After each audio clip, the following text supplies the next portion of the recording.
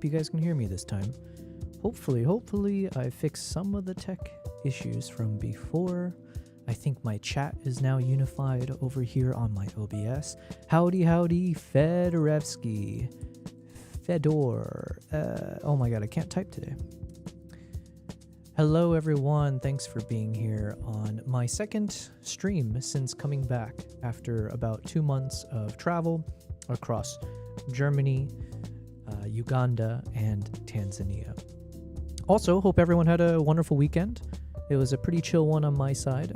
Really didn't do anything crazy. I caught up with a couple friends, and then besides that, honestly, it was just a lot of recovering from my past trips and yeah, just catching up on things, you know? You sound a bit far away, says Fed. Uh-oh. Can I fix that quickly? Testing. I mean, I guess I just need to speak a little bit louder. Hello. Hopefully the audio is okay when I'm speaking like this. Although I might need to increase it. Okay, let me see what I can do. When you say I sound a bit far away, on a scale of 1 to 10, how distant am I? 10 being the most distant, I guess would be... Let me turn down the volume a little bit on the music, maybe. It's very low. Dang it. Okay. Properties. No, that's not it. Oh, okay, I can turn it up here. Hold on.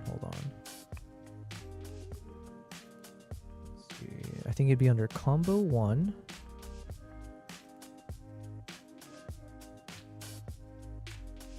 Test. No, that's not it.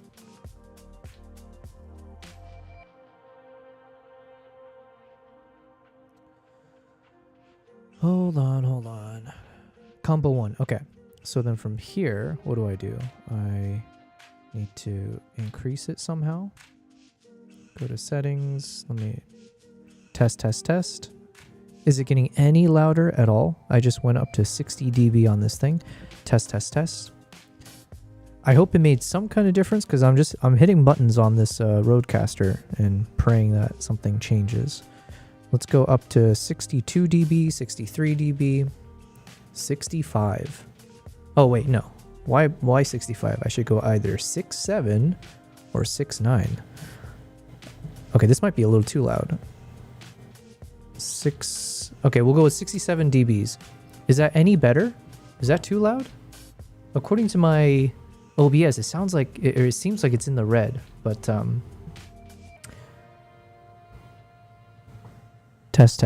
Yeah, see, now I feel like it's much better. Okay. Well, thank you very much, Fed. I'm gonna take you at your word there and ignore. On OBS, it says like I'm basically almost in the red zone, especially when I got super close. But okay, sounds good. Thank you very much. Thank you. All right. So this is my second stream back since coming back from my trips. I'm still trying to remember what it's like to be a streamer. At the very least, I think some of the tech stuff is being fixed.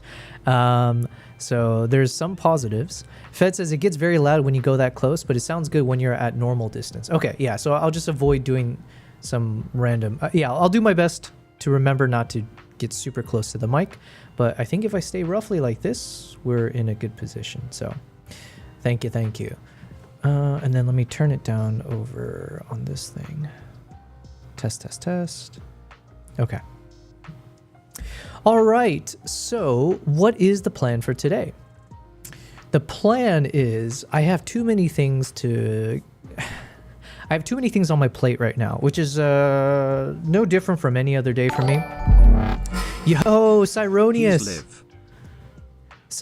thank you very much for the resub. You are a real one. And Cyronius, oh yeah, I do need to catch up with you in more in depth about setting up that Bella box system. Cyronius says, my goodness, I've been so busy too. Yeah, listen, look, I know I'm in my own headspace, but obviously everyone has their own lives to live, and there's a lot of crazy stuff I'm imagining in this new year. So hopefully all of you guys are having good craziness in terms of the busyness and not the chaotic one. Cyronius, how you been, my friend? hopefully you're saying busy as in the good side of things. Over here, since I've returned, it's been about a week or so that I've been back, but yeah, I was able to catch up on a few things. I still owe a few content and things to some other clients. This morning, I just did a quick a corporate video shoot. So, make a few bucks here and there. Why don't you? But no, I'm back to just kind of catch up mode here. So for today's stream, I do want to kind of go through some of the photos. Most likely, I want to focus on the photo side of things. I have like 25,000 photos, and we're going to start with my Uganda trip with my clients. My photography clients. The CNN project, I will hold off on sharing anything from that just now because I still am waiting for the green light from them that it's like public in terms of the final piece and who we worked with. So that one we'll put on pause for now, but I'm very excited. I think we're days away from when it's actually greenlit, and then I can share all the inside scoop with you guys with how amazing that project was and how excited I am for what this means going forward. And so yeah, let's do the photos from the Uganda group tour that I took for wildlife trips, and then we'll go through some photos from Tanzania. So Saroni says, good, I moved. I've been attempting to deal with my injury case and back pains, etc., but life happens. Injury case, as in like, I mean, if it's too personal, but I'm curious what you mean by that. As in like someone caused injury to you and now you are suing them? Or I guess trying to get recouped for some, I have no idea what that means. But I'm sorry to hear that. Hopefully you're improving. I don't know if you're going through therapy or like physical therapy or things like that to recover. Back pains and back issues are never fun. I feel like it's back issues and knee problems. Those two tend to be like the most common, I feel, with varying levels of severity, I guess. But I remember back in my wrestling days, there was so much. Man, everyone seemed to always have knee problems. I didn't survive without getting some knee problems. Even to this day, both my knees are destroyed. So, but I tended to have more back pains than knee. So Irene says I was rear-ended by a semi. Holy semi. Dude, that's crazy. That's like the kind of things you see on social media of like the really grim, footage. Last moments of XYZ because a semi fucking, oh, excuse me, I shouldn't have cursed there. But that's how severe it is. That's insane.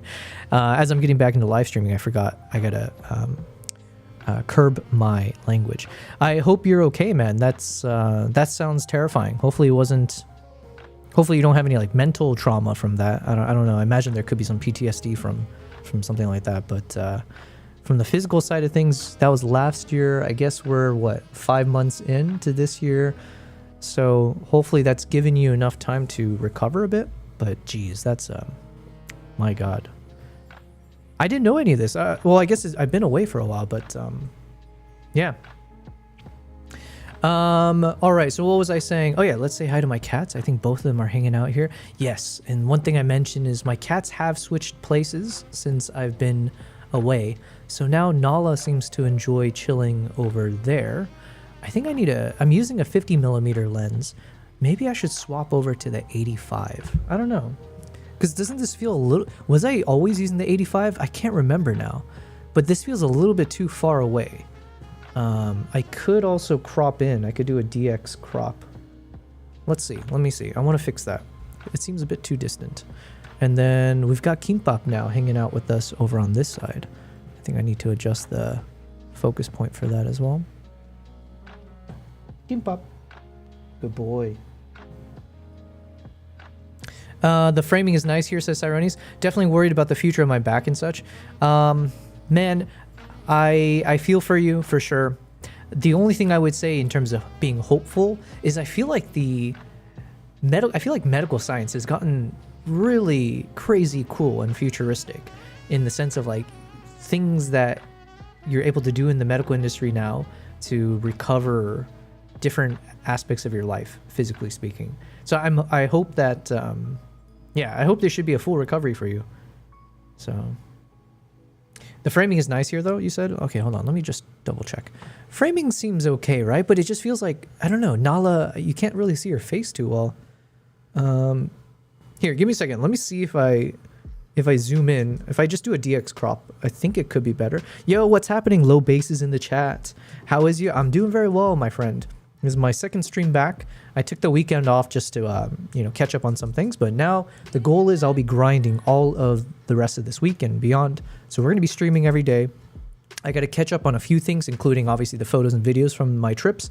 But also, I got the green light to test out that the wildlife live streaming concept that I wanted to test in Kenya. So I still have to, it's TBD when the date would be for that, but I have a lot of prep to do to make sure we're ready for that trip. Cyrene says the back is still one of those things they really can't do much for. Damn. All right, well, listen, I'm holding out hope for you, man. It doesn't sound good. Cyrene, how has your streaming journey been? Same with you, Low Base. Hopefully you've been streaming here and there. I apologize because I've been so out of the loop with everything that I just have no idea. What's your longest telephoto prime, by the way? Cyronius, my longest is it's I guess you can't really see it, but it's my 400 2.8. So it's the 400 f2.8 with the 1.4 built-in teleconverter. I love this lens. However, recently Nikon did announce the new 120 to 300 f2.8 with also its own built-in teleconverter. And my God, that is the dream lens for me. I was with a couple photographers in Uganda recently, so I was taking them on some chimpanzee treks and gorilla treks and shoebill storks. And we were all talking about how, my God, Nikon needs to come out with a 300mm lens. If they do, at 2.8 with a built-in teleconverter, we were all in agreement that that would be the lens to get. To the point where, in my mind, I was like, man, I might even trade my 400 2.8 to get the 120 to 300. Because you can imagine these 400 2.8s, amazing quality, ridiculously expensive. And if I had a 120 to 300 prime, I just feel like I would get a lot. That's so versatile of a range for what I do. Like now imagine, I'm assuming it would be lighter, it'd be a smaller profile than the 400 2.8, so I can navigate jungle treks much more easily, rainforests. I could have it on the boats, I can have it on Jeep safaris, and also I can trek with it. And because I can then quickly zoom out to 120, for these Jeep safaris, you never know, right? You'll have like an elephant that comes, or as you're driving past an elephant, or an elephant comes up to you, or a lion is walking on the road coming in a straight line to your Jeep. Like there's all these moments where it's like when you're fixed at a 400, you can get some nice portraits, you get some of those key moments, and then the moment they're a little too close, you're kind of stuck. You're forced into a perspective. Whereas if I could just have that nice little zoom out. Also for birds, when you catch a bird in flight, trying to keep that bird in focus with the 400 is like, that's like god tier level, skill that you need. Whereas if you had a 120 300, it's just so much easier to track a bird. I don't know. There's like so many different scenarios where I'm like, I could use a 120 to 300. Sorry, I'm on a bit of a ramble there. Saroni says that's nice. Lobe says good news. The Chrome extension got approved and is now in the Chrome web store. Oh man, congrats! I know you work hard on these things, so thank you very much, Lobase, for doing all of this. Super versatile, says Saroni's. Lobg says, describe some of my dates. Bad voice to text. I said that describes some of my days. Freudian slip from your voice to text. Dates, goddammit. Voice to text. Well, thank you for sharing that. All right, hold on. Give me a second. I want to see if I can fix... I want to try to crop in on this guy. 1 second. Let's see.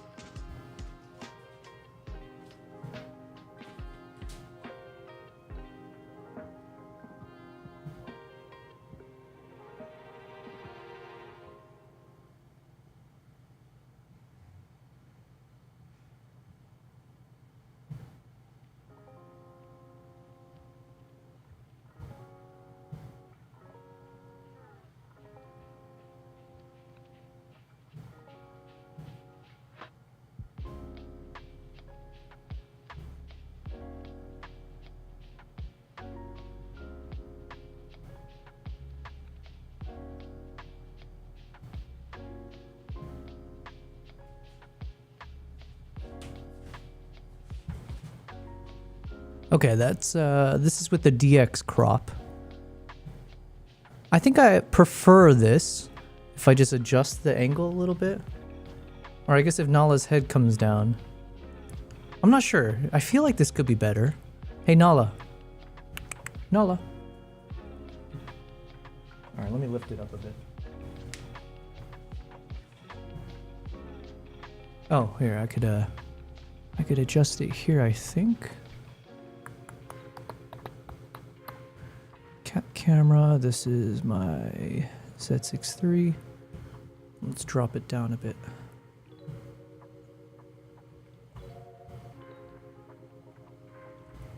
There we go. I feel like this is better, no? Or I mean, it's a bit more personal because now it feels a bit more intimate. We can actually see Nala if she's sleeping and her face is turned the other way. So okay, I'm gonna keep this for now. Let's see how it is going forward. Okay, cool. All right, let's get back.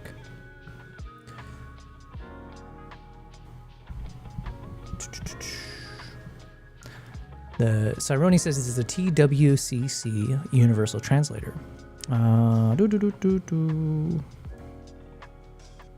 Man, you guys are talking tech language I don't understand. All right, so with all of that sorted now, it is about 8 p.m. my time. So I started a little bit late today. I mentioned briefly I had a corporate video shoot in the mid-afternoon. So I was a little bit busy today, just going back and forth from that. So yeah, I haven't had as much time to kind of set up everything and get it back in running. So today, I don't know how long I'm going to go for. However, for today's schedule, the thing I wanted to focus on is twofold. So I want to go through some of the photos that I captured from my trips. And then I have a few YouTube videos lined up that I wanted to review. Things around like, travel, documentary filmmakings, advice on getting into that world that I think would be insightful for me. And then also, if Fed is still here, I do want to check out Fed's videos from your travels with the ZR. So yeah, those are the things that we can watch as I edit photos. But first, let me figure out where do I want to start from. Oh yeah, so I did mention briefly, so I was staying in Munich in the interim. So in between my travel projects, I stayed with a friend in Munich, and so I took that time to also kind of test out the cameras and the action cameras that I had. So I'm going to turn it into some nice YouTube videos, I hope. But just for reference, I can share with you guys, here are the key photos that I think will make it into the list. And, this is not necessarily going to be my best work ever or anything like that. These were just like, while I was exploring the urban environment of Munich, close to where I was staying, I figured let's just go out on the electric scooters and try to get... The challenge was I wanted to take 5 photos and 5 videos from whatever it was that I saw each day as I go out on these scooters. But also to make it a bit more interesting, every day I went with only one camera lens. So I was always rocking the ZR, but I switched around between like an 85mm 1.2 lens. Then the next day I shot with a 35 1.2. I think I did a 50. What else did I use? A 70-200. And then I think one time I went out with the 400 as well. So just like doing those forced perspectives, and every day I would just go in a different direction from where I was staying, and just honestly just stop to take any photos I can find and videos. One of the things that made it very difficult though was I didn't bring any warm clothes because I forgot how cold parts of the world can be. So I was freezing my ass off every time I went on these scooter rides. So that kind of dictated how far or how much patience I had to stay outside, because it was like, it was nasty how cold I felt. And all I had was like a rain jacket, not a rain jacket. I just had like a jacket that I would wear inside the forest. So, but here's some of the photos. I figure, okay, we'll just start from here, and I'll just do a little bit of catch up as I look at these photos. So most likely what you would expect is I'm going to make some YouTube videos in the YouTube video, maybe I'll provide the context up front, but then it's just going to be a mixture of seeing like my first person point of view using the Osmo Nano camera that was on my hat. So you kind of get this nice immersive environmental shot where you see me on the scooter, you see me see a moment that makes me park the scooter, grab out my camera, and then take a shot. And so when I take the shot, you would then see switch over to like actually showing the photo. So this would be one of those photo moments where I stopped to take the shot. Of course, these are all edited. So, you know, here's like the before and then here's the after. Really good challenge for me because it's been a while since I've like actually taken photos. As it sounds funny to say that as a quote unquote professional photographer, but I have been focusing a lot on video stuff of late. And of course, I haven't been traveling too much this year prior to this 2 months of traveling. So yeah, I was shaking some of the rust off. This one was another shot. Man, I struggled so hard with trying to get a good photo of this moment. I think this turned out okay. This was like the original shot, right? So for a video moment, the video looks nice, but for the photo, it just, yeah, I don't know. It didn't look, yeah, it just felt a little bit like, man, what do I do with this? It's so messy.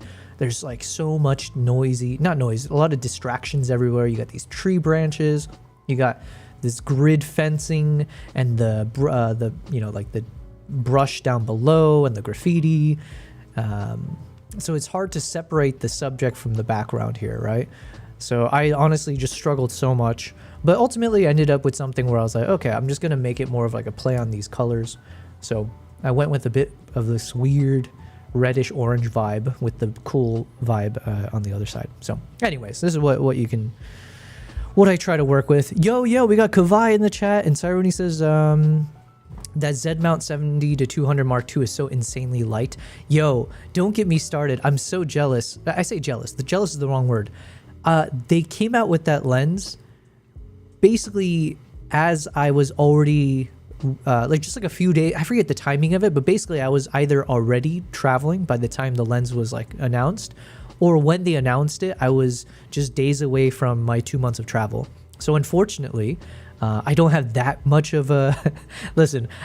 Me and Nikon in the Middle East African region, we're tight, but we're not that tight, and so they didn't have any 70 to 200s that I could borrow or even test out or anything like that. So unfortunately, I couldn't get my hands on that new 70 to 200 for this trip because it would have been so perfect. Like honestly, I feel like it was a miss. Okay, Kavai, it's good to see you, by the way. Sorry, I'm about to get into a rambling story, but good to see you on the chat. What was I about to say? I feel, without having too much of an ego and not being too narcissistic, I feel like they missed out on an opportunity to give me access to that 70 to 200 for my last 2 months of traveling. Why do I say that? Because I literally felt like I traveled to these certain locations that was perfect for a 70 to 200 2.8 lens. And specifically that new lens that they came out with. I was on gorilla treks, chimpanzee treks, where you need that low light, where 2.8 is kind of like the maximum you should have in terms of how narrow your aperture is. But then also, you know, in terms of those environments, 70 to 200 is the right focal length to capture a subject like a gorilla that might come up close or be a bit at a distance. Same with the chimpanzees, especially when they're in fast motion, you can track it. So I was like, man, what better environments to showcase the new 70 to 200 that need these like jungle environments. And then I was going in for like the shoebill stork in the swamps, and then I was doing rhino treks, and then I was doing the Jeep safaris too. But in the Jeep safaris, you know, there were moments where I have a 70 to 200 because of the close-ups with the elephants or giraffes. I don't know. I felt like, come on, man. If you wanted some clean footage and photos captured with that new lens, if only they had let me borrow it, you know? But timing didn't work out. I'm sure I will be able to use it in the future at some point, but things are a little bit crazy with the Nikon Middle East African region right now because of Iran and the US and the crazy conflicts that are happening. So yeah. Anyway, so that was like one moment of like, God, I wish I had the 7200 on these past 2 months of traveling. It would have been perfect. Same with the 120 to 300. That would have been even more perfect if only I was so close knit with Nikon headquarters that they'd be like, of course, we got to work with Yobel. We got to tell them in advance every new product we got. But anyways, I digress. Kavai says, hello, welcome back to live streaming. Thank you very much. Thank you. This is my second stream since coming back. I had like my return stream on last Friday. It also coincided with my birthday, so it was more just like, hey guys, let's come in, celebrate with me. I don't really celebrate my birthday, so it was nice to be with you guys and catch you guys, get you up to speed in terms of what's been happening. But yes, good to hear from you, Kavai. Lobe says, I think both of the characters in that image are a perfect description of my day at work. Red and blue, hot and cold. Oh yeah, sorry, let me catch up on your chats. Kavai says, Lobe and Cyronius in chat, you too. Yes, they're all here. It feels good that you guys are here. I did mention last stream, it feels nice that you guys are here because after being away for a long time, it's like, I'm not even an established streamer. Like, yes, I have put in the time, but we're only just half a year's worth of being a streamer at this point. So there was always this feeling in the back of my mind that if I'm gone for 2 months, are people going to come back? Because it's like, there are better things in your life than to come back to my streams, I'm sure. But I do appreciate it. It gets rid of some of that imposter syndrome as I go down this journey. But yeah, I appreciate you guys being here. Lobe says, if they didn't have any you could borrow, they could just give you one. I mean, yeah, exactly. You're speaking my language, man. Just give me, How hard could that be?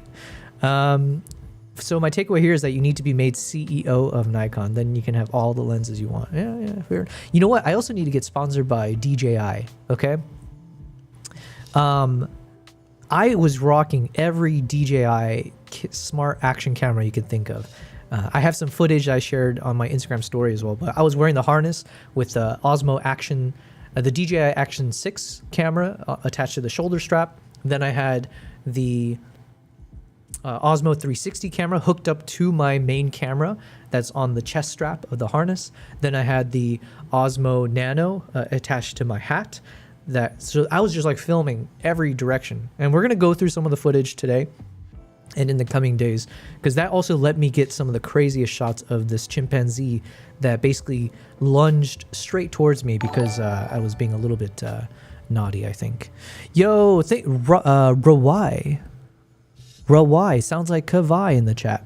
Rawai, thank you very much for the follow on YouTube. Thanks for the sub there. I appreciate it. Kavai says, yes, couldn't catch the first comeback stream, but happy late birthday, man. Thank you very much. Like I said, I don't really celebrate birthdays too much, so it wasn't like any special day other than, like, it was no different from any other day for me, but I was reminded that it was my birthday, so I was like, okay, I might as well put in the stream title. Kavai says, why getting inspiration from me? Maybe I'll take it. Yeah, well, listen, either way, I appreciate the sub.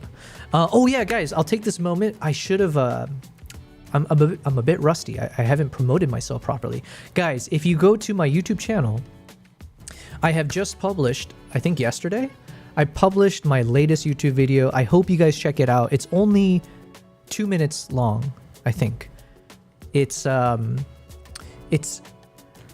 video that's about one of the features of the Nikon Z6 III, which is another camera that I shoot with. And I wanted to, basically I wanted to make some content about the Nikon Z6 III and some of the key features of that camera. However, I didn't want to make videos that felt too much like, hey guys, check out this feature of the Nikon Z6 III. It can do this thing really well. How amazing. I mean, there's nothing wrong with that approach, but in the spirit of trying to be a better filmmaker and storyteller, I thought I would make a series of videos about the Z6 III's features without putting it in your face. So if you go to my YouTube channel, I made one video which was called what did I call it? Embrace the selfie. Okay, so that video was basically talking about my learnings of getting over the discomfort of filming myself when I'm traveling as a content creator, all that kind of stuff. Because it doesn't come naturally, definitely not to me, I'm assuming to a lot of people, to transition from being a photographer to now doing video content to being a YouTuber and whatever else, live streamer, to flip that camera around and start recording yourself speaking to nobody. So that's one of the things I like about the Z6 III was it was one of the first cameras in that mirrorless for Nikon that had the flip screen. So I could actually do proper flip screen selfie mode, and it's a very lightweight camera. So it kind of opened up a new chapter for me as a content creator when I'm traveling, as a solo traveler as well, to be able to now get some moments where I can be intimate with the camera, share some thoughts, or share a bit more of like where I am in the moment. So I made one video about that, which is also I think about 2 minutes long, and it was basically just, you know, talking about that feature without talking about that feature, if that makes sense. Then the second video I made was about the low light performance of that camera. So again, instead of being like, hey guys, the Z6 III can do this amazing low light performance of X, you know, whatever, it can go up to this ISO. I just wanted to talk about how I think I titled it Step Into the Shadows. So it's more about like, as I evolved as a photographer and videographer, learning that it's actually, you know, you guys, look, a lot of you guys are photographers in the chat. Low Base, I know you're, you know, you're a very excellent photographer as well. And as you evolve in that space, you learn that everything about photography is, it's about playing with light and shadows, right? It's that there's a nice balance between understanding how to play with the light. And to have light, you need darkness, right? So it's like knowing that there's a duality to like what you do when you're trying to expose the light or expose whatever you're trying to shoot. And so over time, I've become more and more comfortable shooting in low light situations, especially with what I do, like wildlife photography, where animals tend to be more active in the early hours before sunrise or in the dusk time where you don't have a lot of light to spare. And unfortunately, usually back in the day, your cameras just wouldn't be able to perform at you know, in those parameters because the ISO would just be way too high.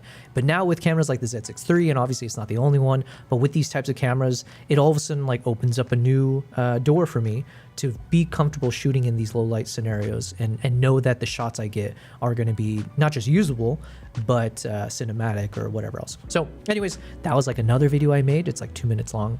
And then this third one is about slow motion. I freaking love shooting slow motion. I think I do it every trip. I love shooting in, you know, 60 frames per second or 120 frames per second. And with the Z6 III, that was the first of the Nikon mirrorless cameras, as far as I know, that could shoot 240 frames per second in the HD mode. So, you know, 1080p, but now you can shoot at 240 frames per second. And that was incredible for me because it just like, it reveals so much in those like frame by frame moments. So basically I wanted to make an homage to shooting slow motion in my travels. So yeah, that became this. That's the video I just made. It's about 2 minutes long. I hope you guys check it out. Like I said, I need to do a better job of sharing the links to it. Dang it. I should do that now. Wait, does it work? What if I do !YouTube? Okay, these things still work. That's good to know. So feel free, if you're not following me already, you should check out my YouTube channel. Check out that video. Let me know your thoughts. Leave a comment. Like the video, of course. All of those things help because I'm just shy of 10,000 subscribers. So because I've been traveling so much, that kind of slowed down in terms of the pacing of getting more subs. So I hope that now that I'm back, we're going to be posting about 2 videos every week is the goal right now on my YouTube channel. I hope you guys will watch them all. And yeah, we'll see how far we can go. All right, that was a lot to plug in there. But again, thank you, Rabai, for the sub. And all right, so where were we? This is that second photo from when I was traveling. Let's keep looking through some of these. So this is all in Munich, just in random scooter rides as I was looking around trying to find some moments to shoot. This was just some graffiti moment. And you can see the before and after. So just, you know, sling the shot, having fun with playing with the lighting here. And then we end up with the final result. This one was just, not a special shot by any means. It was just more like, I sometimes like these kind of tunnel shots especially kind of with these like leading lines, and it can convey this feeling of like mystery or intrigue. So took a shot here, and then here's the before, here's the after. Made it very, very soft, removed a lot of the texture, and here's what we get. This one was more for a video moment as opposed to the photo moment, but since I was stopping for the video, I switched over to take a photo as well, because I kind of like this. I've never seen anything like this, at least anywhere in the States or in Dubai, but it was just kind of a red, yellow, green system with this bike icon. And so I don't know. I don't know why, but I found it very intriguing. So then this is what we ended up with on the shoot. So here's the before, and then here's the after for that. We got a Red Bull car. So, okay. Just random enough, but played a little bit with the background to make it more kind of like faded in the back. And then just, you know, highlight the Red Bull car a bit better. This one was just another kind of like graffiti art on the side of the building. And one thing I noticed here, I need to fix this. Let's go ahead and fix it. I think I'm including too much of the wall here in between the hand and the face. Let's go ahead and I wonder if I can subtract out this as like an object without doing any extra work. No object detected. Okay, fair enough. So let me just take a little brush to this guy. Because right now the problem is I increased the texture and the clarity of the subject, which is this art piece. But because it's including the wall in between the hand and the face, that wall just like randomly looks way too sharp. And it doesn't blend in with the rest of the wall. So let's just kind of brush this out of existence. And then that means we have to take the background and do the same. So we'll just soften this up a bit.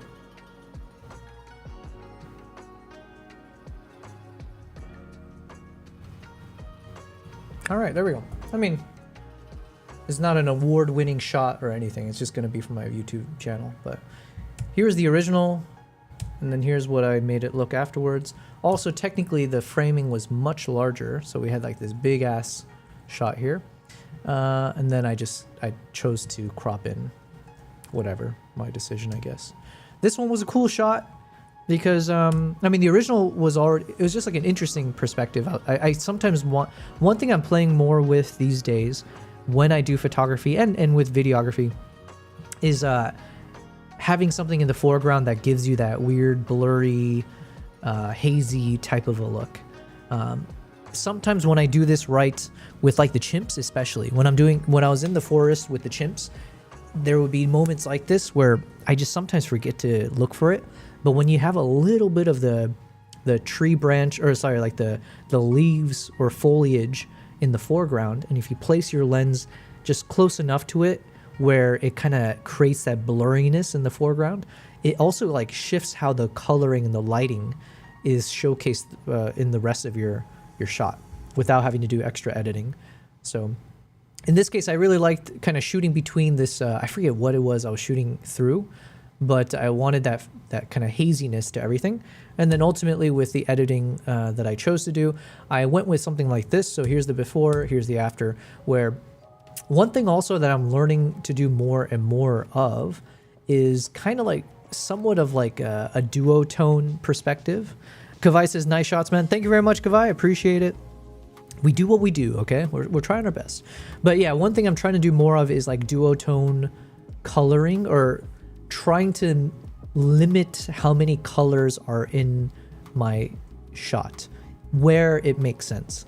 Because I think sometimes in the past, I didn't care as much, but I do find that when you restrict the number of colors that are in your shot, it can sometimes make it simpler for the audience or the viewer to follow along, and it almost feels more soothing. I guess it's like if someone, because I'm the opposite, by the way, when you have your phone and you see a bunch of apps and they all have the red notification bubble because you don't remove all the bubbles. If someone looks at my phone and I've got like, you know, hundreds of red bubbles everywhere of like missed notifications, I'm sure some people panic when they see that. or feel stressed. Like, you know, the anxiety level goes up. Because like, dude, how are you surviving without going through all those notifications? And so it's a bit too chaotic. Whereas if you streamline it and all of those red bubbles are gone, there's this feeling of like soothing, meditative, whatever, at peace. So I think it's maybe somewhat the same thing psychologically when you simplify or make less chaotic all the colors in your shot. Here it's all colors, but it's all shades of like green and reddish kind of. So yeah, I don't know. I ended up liking this. Who knows? But I don't do a lot of black and white, but here's one shot. The reason I did black and white for this one was I just didn't really know what to do with the shot. It was like, it's like a very noisy shot, especially zoomed all the way out. There's like a lot going on here. I didn't, you know, this is when I was shooting with the 35 millimeter, but I decided let's just simplify the shot and make it black and white. So it hides away some of the imperfections. So yeah. This one was also 35 millimeter, and it was just like close up of some leaves, whatever. I thought it was cool. And then more graffiti, but I completely kind of warped in terms of where I cropped in on the shot. And then same thing, I think I was trying to mute some of the, especially the lighting, but I was also trying to mute some of the colors here. So it's not overly rich in terms of the saturation, but yeah, I darkened it up a bit. So the light is not too bright in your face, but you kind of have this like ray of light that kicks in through this tunnel. I don't know. It's not, I'm not going to say it's my best work, but there's that. This one was just for fun, like nothing crazy in terms of the edits. I kept the red here. So this is a creative decision where, you know, especially because the messaging is about the skull and crossbones. So something about danger. So I figured if there is a color to keep, it probably is the red. So we kept with the red and, you know, just keeping that skull and crossbones. This one I struggled with a little bit because here is the original and, you know, you can see the cobwebs or the spider web. But I was trying to figure out, is there a way to accentuate the webbing? So yeah, I just kept with like this kind of golden tone so that it's a bit more in your face. So the light reflects off of it. Whatever. This one was just a brief moment where there was a train that was happening to go by. So I tried my best to set up my camera to get this shot correctly. I didn't do the best job on this. You know, it's one of those like, look, it's not like I do these long exposures often. Because there was a shot before this where I just kind of missed the focus. Where is it? Oh yeah, this one. This one I think would have been a bit nicer to work with if I had got the focus better. But you can see I missed the focus on everything. But like, you know, you can see the railing here is a little bit blurry, and even the train is like slightly blurry. Whereas, yeah, this one was at least the bar here was focused. So whatever. I don't do a lot of these things, but it was the attempt. Okay. What else? Then this was just a subway shot. Yeah, not really sure what I can say about this. It's just like a boring shot, you know? It's just the entrance to a subway. But I figured let's just make it a bit more on the red. Basically blow out the exposure here. I was like, whatever, it doesn't matter. And just make it feel a bit more gritty. Next one, nothing crazy with this one either. It's just a close-up of the escalator. And it's honestly hard to see when it's full screen like this. It's actually easier to see on the little thumbnail where it spells rouge, I guess. But yeah, whatever. This was just a random statue I saw when I was out and about. This one I kind of like. So this was the before and then with the after. So I just kind of darkened and faded out a lot of this. Yeah, I like this one. I can't really explain beyond that, but probably just because of this tunnel effect and these leading lines going off way into the distance. This is just like the same tunnel, but from the other side of things. And then I think this is the last one. Yeah, I didn't do anything crazy with that one. Oh, I guess I have a few more. Hold on. Yeah, just a close-up of the Vespa. I think it's a Vespa. Just a random little, whatever you call those little toy wind toy object things. Just some extra graffiti. Just a dude.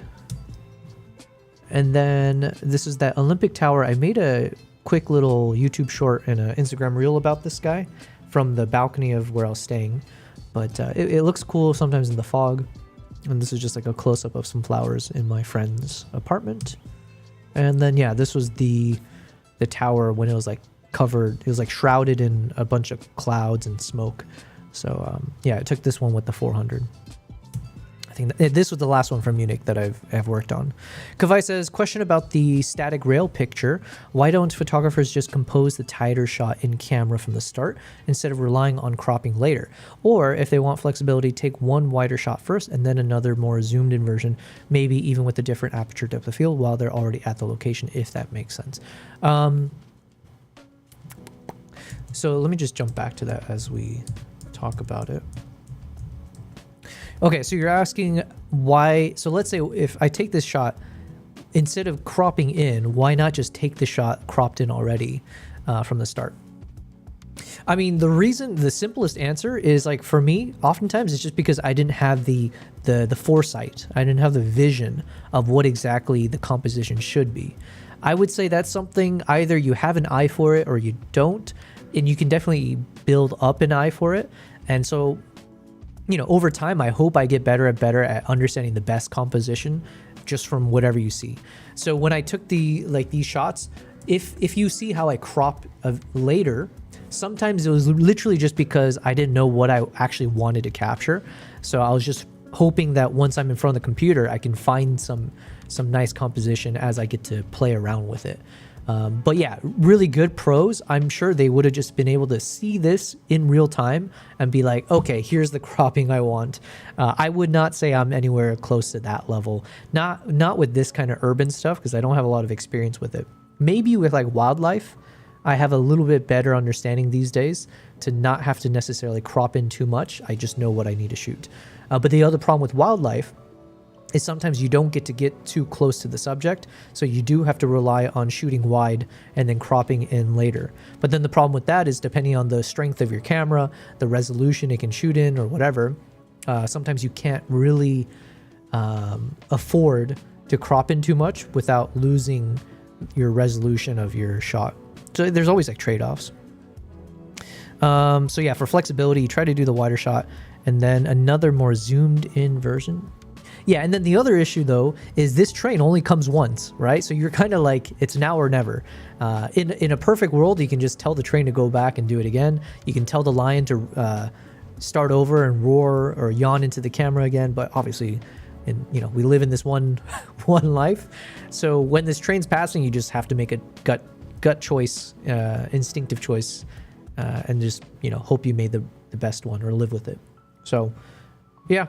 But, it's just like sometimes now if I do more of these types of shoots, let's say the next time I try to shoot this, I'd feel a little bit more comfortable about what not to do, what's best. But that takes time. Fed says, I was trying out the new aging feature. Oh my God. There's so much has happened in DaVinci, hasn't it? Apparently you can edit photos in DaVinci now. I need to test that out. We should make a whole day. We should make multiple streams about that, because I need to watch some videos on that and test it out. I've got crazy amount of photos to review. All right, what were you saying though, Fed? You're trying out the new aging feature in Resolve 21 beta today. It works rather well in certain work cases. What is the aging feature? I have a lot to catch up on. I'm assuming you mean it can smoothen out someone's face or make it look older from the same shot. Kavais, does DaVinci have eye tracking yet? Like, does it have that feature where it can make my eyes always look like it's staring at the camera? Because that would make a big difference for me with like my talking head videos and other stuff if they can have that feature. Kavais says, I see, thanks. Yeah, for wildlife or dynamic subjects, it makes sense. Yeah, exactly. If you have a fixed opportunity where you can take your time, then yeah, you really shouldn't have to do too much cropping after the fact. Yeah, or you should be better at getting the composition you want. Now, one thing I liked about this, and I didn't expect it until after, obviously, when I was looking at the shot, it is kind of cool that you can end up seeing the reflection of this house through the light bouncing off of the passing train. So if I could do this shot again, So this is what I'm saying about as you get more experience, Kavai. Let's say I do a lot of these kinds of shots and I want to make this my niche. It's like now I would know to not just look at whatever I'm shooting in front of me, like where the train will go, but I would also want to see what's behind me in terms of what will be reflected onto the train. So then the next time I would do this shot, I'd be like, okay, one, I need to make sure the focus is properly set to the train so that when the train passes, yes, the things will be blurry, but there's a chance. I don't actually know. Honestly, I don't know. But is there a chance that this house reflection would have looked sharp, or at least sharper? I don't know. I don't know enough about physics or lighting or anything like that to be able to say, but there's a chance. Like, can you imagine a world where actually I take this shot and this house that's being reflected here is perfectly reflected, perfectly sharp.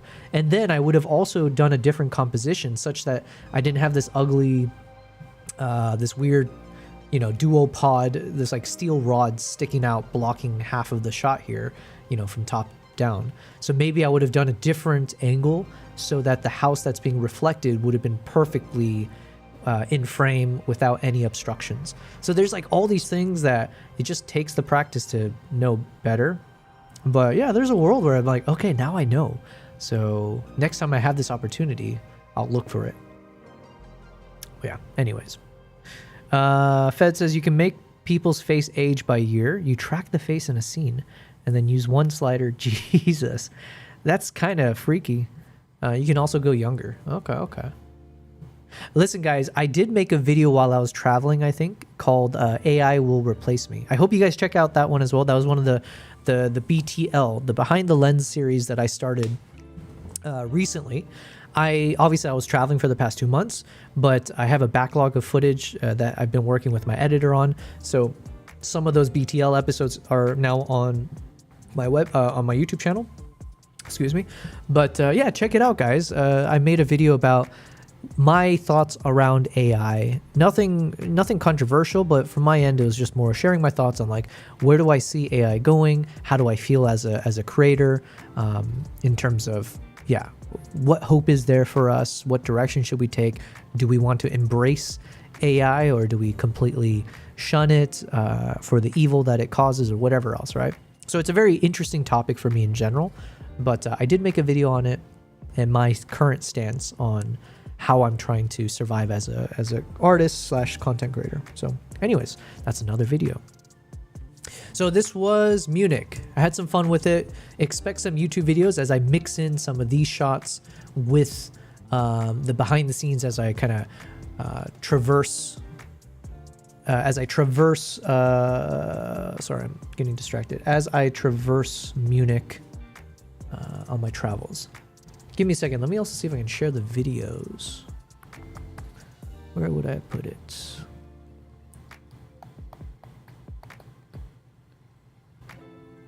Ah, okay. This is it.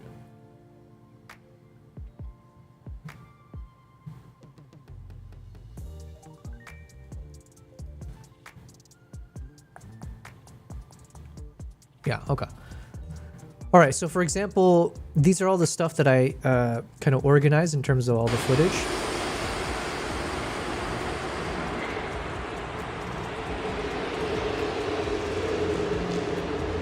So nothing crazy, but I figure if I make a YouTube video and you see like, hey, here are the 5 photos and videos I took every day. I don't think I actually got 5 photos and videos every day, but then there'll be a nice montage and you see some of these kind of moments.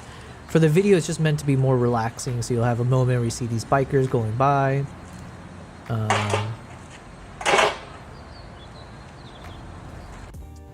What else did I film?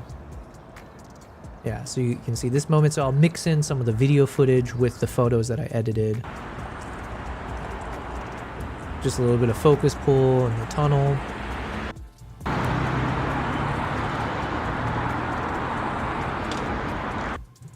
Just like quick little moments. This one's a bit shaky though.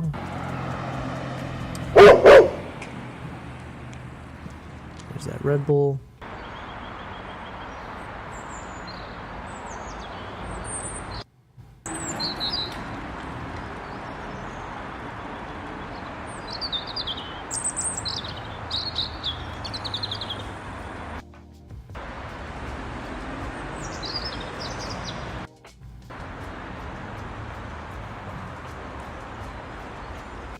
Yeah, so just like quick little moments. Oh yeah, here's that mailbox.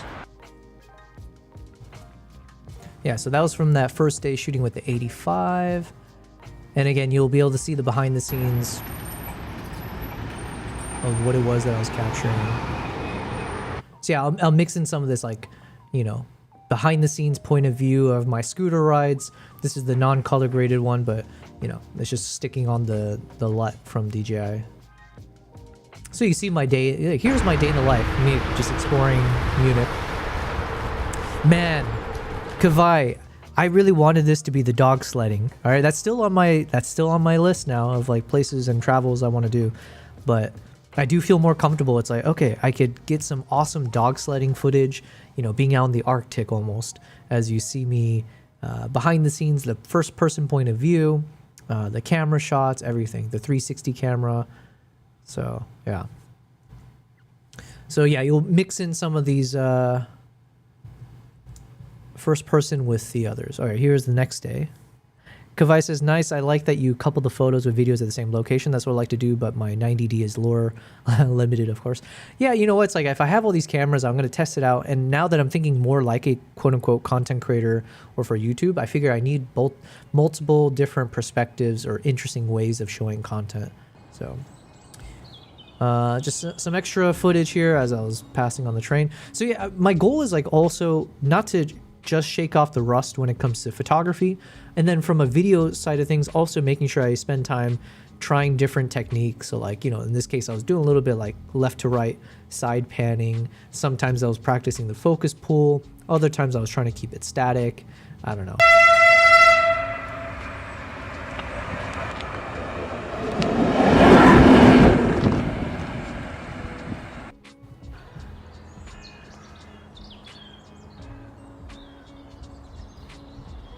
Same thing here. I think this is just like a simple focus pull.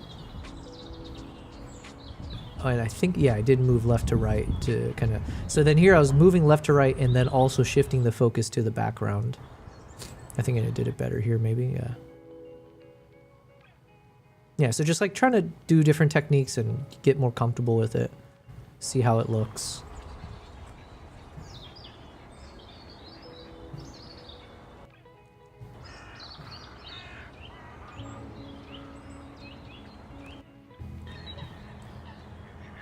Random moments.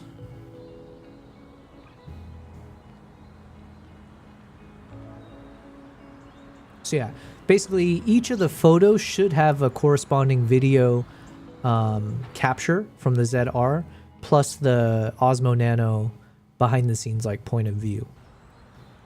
So yeah, I think it should be a fun YouTube video just to show the different perspectives and like the results. This one's really noisy. I can see now. I didn't see in previously, so I'll have to fix that. And so these are all from the day when I was shooting with the 35mm. So it also forced me to, you know, like there are certain moments I could capture, I couldn't capture, blah, blah, blah. So here the cat, I was able to get a bit close up like this. Fed says, getting jiggy with it. Kavai says, you can still come. I'm at the Husky farm right now. Came back a few days ago. Nice, nice. I would love to now, but right now I've been traveling for too much with, you know, I have a lot to catch up on. And now I have to start preparing for the live streaming concept in Kenya. Although maybe there's a world where I test it in Norway first. If I purchase a Starlink, have it sent there, I go out there and try to do that. Yeah, there's a world where I can do that as well, but I just gotta, there's so many moving parts. First, I need to lock in the dates for when I can go to Kenya for the safari live stream. And then also figure out the dog sledding one would be epic. So here's that 35mm with the train.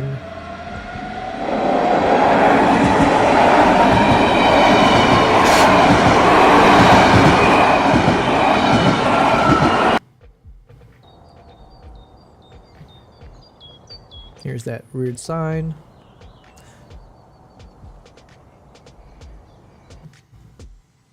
Okay, so that was from day 2. What else did I capture? And this is like literally from the same day. You can see when I was getting on these scooters. So now I'm also working with my editor to see if he can help me. So I've done all the work of like putting all the footage and photos, the final photos and videos together, and then hopefully he can sync them up in terms of like making this into a YouTube video. So a lot more work still to be done, but I do feel excited now that I have like more like, yeah, it feels good to have someone that's like very skilled, that we can work together. So yeah, this was my day in the life, okay? On these scooters constantly. Here you can see when I was capturing that train, or like doing that little side panning shot. Here's how I did it. So yeah, you get a little bit of a behind the scenes. How did I get the shot that I was looking to do? And I did this in Tanzania. I did this in Uganda. So you can also, hopefully there'll be some learning moments as well of like, here's how I got that wildlife photo or the video.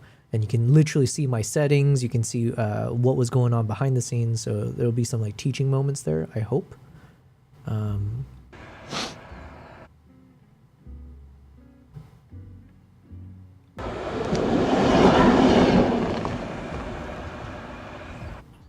Yeah, so stuff like that. All right, next day.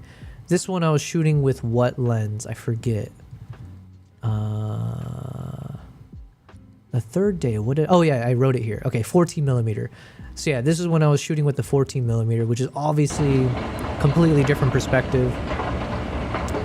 Kavai says, although it's just visiting to see the Huskies, pet them and talk about them at summertime for tourists, but I'll showcase on stream tomorrow, so feel free to watch that. Oh, nice, nice. Depending on the time, it would be great to see what that looks like. Fed says, looks very similar to a sign by the lakes here in town. Ours are much more tidy though, with less symbols and stuff. Nice. I prefer this sign, okay? It's got a nice skull and crossbones. Dator Guten Albin says, hello, Yobel. Thanks for being here. I appreciate all of you guys.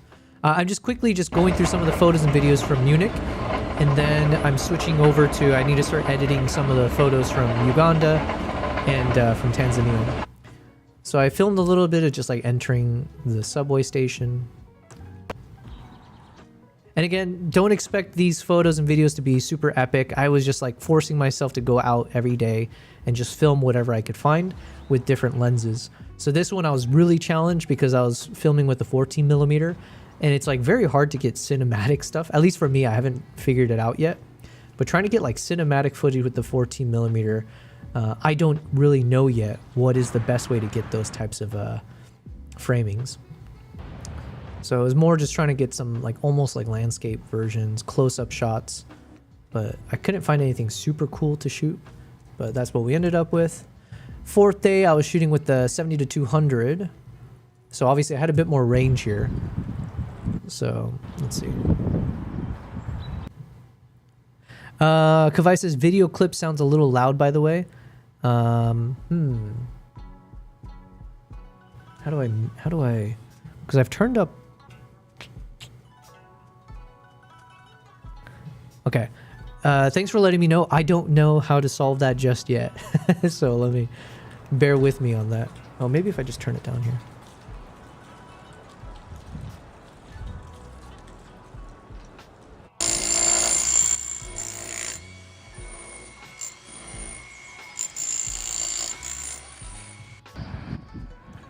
So just some random moments. A cool thing about Munich, day tour, I'm curious if this is all of Germany, but the cool thing about Munich was it's a clean city, but it's also a very bike and like scooter friendly place to be. Like there's dedicated lanes just for bikers and scooters and stuff like that. Throughout every road has like these dedicated lanes. So and you can see here, like it's so cheap too. I was on these scooters, like if I had to grab a taxi like an Uber, it could cost me like 40 euros or something like that. Insane, so expensive. But then I can go on the scooter and ride for like 30 minutes and it would cost me I think like 4 euros, 3 euros. So it was really cool. I love this. So anyways, I think I'm playing too much. As I'm looking through all these footage, I think I need to remove some of this. You can see here I was playing with dehancer quite a bit on all the clips. So there's a lot of this like halation and bloom effect that I was putting on. I'm probably overdoing it if I'm being honest. So I'll probably scale it back in the future. Dude just walking, nothing crazy. All right, and then what else? 6th day I was shooting with the 50 millimeter. So yeah, this day I didn't really get anything. I didn't capture much besides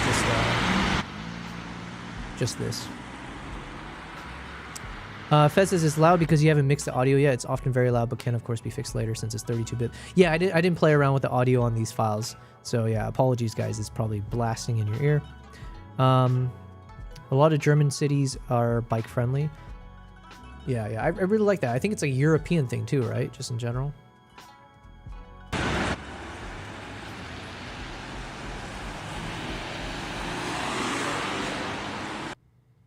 All right, so nothing crazy on that day.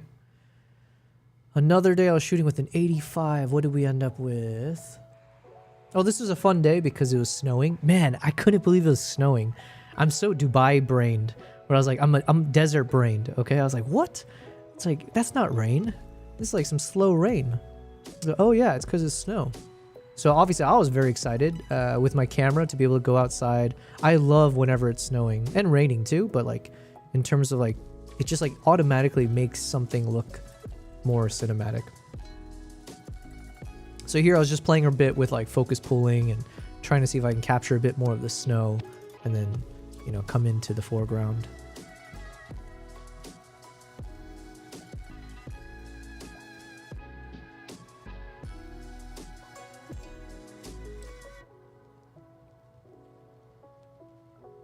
So not the best work, but you know, you work with what you can. Here, I was just trying to see, can I do like a complete close-up foreground to midground to background effect? So a bit more intense in terms of the amount of focus pulling. So I was just, you know, it's like whatever, let's just practice.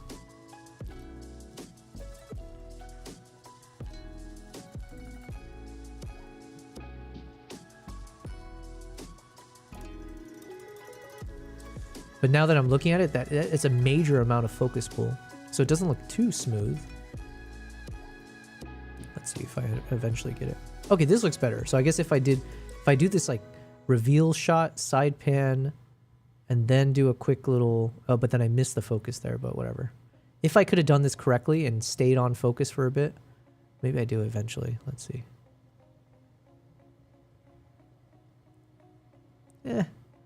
Not the best. Not the best. But listen, it's just all about the attempts. Kavai says, the electric bike scooters here in Norway are so much more expensive in comparison. That's why I bought myself an e-board, so practical. No, it was so cheap. It's so cheap in Munich, at least. How do you like best to execute focus pulling? Well, right now I'm just, not that I have many other options, but I am trying to do mostly just manual focus pull. But so I'm trying my best to get better at understanding how much is too much. Because, you know, especially when you're working with these low apertures, if I overcorrect or if I just go just by a little bit in one direction or the other, obviously you lose that focus distance. So I'm just like, yeah, I'm probably... The ZR is powerful enough where you can just do an automatic autofocus pull, or, you know, just like have your focus box. Let's say if you start with the focus on the foreground, and if I was doing that side shift, and then just use my focus button to autofocus onto the wherever the focus box is in the midground, and you can slow down how quickly or slowly the focus goes from one place to the next.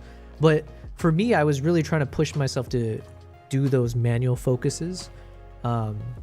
Yeah, because I think that's a good skill set to have long term, if I could make sure I can do it really well. But there is one issue. Oh my god, I have a bone to pick with Nikon right now. Fed, I don't know if you have the same issue, but with the ZR, when you're shooting in the R3D, so when I'm shooting in the R3D, N-Log, whatever, like the log format, for some reason, when you turn on view assist, the what do you call it? The focus, what's the word I'm looking for? Where you can see, like you can turn on the red focus. God, what is the word I'm looking for? Where when you manually focus, it'll show you what's in focus in red, right? What's the word I'm looking for there? Oh, this is going to bother me. It's right on the tip of my tongue. But basically there's that setting in the camera, right? Where when you're shooting something, both for photography and video, if you want to override your autofocus and you just manually twist your focus ring, you're able to see what's in focus. Usually the default color is red, but then anything that's in focus will be spotted in red color on your screen. Focus peaking. Thank you very much, Kavai. Yes, Jesus. Focus peaking. See, I haven't been able to use focus peaking on my ZR in the past 2 months, so I forgot the word.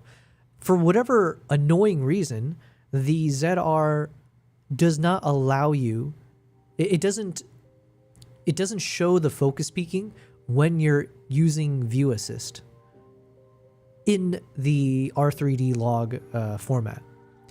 So then you have to make a choice. Do you either turn off view assist and just shoot in the flat profile, and then at least you can see the focus peaking? You have to make, you're forced to make a choice. And I find that so frustrating because I see the value in having view assist on when I'm filming, because I know exactly what I'm supposed to see. You know, I can see how the lighting looks, all that kind of stuff. So yeah, I don't know. I need to bring it up with the Nikon team. I think it's something that's other people have brought up online. I briefly, while I was traveling, I think I looked it up because I was so frustrated by it. But yeah, I just stumbled upon the fact that, like, oh, if I turn off view assist, voila, there comes the focus peaking. It's right. It's working as intended. But then the moment you turn off view assist, it's gone. I was like, ugh. So I don't know if that's a bug or if that was intentional, but that's ideally something they can fix, because then that would make my life so much easier when I was doing all this manual focus pulling. Like, granted, you have a larger screen, right? You got like that 4-inch display, so it does help to be able to like physically visualize what's in focus, but the focus peaking is obviously the best way to know for sure. Fed says, apparently it's one of the things they're working on for the next firmware. Thank God. How do you know this? I should know this, right? I work with them more often. That's why I spend so much time calibrating the autofocus. Yeah. Kavai says, yes, I have the same problem with my Canon. Okay. It's a bug. I think it works fine with NRAW. Yeah. So anyways, please get it fixed for, you know, R3D. It's like, I don't want to shoot in any other format, so excuse me. Okay, so anyways, what was captured here? Oh yeah, this is just same thing, just trying to practice with something super close up. And then the problem here was the angling is really bad because I was pointing upwards, so behind it was just some trees, and then like pointing it down towards the ground again is not a nice effect. So listen, it's all about learning. This one's a cooler shot if I shot in slow motion. I was shooting everything in 25 frames per second, but let's say if I shot this at like 60 frames, I'm sure there could be some nice you know, there could be some nice moments with a little bit of like physical motion and then going from the background all the way to the foreground. But again, it all relies on actually being good with your focusing. And you can see here I wasn't the best at it throughout this day, or throughout this whole trip. But like I said, the whole point is I'm trying to get better at it. So this last one is not bad, I guess. So let's say if it starts from here, if it was like slow motion as you see some movement and then it goes to the front. That's not too bad. This is cool just because we had this dude with a really unique coloring that stands out from the cool vibes of the snow. So just a quick moment to, you know, highlight the dude there. And then yeah, here is the snowy moments.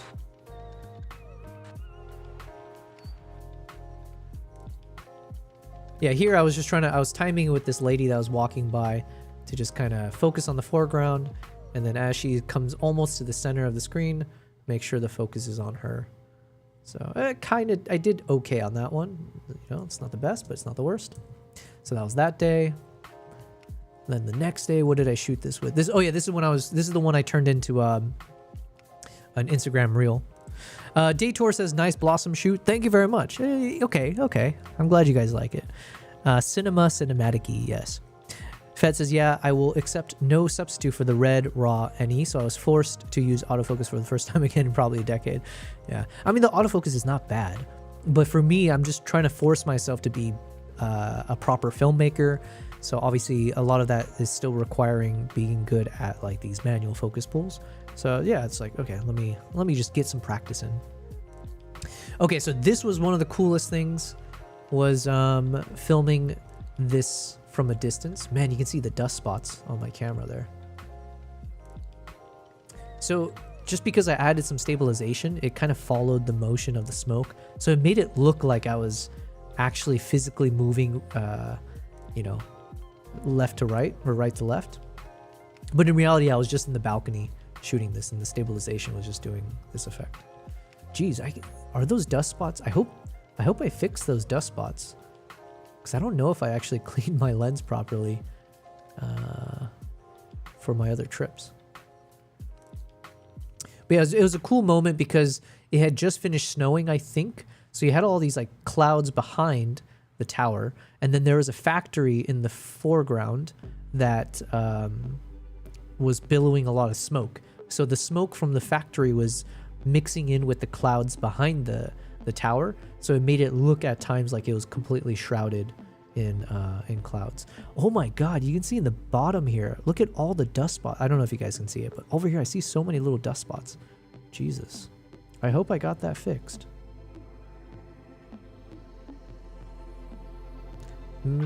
Yeah, I don't know what that is. Jeez. Okay. Oh, and then it was kind of fun because you can see this is the behind the scenes.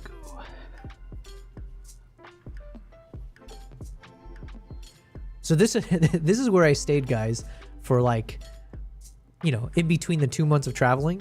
I bought some like little mattress thing, and yeah, I didn't even have bed sheets. I just kind of used this. Yeah, I went bare bones here, guys. I was sleeping right there. But you can see I put on the 400, and then, so this is the distance of where that tower was. So it's like pretty far, but the beauty is when you're shooting with this 400, I'm assuming I turned on the teleconverter, so it was shooting at like 560 or something like that. Cyronius, was that the 400 2.8? Yes, this is the 400 2.8. Here, I'll just rewind it a bit. Yo, we got Nick in the chat. Nick says, hello, been a while. How have you been? How have I been? I've been very good. Thanks for being here. Yes, long time no see. This is my second stream back since I've been back from about 2 months of traveling. So I appreciate your presence here. Thank you for not forgetting about me. Yeah. I'm getting back into streaming every day, or at least like 5 times a week, let's say. That's a goal. And so, yeah, we're back in the grind. So I'm just doing a bit of catch up, showing you guys some of the things, the content, or what I was capturing while I was traveling. So this was when I was in Munich. This is when I was in Munich, in between my film projects. So I had 3 main projects. There were supposed to be more, but because of the Iran-US conflict, whatever it's called nowadays, unfortunately, some of those projects got canceled, which is like so frustrating, personally speaking. Obviously, there are more important things in life. But yeah, so I had 3 projects. One was with CNN, so I'm really excited. Fingers crossed I should be able to talk more publicly about who we were working with and the actual footage, the final output, in a few days. I'm not sure exactly when. But yeah, so the first one was with CNN Create, which is like the creative branch of CNN International. And so we had a project in Uganda. Then I had a second trip back to Uganda for my photo tour. So I had a couple photographers join me, and we spent about 9 days going through chimp treks, gorilla treks, and some shoebill stork excursions. And then literally from there, I flew directly from Uganda to Tanzania, where I spent about 10 days running a couple workshops for Asilia Africa, which is this like a luxury safari operator across East Africa. And I was teaching and training their top safari guides on wildlife photography, so that they have a better understanding of, and like understand the language of photographers, so that they can be better at guiding photography clients, which tend to be more and more these days. So but yeah, thank you, Nick, for being here. I appreciate it. Over on the YouTube side. And yes, Ironius, sorry, I think I responded to that. The screen is very good, but still way too small to use pull focus with no assistance. Yeah, with the ZR, it's great. The 4-inch is amazing. But with the manual, well, it just, I guess it depends. When I was shooting with like a f1.2 lens, and especially when I'm shooting fully wide, it's like without that focus peaking, it's just a spray, it's a focus and pray type situation. But the 4-inch does help significantly, especially when I was shooting at like 2.8 or f4 or things like that. Oh man, one of the best features of the ZR though is the little rocker, the zoom rocker. So now it's so much easier for me to zoom in and punch in on my shot just to double check the focus and then hit record. But yeah. Oh, one thing that would be a nice feature of the ZR is, because when I use the zoom rocker to double check my focus, it's great. But the moment I hit record, it obviously jumps back to the full view. But I wish there's a way that if I'm recording, if I choose to use the zoom rocker, it will just continue recording, but let me punch in to double check my focus. So not disrupt the recording, and just know that if I'm using that zoom rocker, it's because I want to punch in on the shot on the screen. That would be nice. Especially if the animal moves slightly or if I move slightly, without having to turn off my recording, check the focus, and record again. Niche. Nick says, how can I forget my favorite streamer? Yo, I appreciate that. Yo, Nick, since you're here, I'll take a moment to also say, have you checked out my latest YouTube video? I hope you have. And for anyone else, definitely go on my YouTube channel. I just posted my latest short video. It's about 2 minutes long. Shout out to my editor who did all the sound design for that. But yeah, if you check it out, it's 2 minutes. It's about it's like an homage to slow motion captures, why I do it, why I enjoy it when I travel. And it's got a little bit more of a philosophical angle to it as well. But yeah, I hope you guys enjoy. Kavais has got to go feed the Huskies now. See ya. Thank you very much for popping in. Enjoy, enjoy. What a lucky life you live that you can hang out with a bunch of Huskies. Cyronis says you can punch in and get a focus beforehand. Yeah, so Cyronis, that for sure I know you can do. But once, yeah, exactly. So during shooting, you can zoom in. Yeah, exactly. And what I'm suggesting, or what I would want, is the ability to still zoom in even when I'm shooting, when I'm in mid-recording session. Yeah, I would like that feature. It's like a niche thing specifically for, I think mainly it's going to be for like wildlife shooters like me, because all it takes is that leopard from a distance to like shift slightly or move its head, or the Jeep, we have to change position just slowly, and then your focus is off by just enough that you lose the capture. Fed says, yeah, that's another issue, isn't it? When you start filming, you can't use it anymore. Yeah. I will check it out once I go home, says Nick. Oh, yes. Oh, thank you very much. Please do. I have a feeling these are fixable bugs. Yeah, these are easy enough. I can't be the first one to have mentioned something like that. And then this is the last day of shooting for me. It was when it was snowing and I was indoors already. But this one, same thing. I think I was just practicing a bit of focus pulling. We had this nice little subject in the foreground, and it was awesome to see all the snow in this little corridor piling up. So I was just practicing a little bit of that focus pulling here as well. So I think what I did is, yeah, I'm pretty sure this is just me practicing the manual focus pull. So I'd first autofocus onto the plant, and then I was just manually trying to switch over to the background.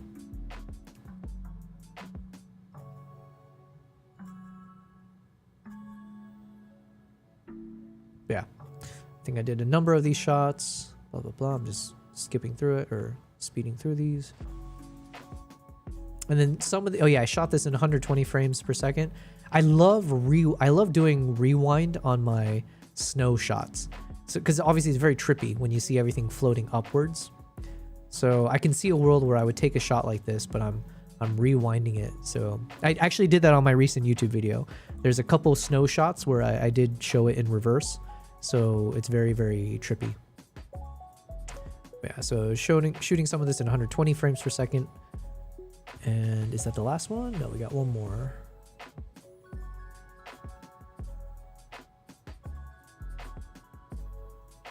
Yeah, I just love doing these like slow motion snow captures.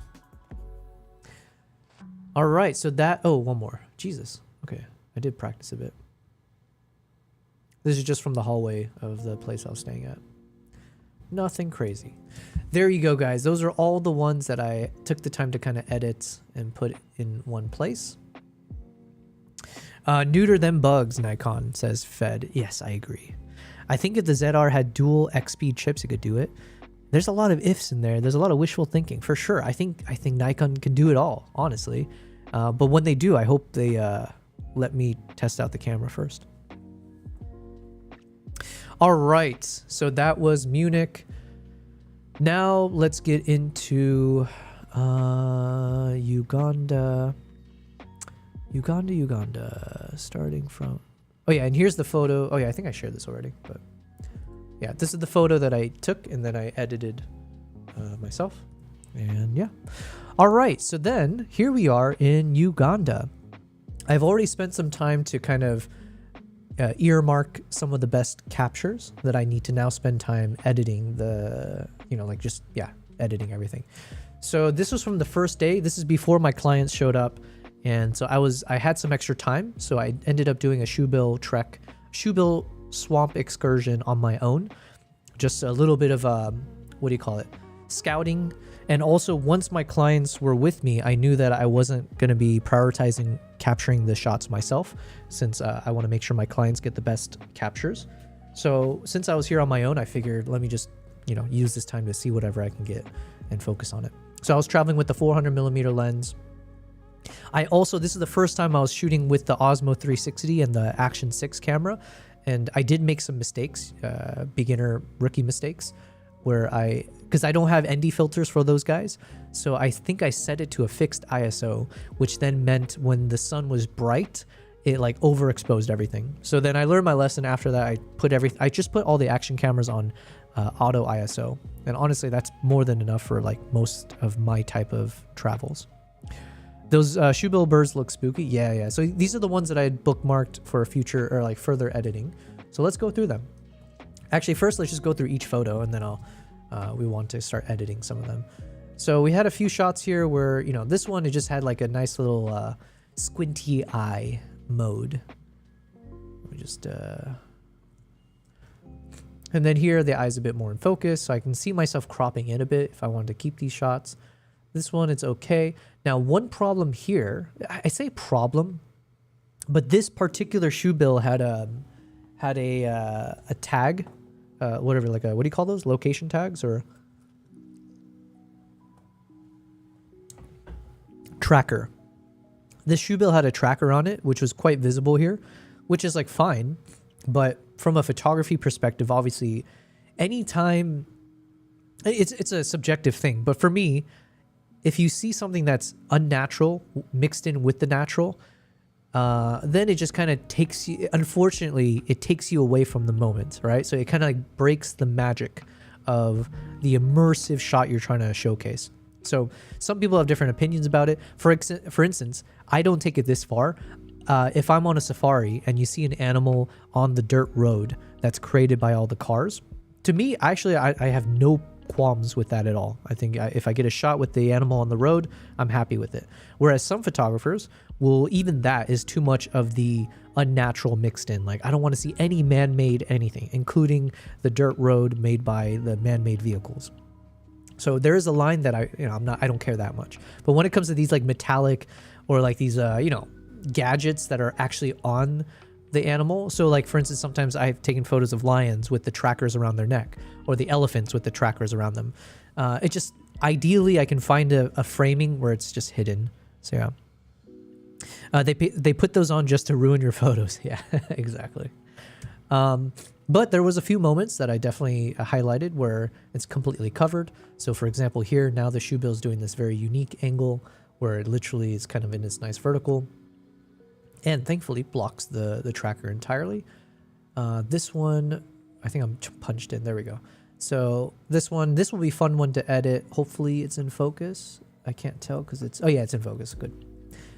So this one I love. Shoebills are so fascinating because it sometimes looks like it's smiling. One, with the curvature of the bill, but then the eye structure, right? It's just like it just looks like an emoji smiling icon. Did it make the spooky sounds? No. I've been going in the mating season, but I've so far never been lucky enough to capture the mating sound, which is that machine gun clacking. So one of these days, I hope. This one was a nice framing, so I'm excited to play with it. You get a nice blurry background there. And you don't really see the tracker. Again, this one's just an interesting angle. It's just a very ridiculous, so we get more of these moments. This one could be interesting. It's a weird framing if I can play around with it, maybe. But this was like definitely just a very bizarre angle to see the shoebill from the side as it's doing this kind of it almost looks like a ballet dancer or some kind of, it's like doing striking some pose. So Yeah, we'll see about that.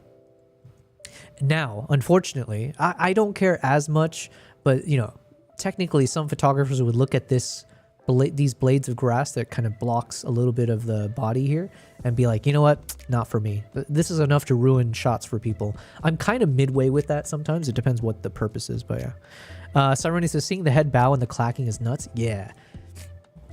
I've been fortunate enough to get some really cool moments with the shoe bill. One of them went super viral. I've shared with you guys way back before. It's like the one video on my TikTok that blew up and like it got me like 100,000 followers on TikTok just from that one video. So I've had some really cool moments with the shoe bill, but there could be better moments. There could be even crazier things. It's what brings me back over and over again, hoping to get those moments. This one I could see maybe cropping in just on the face here. So we'll see about the angling. Now we get a nice positioning here, close up. We've got the head bowing. Again, looks like it's smiling. So this one's a little bit better shot because there's a bit of separation from that blade of grass there. So it's a bit better, although a little bit's covering there. You know, you can't have it all, is what I learned. You can't have it all. Okay, so that was the last photo. So the last photo from this batch from this day that I need to start editing. Let's just go through everything first, and then I can start doing the editing process. Okay, so this is the first day with my clients. So I mentioned there's 2 clients that joined me. One of them, he's joined me in, like, I think at this point he's been on 3 to 4 of my tours. So I'm very happy that he enjoys my tours enough that he continues to join them.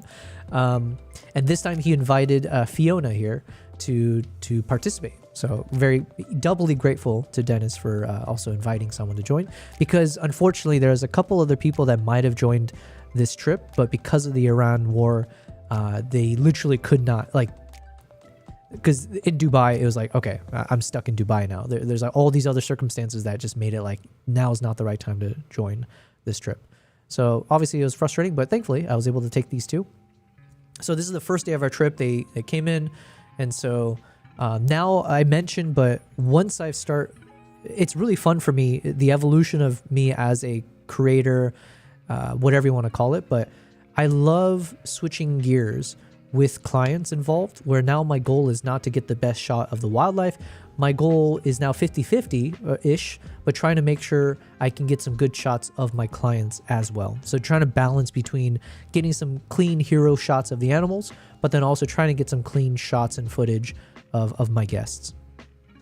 So yeah, move around like you'd expect more from a flamingo. Moves around like you'd expect more from a flamingo. Yeah. It's a awkwardly graceful bird.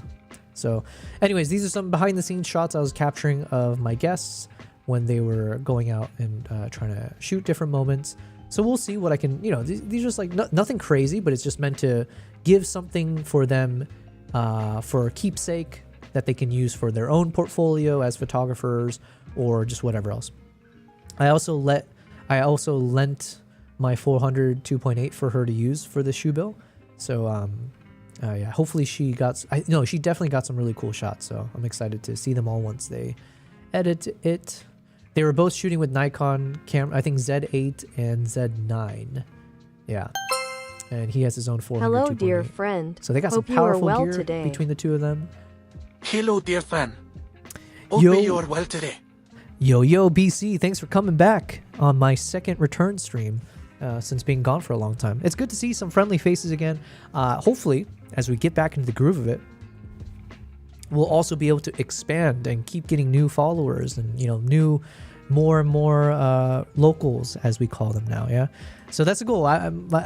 My intent as a streamer has not changed. I just need to be consistent now that I'm back, and hopefully we start to iron out the IRL streaming concept. So there's a few things behind the scenes. I think I'm much closer now to having the right tech equipment so that on my future trips, it actually will be easy enough for me to actually start streaming when I'm in Germany, when I'm in Tanzania, Uganda, and bring you guys with me. So then there shouldn't be ever a pause on the streaming. If anything, it should be more exciting because then you're joining me when I travel in between. So BC says, in case you forgot, after 2 months, I still have over 1 million PPs. Yo, I think I fixed the PPs. Is it? Yeah, it's working for you now, right? Okay, yeah, cool. For some reason, it got deactivated, but I think it's all working. I mentioned in the last stream So right now I'm just going through all my What do we photos have here to do to make from this the a trips because canon I need to stream? start editing all of them. Ha ha ha What do we ha. have to do to make this a canon stream? Ah, Also, I haven't changed the TTS voice in like forever.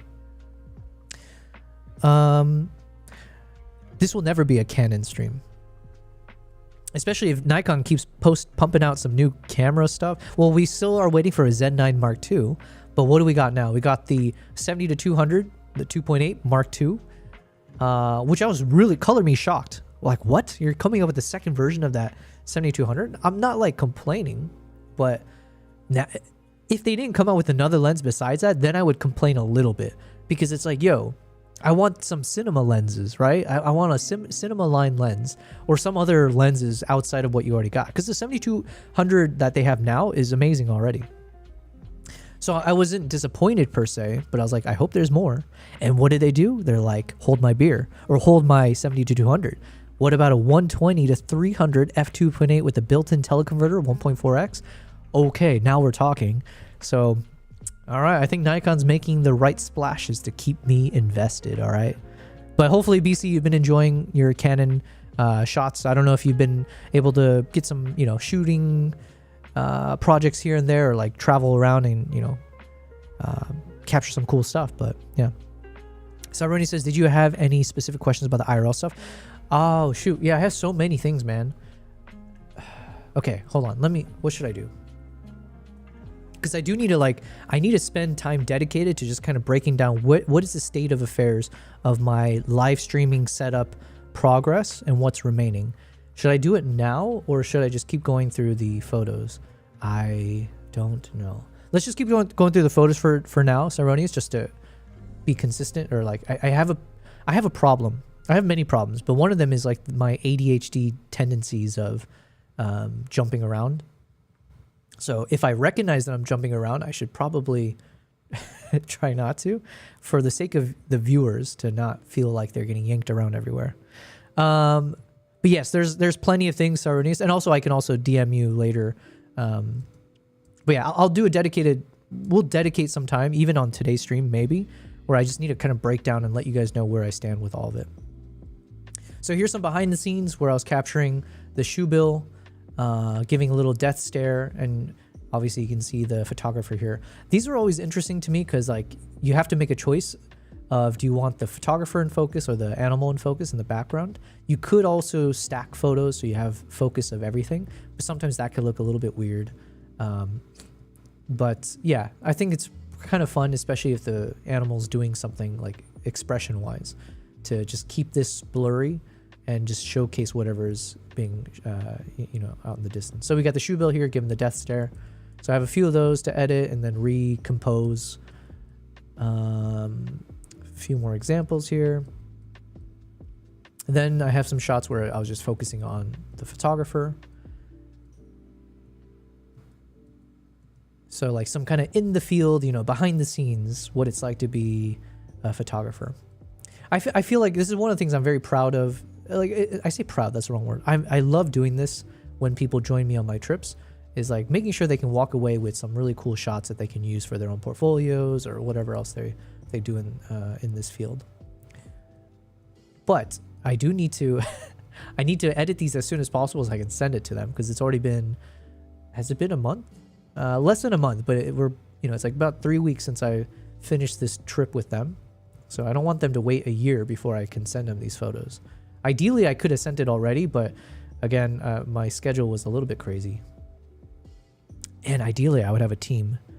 So then someone is editing these things behind the scenes. But this was a cool, you know what? I haven't done this kind of shot before. So I'm curious, maybe this could be an interesting framing for the future as well. So there's a moment where he was shooting vertically or whatever. So then it created this nice opening that I could actually, position myself and get the actual animal in the opening. So I don't know, there could be something interesting with this kind of a framing if I compose this, crop in a bit and like seeing the subject through the photographer's opening. Fed says you could get a split diopter lens. I've never heard of that.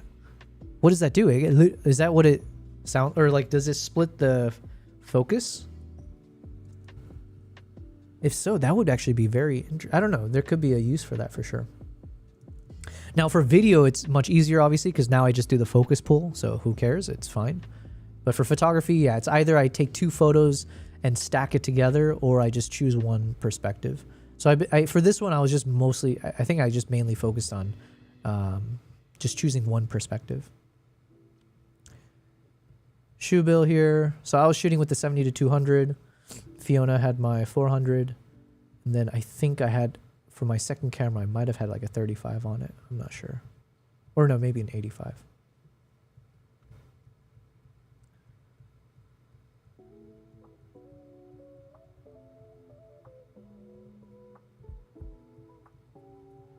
So I gotta edit through these photos.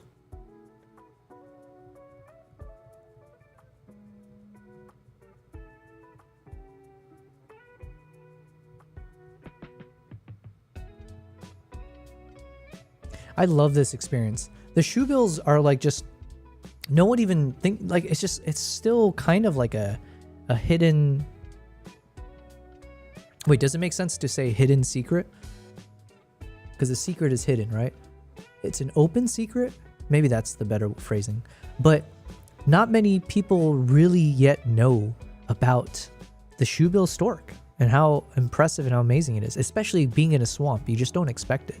So I mentioned this on the past stream, but one of the documentary concepts that I want to pitch, and I think I have I think I might be able to. It just depends how I pull the right strings or pitch this the right way. But I think one of the things I do want to pitch is doing a quick little documentary style film where the hero subject would be these shoebill guides, right? The guys who are pushing these boats through the swamp because they have such an intense job. It's not easy.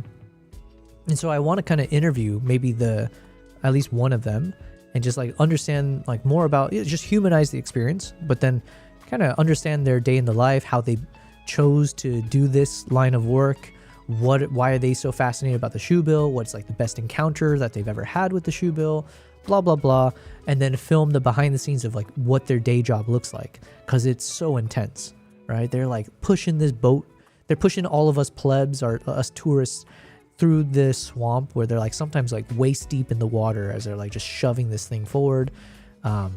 It's really, really hard work. So I think that'd be really cool short documentary style, because then it'll focus on the shoe bill, but it'll also focus on the flip side of it, the people who let you see the shoe bill. So Fed says, yeah, you've probably seen it in films where someone is standing by the door and you see their hand opening the door in focus, and the person all the way on the other side of the room is also in focus. Oh, schnapples. It's called a split diopter film. Split diopter. A split diopter or split field diopter is a specialized camera filter, a semicircular piece of magnifying glass. Okay, show me an image.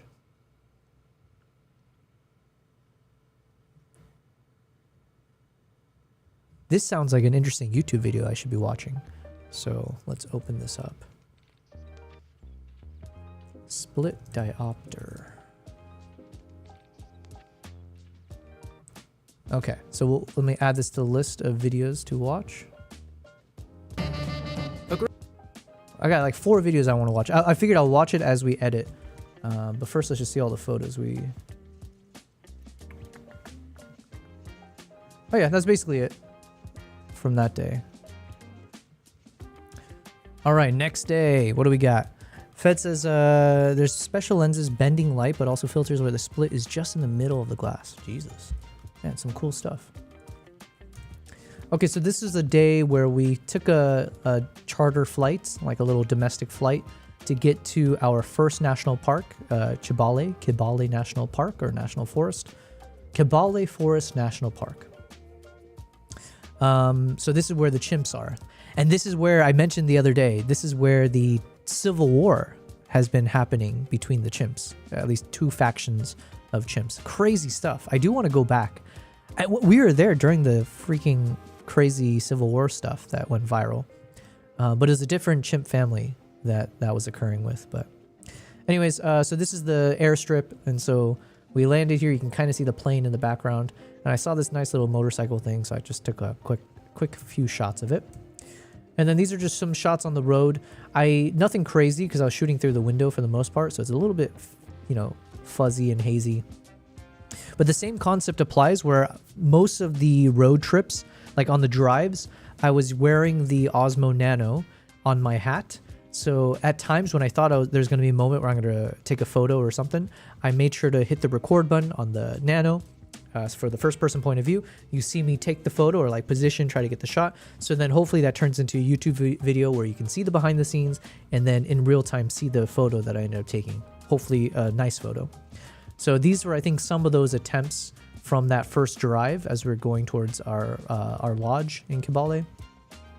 So just some passing moments, nothing crazy on this day because I was just warming up.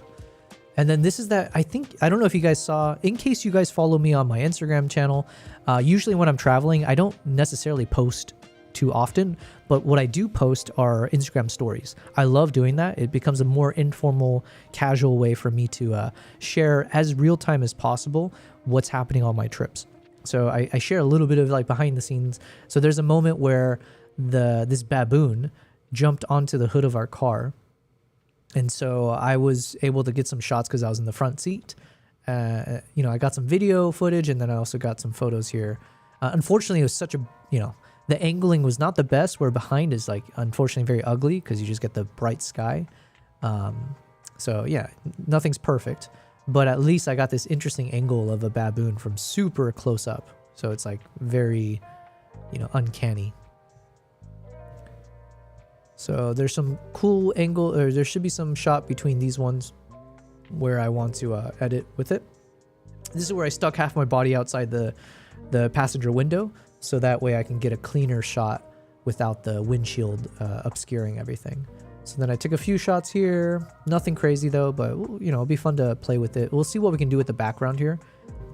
Actually, I don't know. It's basically blown out. Yeah. So not much we can do, but maybe I'll lean into it. We'll have to be creative with it. Not my best photos, let's just say. Fed says the effect is markedly different between the two. Okay. All right, so some behind the scenes of my guests. Now, oh yeah, I'll say it when we get to it. But like I said, I ended up with this really crazy situation where I got basically attacked by a beetle called the Nairobi fly, which spread all of its toxins on the back of my neck, and it rendered me incapacitated for the last like 3 to 4 days of this trip, unfortunately. So I couldn't join my guests on the second gorilla trek, and I couldn't join them at a different national park for the last few days, because instead I flew by myself back to the main city so I could just recover, rest up for the remaining 2 days or so before I would fly to Tanzania.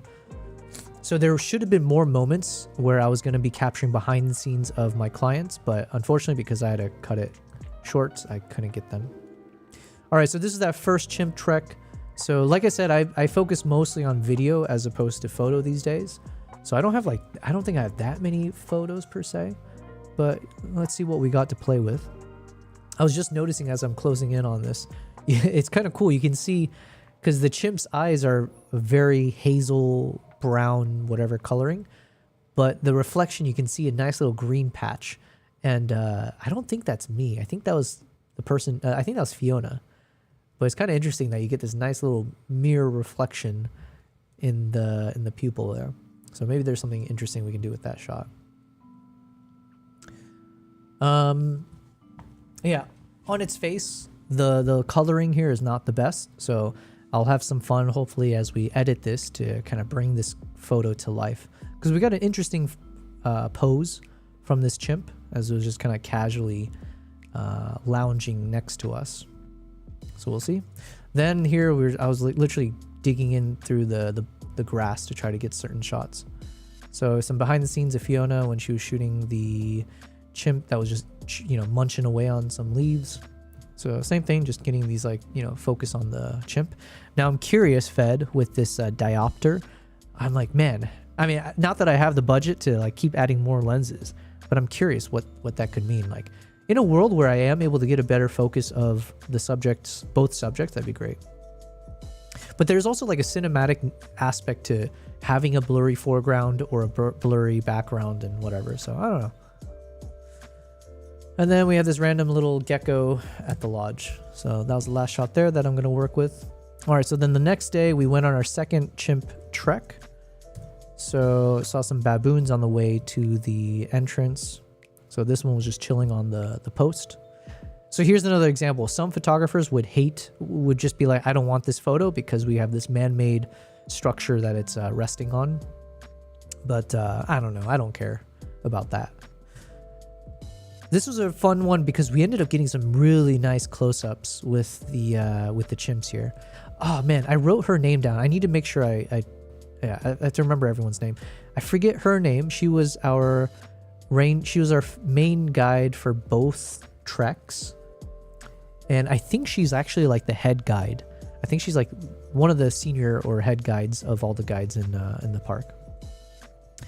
So here I was rocking the 70 to 200 and the 85, I think.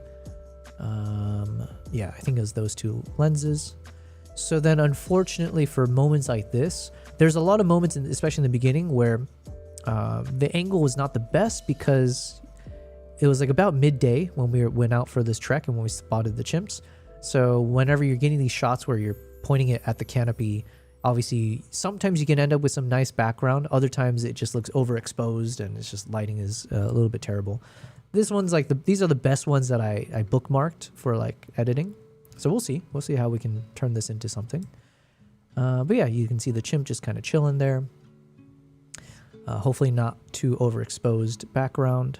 And also, I will say I'm very rusty with photography, so you know I didn't really play too much with exposure compensations and other little things, or like even shooting like auto bracketing and just like doing a bit more like HDR type shots. In hindsight, now that I feel less rusty, those would have been things that I should have employed on this trip.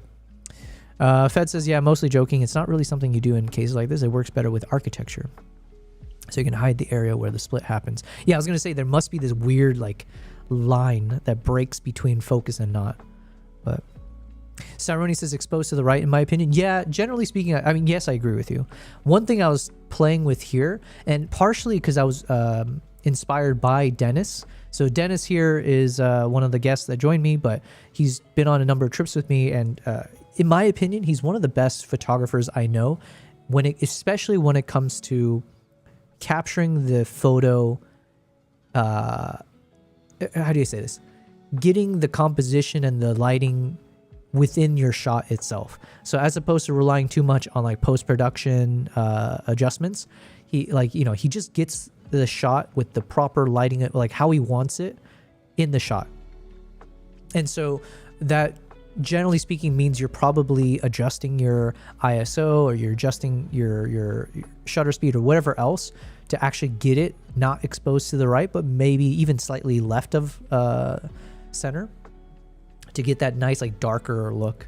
So I was somewhat inspired by him, where I was wanting to challenge myself anyway. So I think I was shooting a lot of this in full manual mode. Yeah, like fixed ISO, maybe around 100 at times if possible. And just like, yeah, just basically breaking the rules a bit just to see if I can get those shots within the shot as opposed to post. Saroni says, do you have your metering setting somewhere easy to access? Do I? Well, here's the other problem. I'm shooting with the ZR. So I was rocking two Nikon ZRs with me for this. So they're not necessarily designed the best for photography, right? I don't have a back button focus. So there's a lot of things I was struggling with when I was in photo mode because I had fewer buttons to work with and fewer shortcut access and just a bunch of restrictions and limitations to as opposed to when I'm shooting with a Z9 or whatever else. So I was a little bit, I don't know if handicap's the right word for this, but yeah, it wasn't necessarily the easiest for me in photo mode. So I was still 75% focusing on video, but then when I was doing the 25% photos, I tried my best. Fed says that's part of the difference between split lens and split filter. How the area looks with the filter, it's a clean cut, so it looks jarring in that way. With the lens, it looks optically weird. Gotcha. Siren says, ZR, not so easy for a photo. Yeah. Not the easiest, but like honestly, I was happy with the results for the most part. But yeah, I did miss at times having the proper back button focus and the shortcut buttons that I can override my focus options more easily. Just because the position of the accessible buttons on the ZR are not as intuitively placed for photographers, I think. So yeah, some of these shots when the chimp was on the walkway coming towards us, I hope some of these are salvageable. We'll see. We had other moments though, so we'll see. But I was focusing more on video. Fingers crossed I got some good ones there. So yeah, so even this one example to Cyronius. Yeah, so instead of exposing to the right, I definitely did not do that for some of these shots. And I just wanted to rely on just kind of making the lighting look as what I would want it to, and then hope that I can lift the shadows a bit later on. I don't know. I was trying different things is what I'm trying to say. And probably not all the smartest decisions, but this is where I'm fortunate enough to be on these trips where this is not my first time in Uganda. It's not my first time taking photos of chimps. So I feel I can be a bit more experimental on every subsequent trip where I am not like necessarily, nothing is riding on me getting the hero shot. Because I think I've got some decent ones already in my portfolio. So just a few behind the scenes, some chimps there. Again, like I said, unfortunately, we just didn't have like the best lighting at times. So you can see here is basically right around noon or so. So the sun is just coming straight on in anytime there's like an opening in the canopy. So it does make it a bit more difficult to have like the proper lighting you want. But this is always just like it's just the luck of the draw, right? Because you're inside the forest, you never know when you encounter the chimps. Sometimes the chimps are perfectly situated where the light doesn't come through. Or when the light is coming through, it looks very, very clean. And other times you get this like pure overexposed blob. So yeah, it's just, this is what's so much fun, by the way, of shooting apes. They also sell large split diopter filters for handheld use with the handle attached. Jesus. You see, these are all the worlds I just don't know. Man, when I am able to share with you guys the CNN trip, we'll go deep into that trip because I feel like it was so much fun to be exposed to proper professionals. So yeah, there's definitely a lot of learnings from that trip, seeing the way they shoot, what they shoot with, and all that kind of stuff. So we'll get into that hopefully in a few days. So then we had these two chimps that were just doing a bit of grooming on this walkway here. So we had some nice unobstructed angles for a bit. Here, I unfortunately didn't have the right focus, the right shutter speed or focus, but this could have been a really cool shot. Although I still like it for the blurriness, just because it adds a little bit to the action element and the it's a little bit, what's the word I'm looking for? Yeah, you're seeing a close-up of a chimp. It's a bit dramatic. So same thing here. We got a nice chimp close-up, but the lighting is like super bright coming on to parts of the face, and you're getting a little bit of spottiness throughout the body, which is not ideal.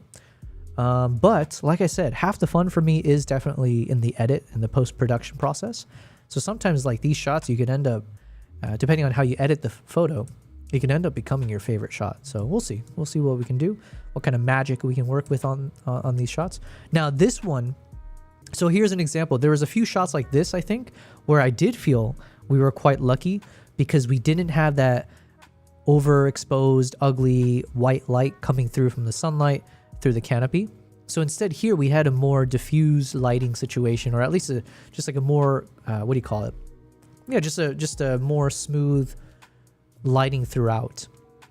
And so then here, especially as I was playing with like full manual mode, I definitely went underexposed, but just like trying to get these angles where it looks nice, where you can see a bit of that lighting reflecting off the face. Otherwise, the rest of the forest was very dark. So yeah, we'll see what we can do with this. But here I was happy with the lighting that we had. So these will be some of the good shots of the chimps.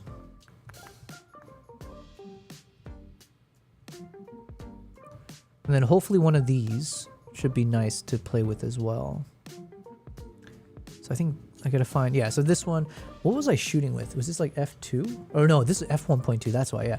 So here I went super wide with the aperture, so I went with like 1.2, which, you know, I don't always recommend, because all it takes is just a slight angle to the face, and all of a sudden you only have one eye sharp and the other one's blurry. So I definitely took a risk. Like I said, because this is not my first chimp trek, I felt like I can be a bit more risky with like trying different things. So here I did shoot at the widest, 1.2, knowing that you're now risking, you know, getting a blurry shot.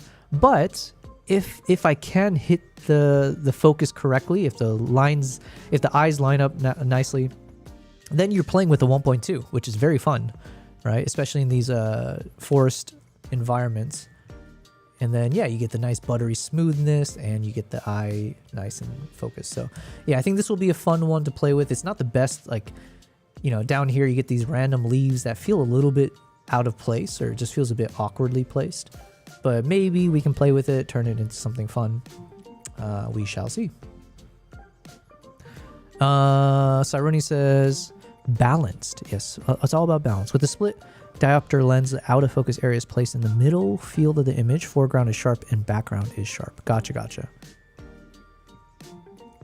All right, so I think one or two of these, both eyes are tack sharp. So I'm happy with that. So we'll have to play with it later.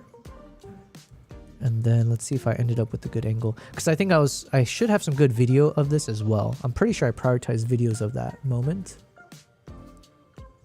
Here, unfortunately, I didn't get a proper yawn shot. My Dennis, he ended up with a really, really clean. He had because he was doing photos only, and he had his 400 for some of these moments. But man, he's got some proper shots. I'm excited for when he finishes editing them. And then, yeah, I would love to put it on my website, because there's some clean, awesome shots. Here, I didn't really get any. This trip, I didn't get too many good yawning shots of anything. So yeah, back to Cyronius. You can see here, clearly I did not expose to the right. This was like, I went full ham. I mean, I did get some shots where it's a bit more balanced with the lighting. This one, I just, you know, I was testing a few things. I'm curious though, how much can I recover? So the good news is I can recover a decent amount without like stretching the image too much, or like distorting it or anything. So even here, you know, this is like the ZR it's a clean, you know, listen, I'm definitely not complaining about the quality of the ZR or like the sensor. So I could work with this quite nicely. You know, probably something like this. We're gonna do the editing in a bit. So this was one example where we went completely underexposed, but I was curious to see what I could play with that. And then I did some other shots where I did increase the I was a bit more balanced with my exposure. Siren says 1.2 and just dark. yeah. Listen. We're trying new things. That's all I gotta say. We're in experimental mode. Nick says, just got home. Have a great night. I'm gonna check out the video. Oh yes. Thank you very much, Nick.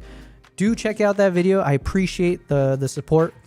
You know, the more views it gets and subsequent videos, obviously, hopefully as I post consistently, we're going to keep growing the channel. I do hope that I can hit 10,000 subscribers on YouTube. I don't know, maybe in a month's time. Is that feasible? All it takes is, I think I need one of those videos to what's the word? I need one of those videos to hit the right algorithm gods. You never know when it happens, right? But if one of those hits with a bit of consistency, you know, it's possible. So once you hit 10,000, nothing special happens. It'll just be a nice number to hit to be able to say we got to the next digit. Yeah, it'll be a fun thing to celebrate. And obviously once we hit 10,000, then the next goals are just keep on growing. We got to double that. We got to blah, blah, blah. But, all right. Anyways, this is, so yeah, here, what was I shooting? Oh, actually, I'm curious. For that super underexposed shot, what was I doing there? I was shooting at 85, 1.2, ISO 100, and then the shutter speed, I had it set to 1/320. So this is the effect you get with all those settings. Then I reduced the shutter speed here, so I kept everything else the same. So here I was at 1/125 seconds. Still underexposed, but obviously much cleaner shot to work with. And then I did one shot at 1/100. So here, every situation is different, obviously. In this case, the chimp was just resting. The chimp was very, very comfortable. It wasn't really moving once I had settled down here. So I knew, hopefully, I didn't know, but I knew the chances of the chimp staying here for a little bit was a bit high. So I could be more experimental and not feel like I'm about to miss the shot.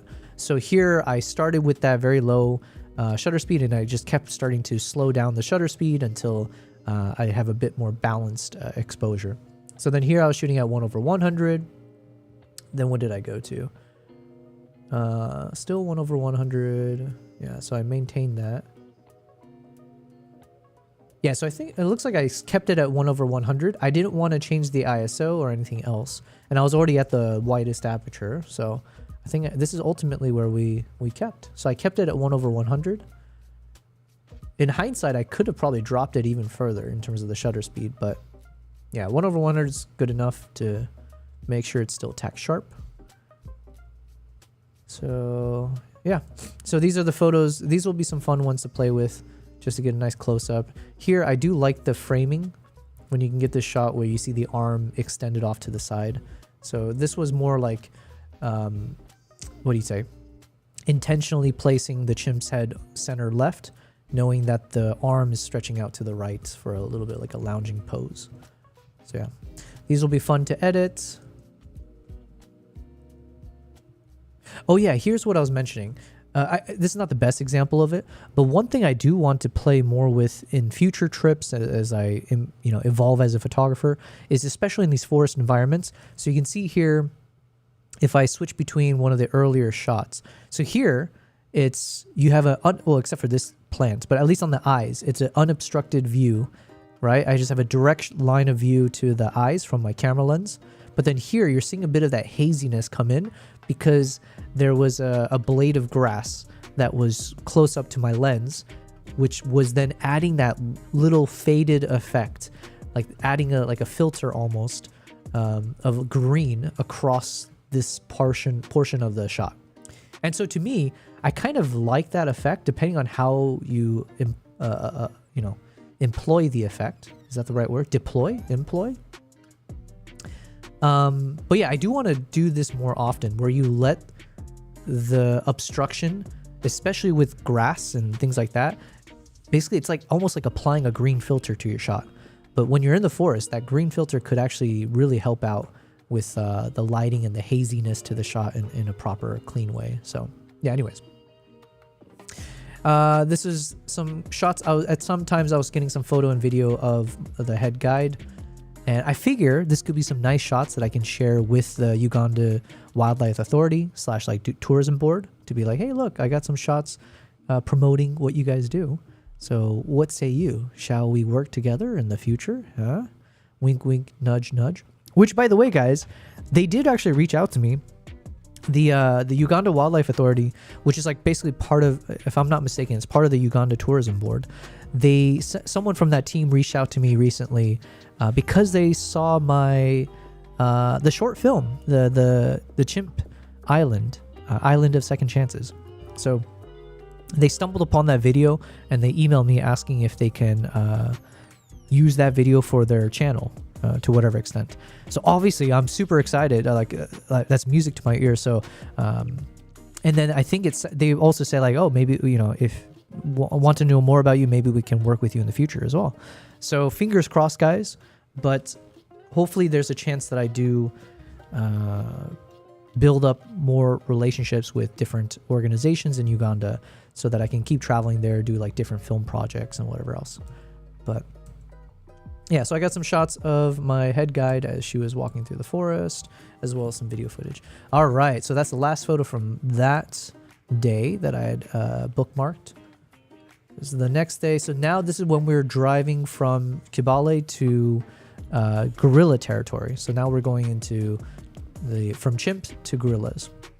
So there's a few moments. I took some video, but yeah, we had this baby baboon. Same thing. So most of the time as we're on the drive, I would try to take some shots of whatever I saw passing by and then making sure to film or record the behind the scenes and then take the shot at the same time. So hopefully it can turn into like a decent YouTube video where you see both moments. Like, okay, here's a moment that was about to pass by. Boom. Hopefully I got the capture. So blah, blah, blah. This was an interesting moment. Milton, the guide / driver for the trip, he's been my guide and driver for almost all of my Uganda trips, but shout out to him. But he was explaining briefly to me, I didn't fully hear the breakdown, but he was mentioning that in Ugandan culture, the way that the ladies sit on the back of these bikes, it like signifies something. I forget what, but it was something like, yeah, when you see them seated in this kind of positioning, there's like a level of intention to it, not just like a practicality. But I honestly can't remember exactly what it was. It might be like a status thing. It might be, I don't know.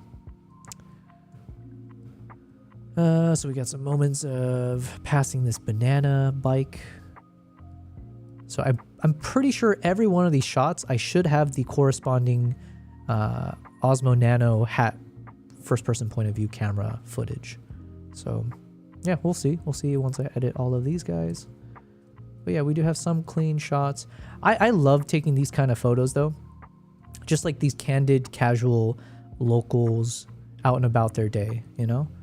And definitely all the kids, man, it was so crazy. The amount, I forewarned, is that a word? Because if you're warning someone, it's already in advance, right? I think. I told my guests in advance to keep a lookout. One of the best things about Uganda is how friendly everyone is. Like, I don't think I've had a bad experience, but especially the kids, especially in between, like on the route that we are on, because there's a lot of tourist vehicles that come through. The kids are like, they get so excited when they see one of these tourist vehicles coming through, and like, you know, 99% of the time they start like waving or like following along or like yelling random things. Generally speaking, positive stuff, but you know, they're saying hello or whatever English they want to practice with you as you pass by. So it turns into really cool moments. I captured a few things on video, some things as photos, but they happen so quickly it's like hard to capture it. But it is one of the hidden gems of Uganda is just like the youth and the locals as you as you meet them briefly in these moments. All right, so some of the landscape in Uganda, I'm going to stitch this together later as a panoramic photo. Just random moments. Man, also Uganda is such it's a beautiful country, but it's also, talk about a country where they make everything themselves. Or I feel like, you know, you got tea plantations, they grow their own coffee, they got like all those like the best fruits like mangoes, bananas. I think they even like watermelon. I think everything is like grown in Uganda because they have so many different topographies, but they got these like tropical landscapes where they can grow all these different fruits. They make cotton. I feel like they can grow everything you can imagine. So talk about like a ripe land. Yeah, I don't know. I just honestly, I love this country. I think it's, yeah.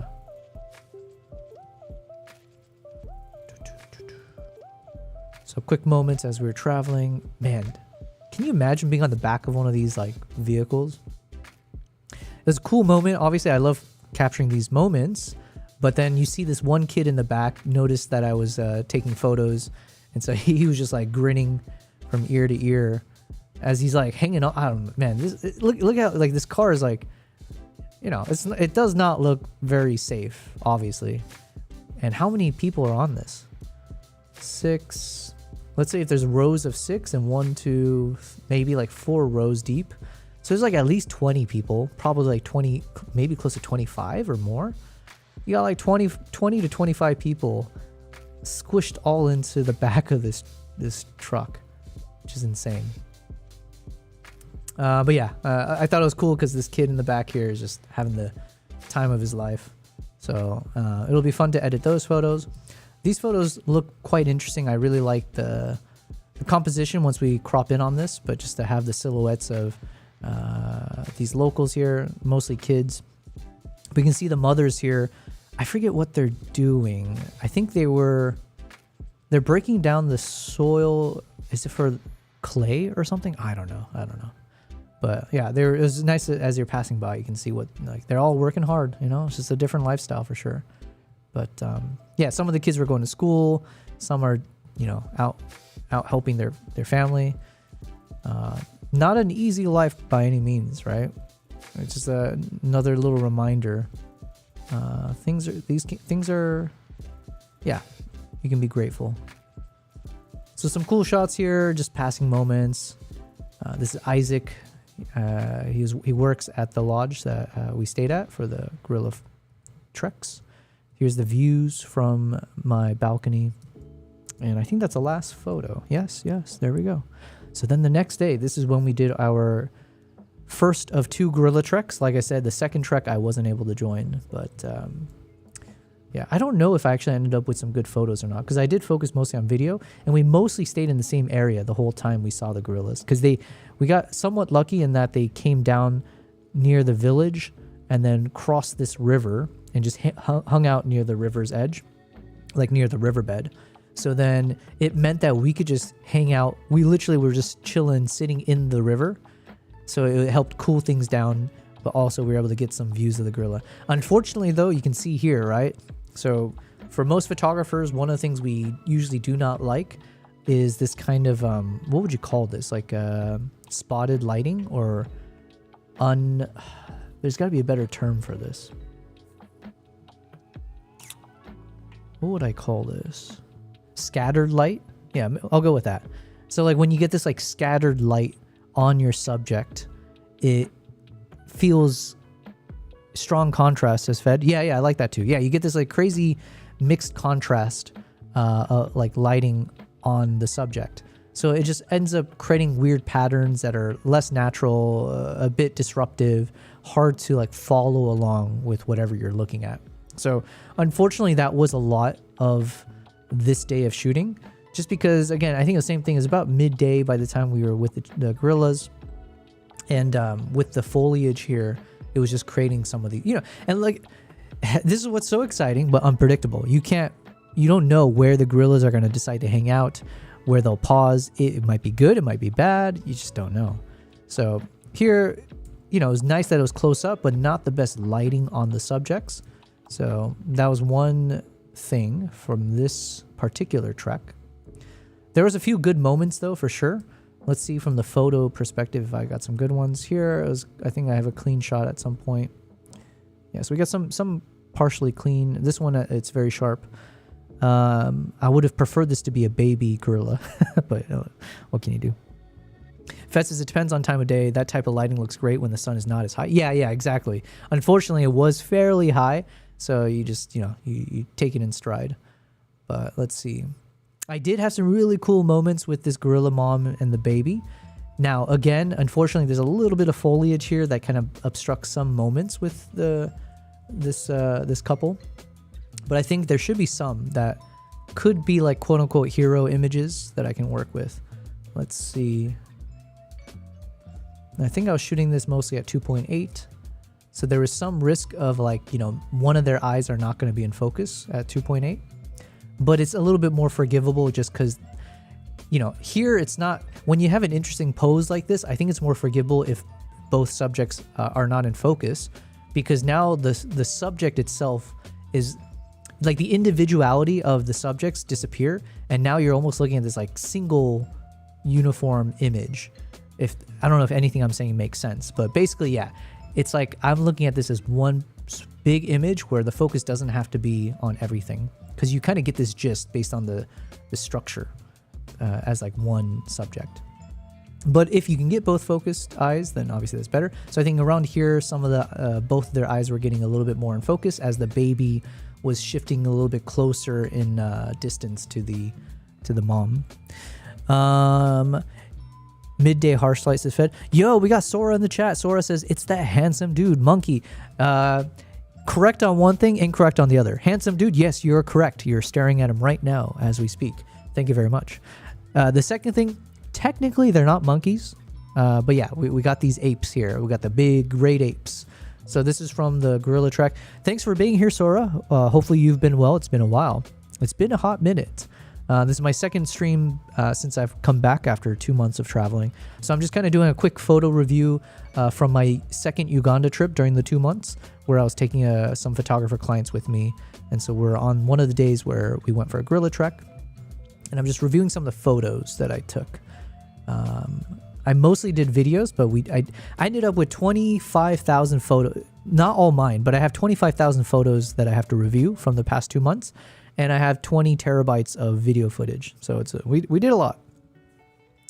Fed says, baby noticed and is posing. Yeah, I got some good ones here, especially as the baby started to come up close, right? Sora says, I graduated college a few months back. I got promoted to unemployed. Yo, congrats on one of those things. I don't know if you ever said what you studied, but congrats on graduating. That's a big moment. That's a big boy moment, big boy pants. And congrats to being unemployed. Welcome to the real world. That is, yeah, like what better rude awakening about what is adult life than to have that slapped in your face. So, but I wish you well. I don't know what the job market is like where you are. I forget where you said you live. Was it like Philippines or am I mixing it up? Indonesia? I apologize for not remembering exactly whereabouts you are. But yeah. Philippines. Okay, I was correct. Sora says my grandmother's gifting me a mirrorless. Yo, congrats on that. That's big news. Man, enjoy. Listen, okay, let me take a pause from the photo editing real quick. If I had one advice, or advice is the wrong word, but if there is one thing I would suggest if you are of your age, college, young adult, whatever, if there's one thing that I wish I had been able to pick up at an earlier age, it is definitely having a camera and being super comfortable. It's almost like learning a second language, right? So you go to school, you learn English or whatever, like Spanish or blah, blah, blah. And I think it's good, right? It has a lot of value to it. I think learning the camera language is also, especially in this day and age, it opens up so many corridors. It opens up so many opportunities, not just like for yourself in terms of like things you're passionate about, but then also for like physical, like, job opportunities, whatever else. So yeah, like very exciting news for you. Enjoy using that mirrorless. Get comfortable both photo and video. Get comfortable doing selfies and things like that, because that goes a long ways, especially in this day and age with AI. I did make a few YouTube videos, which all of you guys should be checking out, by the way. Actually, let me take this moment to plug myself, ! YouTube. Make sure to check out my videos. I made one about how AI will replace me. I hope you guys enjoy it. And then just in general, I made one video about like the selfie feature of my Z6 III and why it's been so enlightening and empowering for me as a content creator, and why I think it's so important that, if you're going to go into this space, you got to be comfortable talking in front of a camera.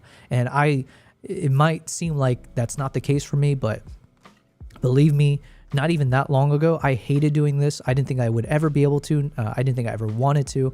But just by taking these baby steps and with these new cameras and the new tech that's available, I'm so glad I took those baby steps so that I can even do this thing.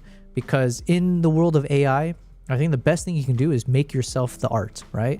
Because, at some point, and I say this, it's part of my message in that video, the YouTube video, but at some point, even now, AI can make better photos and videos. It can do like everything better than humans almost, right? It can be better at being you than you. So in that world, how do you actually survive as a content creator or as a creator, as an artist? And that's where it's like, I think your personality, your human, like your human side has to be the thing that you sell essentially. And, building an audience of people who support you for being how you are, right? So then it's like, I don't care if Yobel takes a photo of this thing and it's pretty shitty compared to what I can get from AI. It's like, I still get to see what he's making and what he's sharing, right?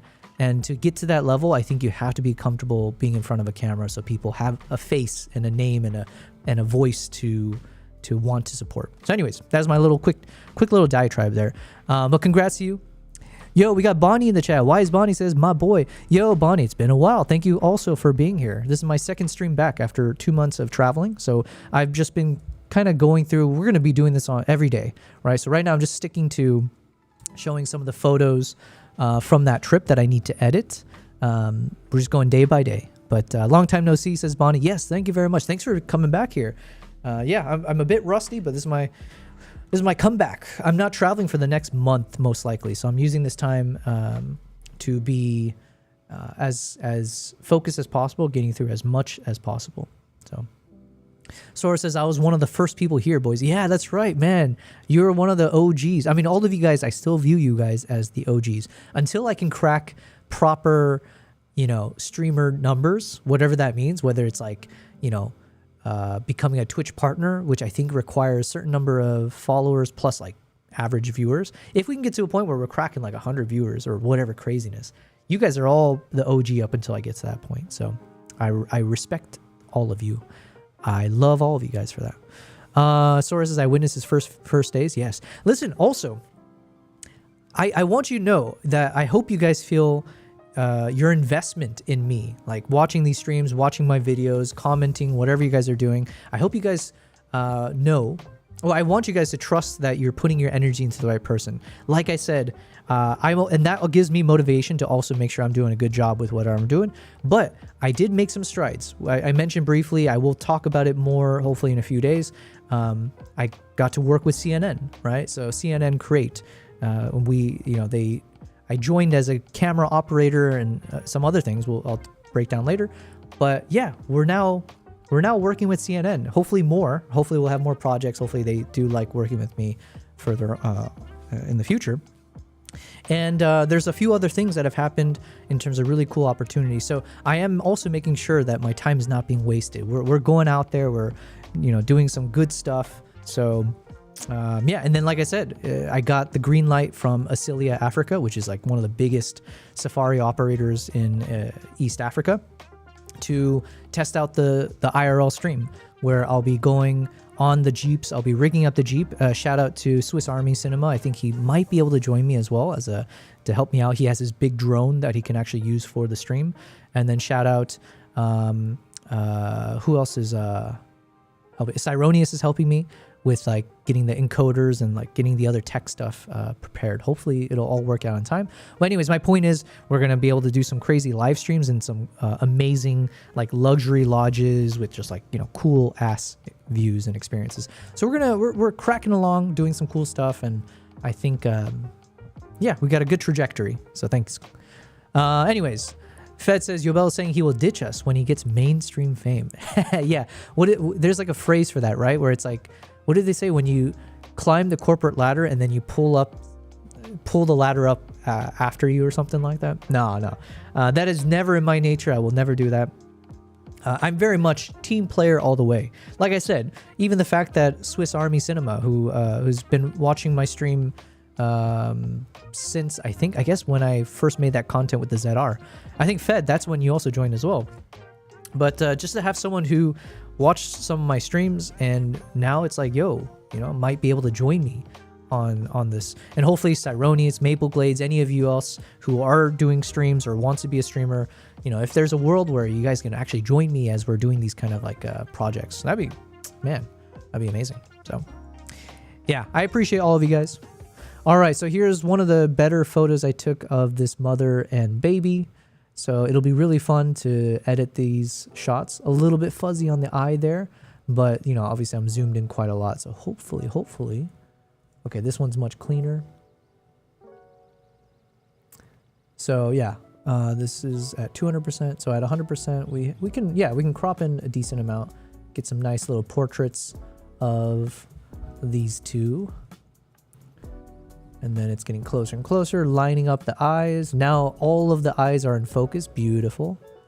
And look at this. Look at this loving moment. Unfortunately, we've got that stupid little cabbage leaf that's just chilling over here. What the hell?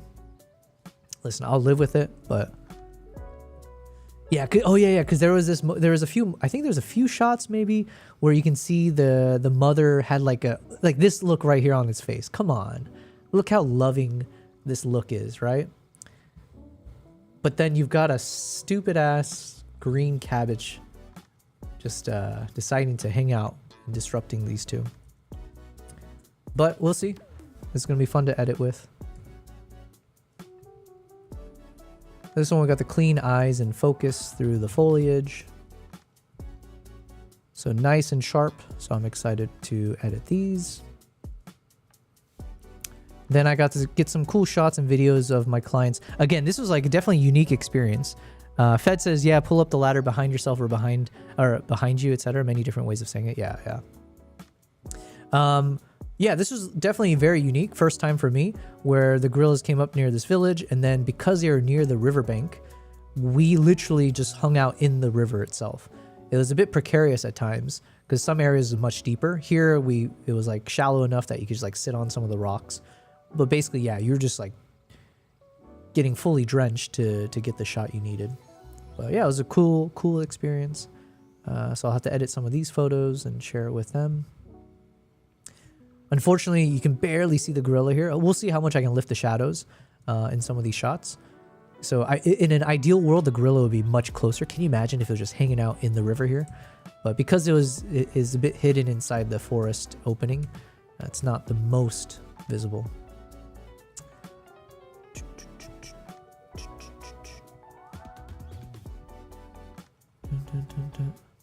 So yeah, one of the other documentaries I want to do is definitely these rangers, like these guys who are like staying overnight near the gorillas. So I would love to make like a quick little documentary about a day in their lives and what they do and how they ended up there. This one was like an interesting framing just because it makes the cone shape of the gorilla look even more cone shape. So we'll see. There's a nice yawning moment, but I was not positioned properly to be able to get the yawn fully in focus.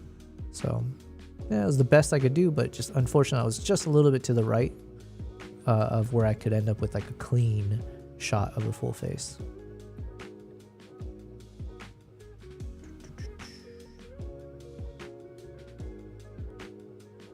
Some close-ups. What else do we got? I think there was one moment where like the baby got super close. And yeah, so I think I have some good photos. Should be some good video moments as well, where the baby was hanging out here and started climbing up one of these branches fairly close to the camera. So I think I'll have maybe some good framings here. If not photos, it should be for video.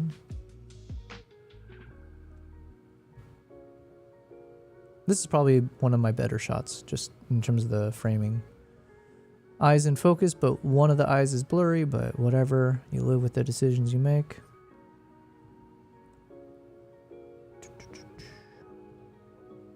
And that's it. And there's some pig outside.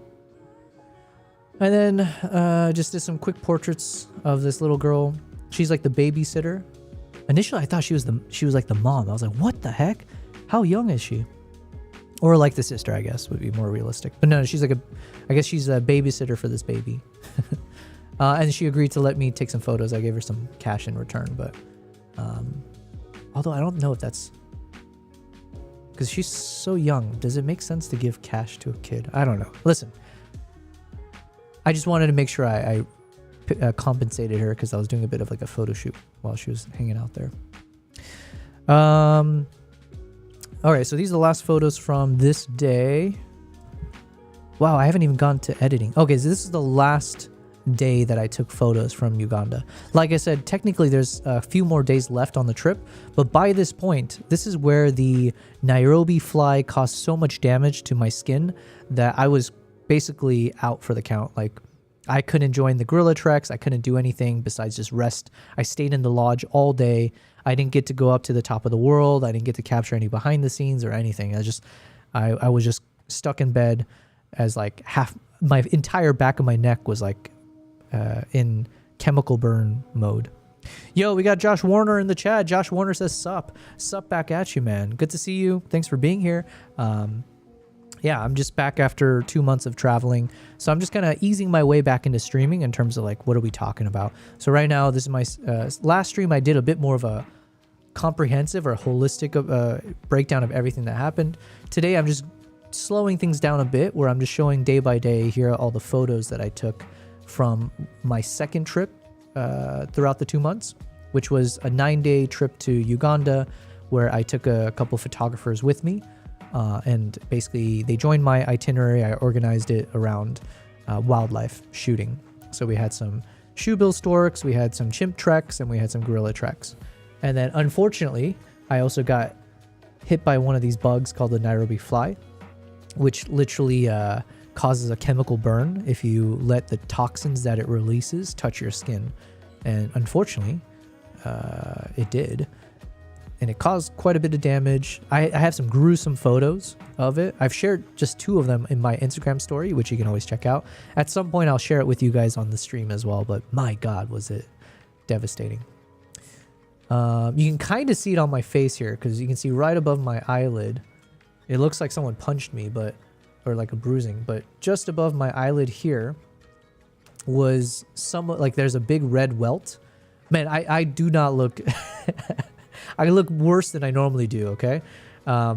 Because this is me as I'm suffering from this physical ailment of like chemical burns all across the back of my neck, on my face, under my lip, above my eyelid, like on my eyelid. I was not in a good place at this time. And also, mentally speaking, I was not in a good place either because like I didn't know what this was. And so initially I thought maybe it's like some chemicals from like a dissolvent that I was using to hand wash my clothes. But then there was a real concern that this could be like some parasite, like something bit me and was growing inside. Because it just like, listen, the photos looked crazy. We're talking like blisters and pus and just pure redness in the shape of this massive butterfly on my neck. And I was like, oh my God, is this like a new... am I patient 0 for the next, coronavirus or global pandemic? So there's a lot of that going on in the back of my mind.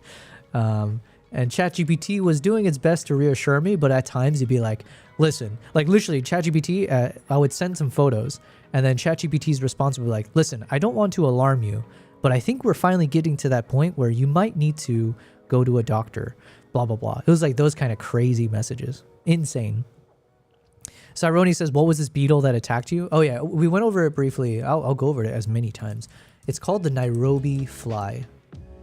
Talk about how annoying this is for a number of reasons. One, the naming. It's a Nairobi fly and I'm in Uganda. So that's already like, yo, why is this foreign bug traveling with me to Uganda to annoy me and attack me? Number 2, it's called the Nairobi fly and it's not an actual fly, it's a beetle. Okay, so then why the heck do you call it a fly? Number 3, it doesn't bite you. So it wasn't like, or sting, it doesn't sting you or bite you like you normally think or expect with bugs. It's like a skunk where it's like releasing something, chemicals, in this case, like that, like a liquid chemical that causes a toxic burn, like a chemical burn. So for all those reasons, I was really annoyed by this thing. And I think the other naming for this is one of the guides in Tanzania told me it's called the Nairobi. Oh yeah, so maybe it was originally, maybe that's the culmination or the evolution of the naming. Maybe it's called the Nairobi fly, but then it got colloquially turned into Nairobi fly because maybe it was common in Nairobi. I don't know. Listen, never did I think I'd have to know the history behind the name of this one bug. But yeah, it's a Nairobi fly and it has toxic blood, they say. Nairobi fly. And when I eventually went to a doctor, he like immediately knew what this was, because apparently the Nairobi fly tends to attack the neck area. So you can kind of see in some of these images, like you'll see these welts on the neck. But in my case, it was literally like the entirety of my neck, and it looked way more disgusting than any of these photos. Yeah, but anyways, it's this thing here, the Nairobi fly.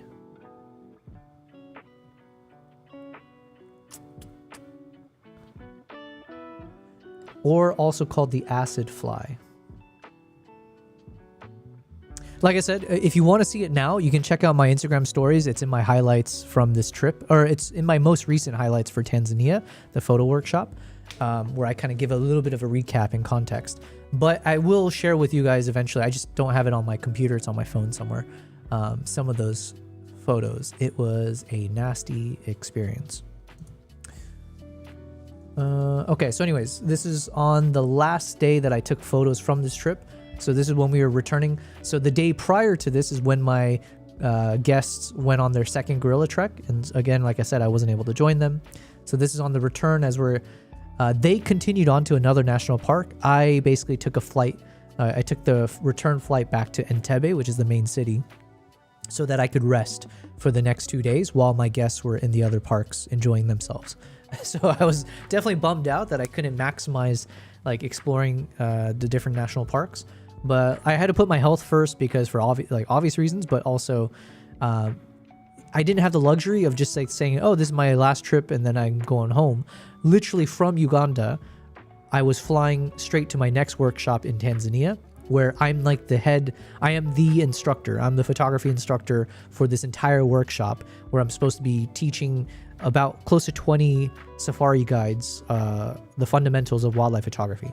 So like if I was incapacitated because I was reckless and chose not to rest up and make sure I'm like at least a bit more recovered, if I was foolish enough to like keep pushing myself and it made it worse and to the point where I can't run the workshop, then I have only myself to blame in a sense of a bad reputation or having to cause, because Acilia, they put a lot of money into this, right? They're doing this big training. They bring all these guides over to the same camp, and there's a lot that goes into it. And so if I'm the reason that they have to at last minute cancel the workshop or rework it somehow, I don't want to be responsible for that. So anyways, Saroni says you're muted, or is that me? Oh wait, oh no, you said oh shoot, hold on, am I muted? Testing.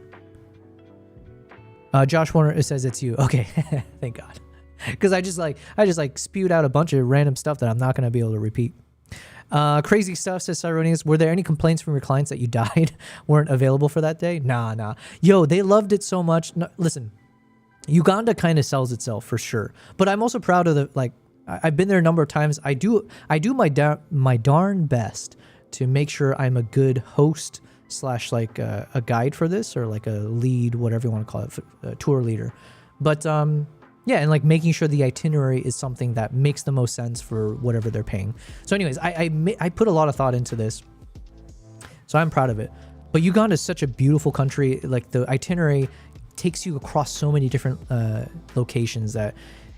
And these guys are like proper photographers. I didn't have to do anything. Like it wasn't like I needed to teach them photography. They know what they're doing. So they're not there for the training. They're just there for the experience. And so to them, it doesn't matter that I'm not there or anything like that. If anything, it's probably better because they don't hear me talking and yapping the whole time. But no, they had such a good time that they wanted to join me in my next trip. So I have another trip in November that I'm technically organizing for. I need to start putting some time in advertising that. However, they did ask like if I could expand that itinerary so that we do a bit more national parks for more days, which means it's more expensive as well. So now I need to work with my partners to see if I can update the itinerary. But yeah, they loved it so much they want to join me again back in Uganda. So yeah. I was happy to hear that. Saturday says you're good. Okay, perfect. Audio is good. So then these are just like these are the final shots I took in Uganda. Same thing though, I had the Osmo Nano hat camera turned on. So hopefully these should be lined up with the moments where you see it behind the scenes as I'm quickly trying to get these shots as they pass by. So I'll edit these and hopefully there's a few that once we edit, it can look super, super nice. And then this is just the view from my flight back to Entebbe. Oh, you know what? The internet connection was it was like decent at times. We're actually tested out doing a live stream from Instagram. So I did like an Instagram live while I was on this plane ride as we were going over some of this landscape.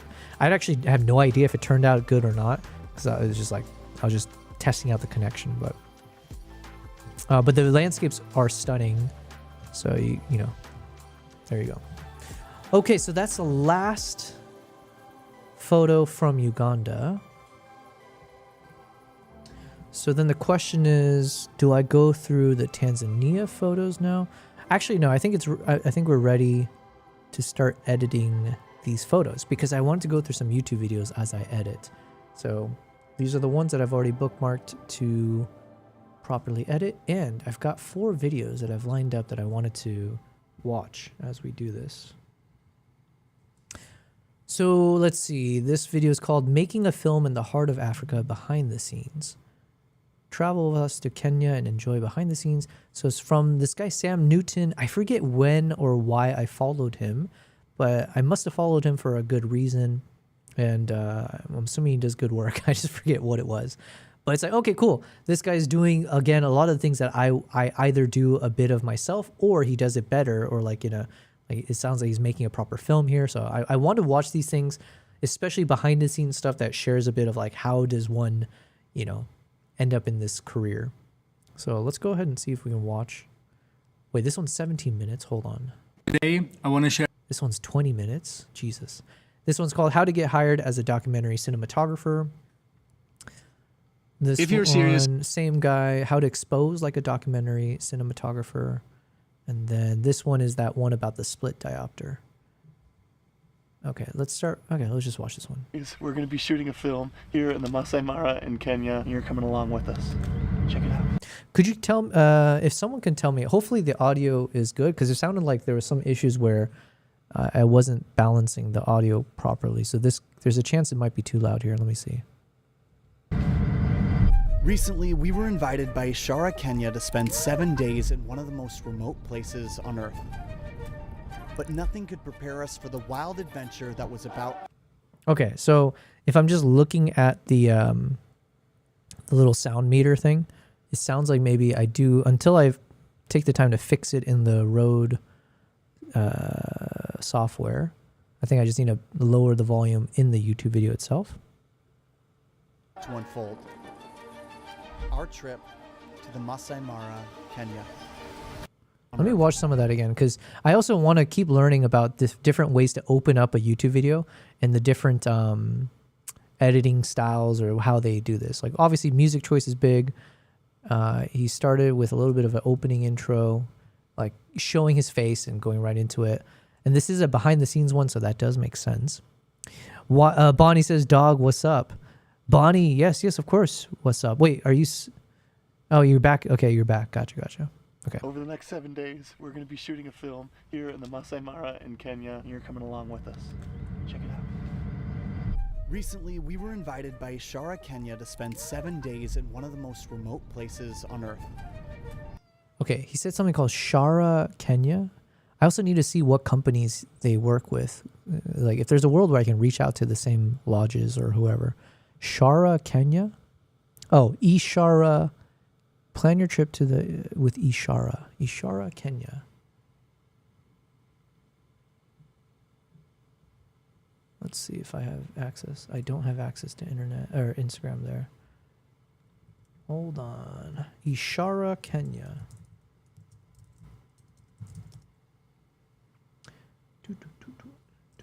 Ishara, Kenya.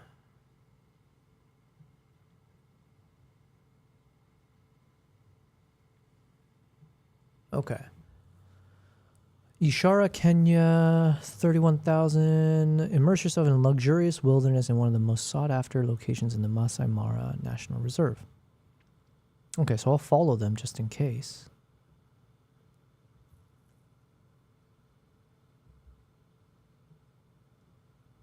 But realistically, I mean, obviously I want to expand my relationship with Asilia. So Asilia Africa is the one that I did the Tanzania workshop in, but they also operate in Kenya and now Uganda. And one of the cool things, like I said, they agreed that I can test out the live streaming in their Kenya location. So this is Asilia Africa, just as a reference for you guys.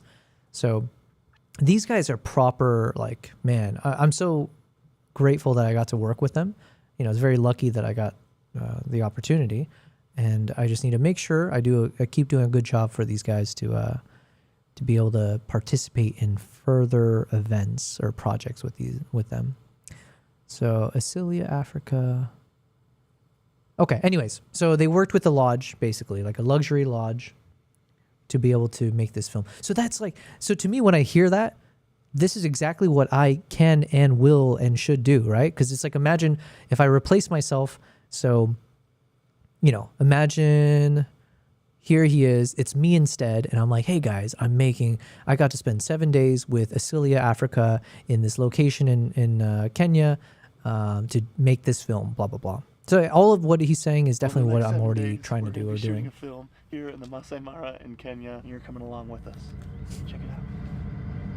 Recently, we were invited by Ishara, Kenya to spend 7 days in one of the most remote places on Earth. But nothing could prepare us for the wild adventure. Now, the big thing, though, that I'm still clearly, not clearly, but the big thing I'm missing to be able to execute this is like he's got a film crew. I don't know how many people he traveled with. Maybe he'll explain later. Well, the fact is, obviously, it's at least 2 people, right? So even if it's a 2-man crew, that's great because now he's able to get these behind-the-scenes shots of either himself or his other, like the other creators out and about. So that's one thing I have to figure out. It's like, how can I make sure I have other filmmakers I can team up with on these projects so that we're always capturing these moments? Because without this, it's like hard to really sell these cinematic, videos. That was about to unfold. Our trip to the Masai Mara, Kenya. Over the next week, we would search for some of the world's rarest animals, visit a local Maasai tribe, and attempt to create an entire short film, all while staying at one of the most iconic safaris. How many? Okay, that was 2 people there, right? I think. An entire short film, all while staying. Is that the same guy? I don't know. So at least, oh no, wait, 3 people? I see 3 cameras there. So, and man, what are they shooting with? It definitely looks heavy duty. I don't know if I'll ever get to a point where, I don't know. I'm kind of used to not traveling with all this kind of crazy gear and just like filming with, not even having these external monitors. We'll see. Staying at one of the most iconic safari camps in the heart of Kenya and experience one of the most unbelievable moments we've ever captured on This is film. one of the craziest things I've ever seen. Oh my god. Oh my god. Oh my god. Oh my god. Oh my god. Oh my god. This was our adventure into the heart of Africa's most. Okay, that's kind of, sorry. Not that I'm nitpicking, but I'm putting myself in their shoes and I'm imagining, would I ever do that? Because now me as I get more into like cinematography and like filming, in the moment, I don't think I would ever even stay, like I don't think I would talk if that moment was occurring in front of me. Oh my god. Oh my god. Oh my god. Oh my god. Oh my god. Like I wouldn't speak at all because obviously I want to make sure I have the cleanest audio.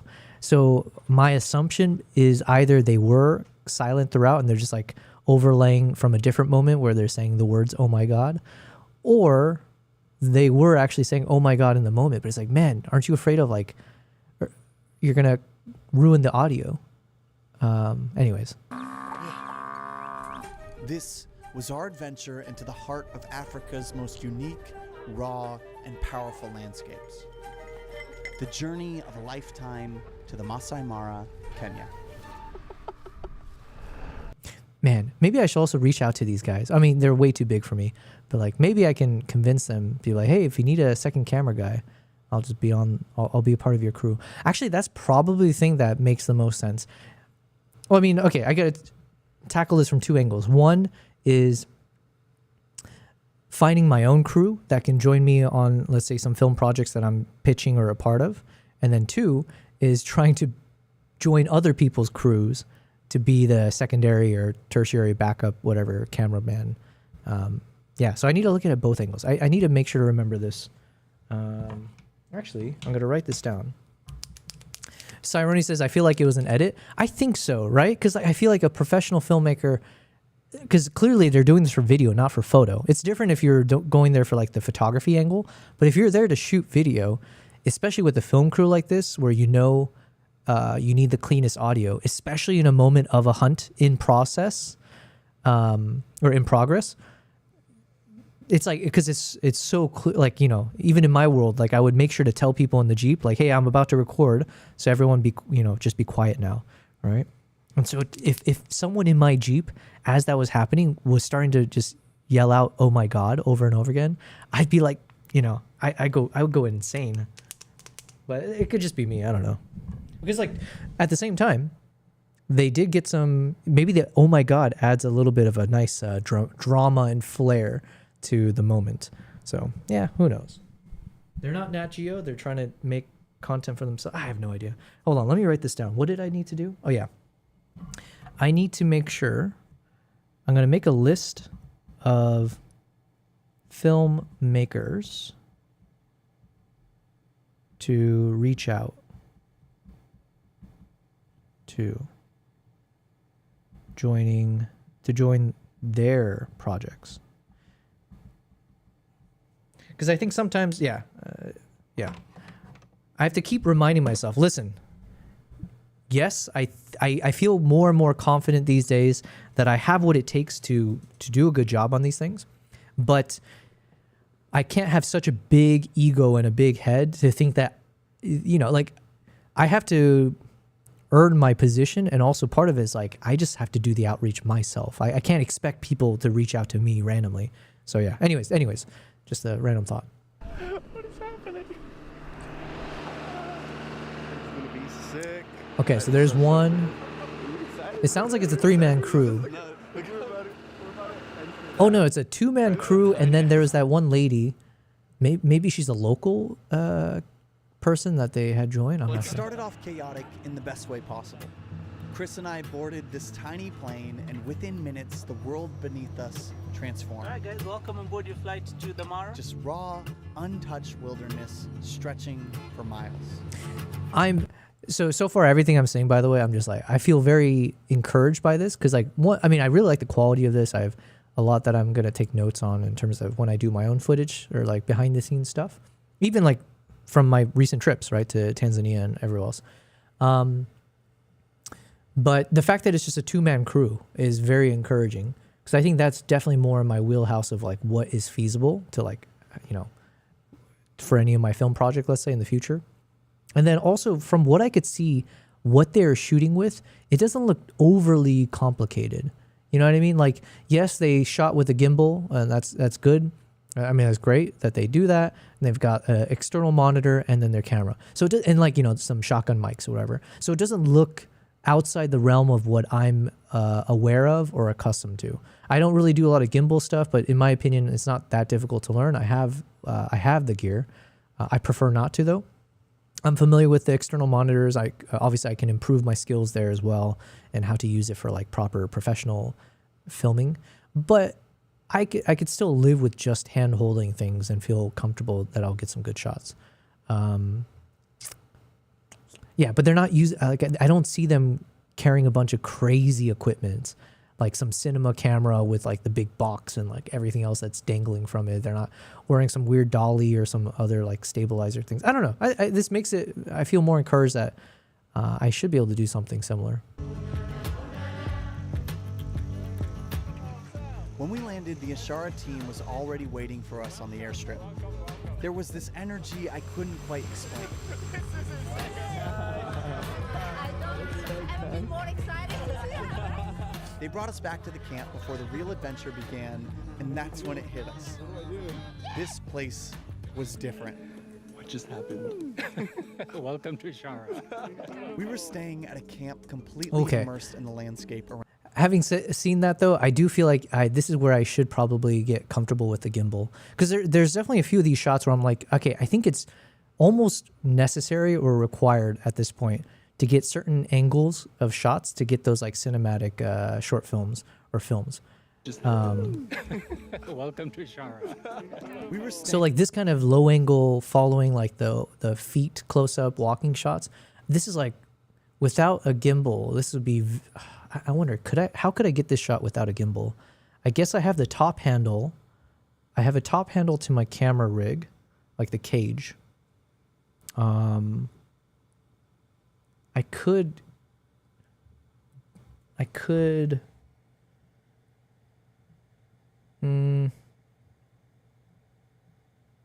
maybe I could attach it to my monopod somehow, like and use some small rig type of arm to attach to the top of the thing. I'm not sure. Cyrone says, Fed says, not a fan of those shots. I didn't mind the shots. I'm going to be honest with you. I feel like those are shots that mostly it's like in my wheelhouse. So it's like, some of them felt like, okay, I could technically do this as well, which is relieving. But I can understand where you're coming from, where maybe it's not as like, there could be more, like maybe from a professional angle, there's like certain ways to capture this that felt a bit more smooth or, yeah, I don't know. But I think I understand what you're saying, Fed. Siren says maximize this window, in my opinion, small AF.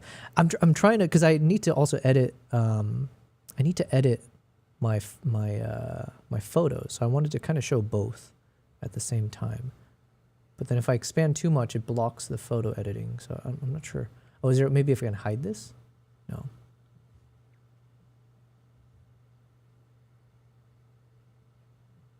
Oh, I guess I could just. Here we go. Yeah. Oh. But is this not the same size? I think we're back to the same size-ish. Yeah. It's a toggle on the video. Use cinematic mode? What? Theater mode. Full screen theater mode. Oh, dude. Cyrones, man. I don't even know how to use freaking YouTube. Okay. Thank you. So at least we do have a bit more full screen, but how do I balance it with editing? I guess maybe it's better to, yeah, you guys don't need a full screen on my edit. I get your point.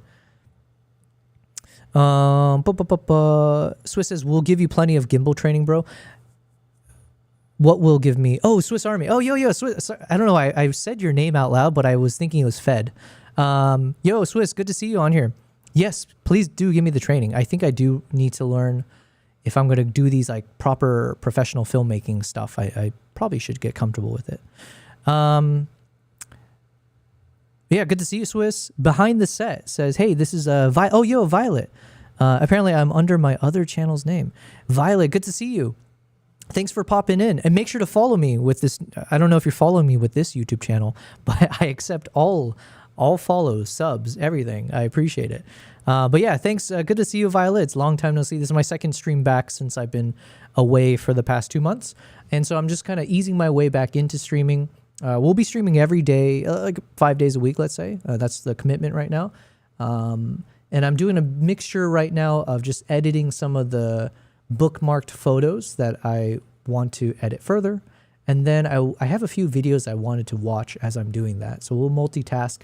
And there's a few videos I'd bookmarked to watch that were around like filmmaking and like kind of the world that I'm trying to get more and more comfortable with. So this guy, Sam Newton, he made a video about behind the scenes of how he made a film in the heart of Africa. And in my world, I'm like, okay, that's basically what I am doing as well. It's like he's saying, hey, I've spent 7 days with this luxury safari company called Ishara to make a film about like time in Maasai. It's like, that's literally no different from what I kind of do at times, but not as like, I don't use the right words, but it's like, yeah, I'm spending time with this safari lodge in this country and I'm technically making a film as well. And I guess it's just about how much you stretch the word film. I don't know. Maybe their film is actually like a proper film, whereas for mine, it's more like vlogging style or not as professional, but I can use the word film and I could be like, yeah, I'm doing this. So anyways, I want to watch this video. There's a few other things about like being better at cinematography, blah, blah, blah. Swiss, how's it going? It's a tough shot without a gimbal or some sort of stabilizer. Yeah, I think I do need to get comfortable with the gimbal. I was just trying to think, can I rejigger some things, or can I use like my monopod with like a one of those like articulating arms or something to the top of my camera? You guys can't see it, but like even on my cat camera, this one, I've got my camera hooked up to a clamp that's using one of those articulating arms, and that articulating arm is connected to the top of my cage, the Z6 III cage. So, I mean, I'm wondering, like, could you technically do something similar and then just put it on a monopod so I can just hold the monopod, or even just the top handle and just walk? I think I could do it. I think I could survive without it, but I get the rationale that it might be worth bringing a gimbal for some of those shots where you don't want to mess it up. Yeah.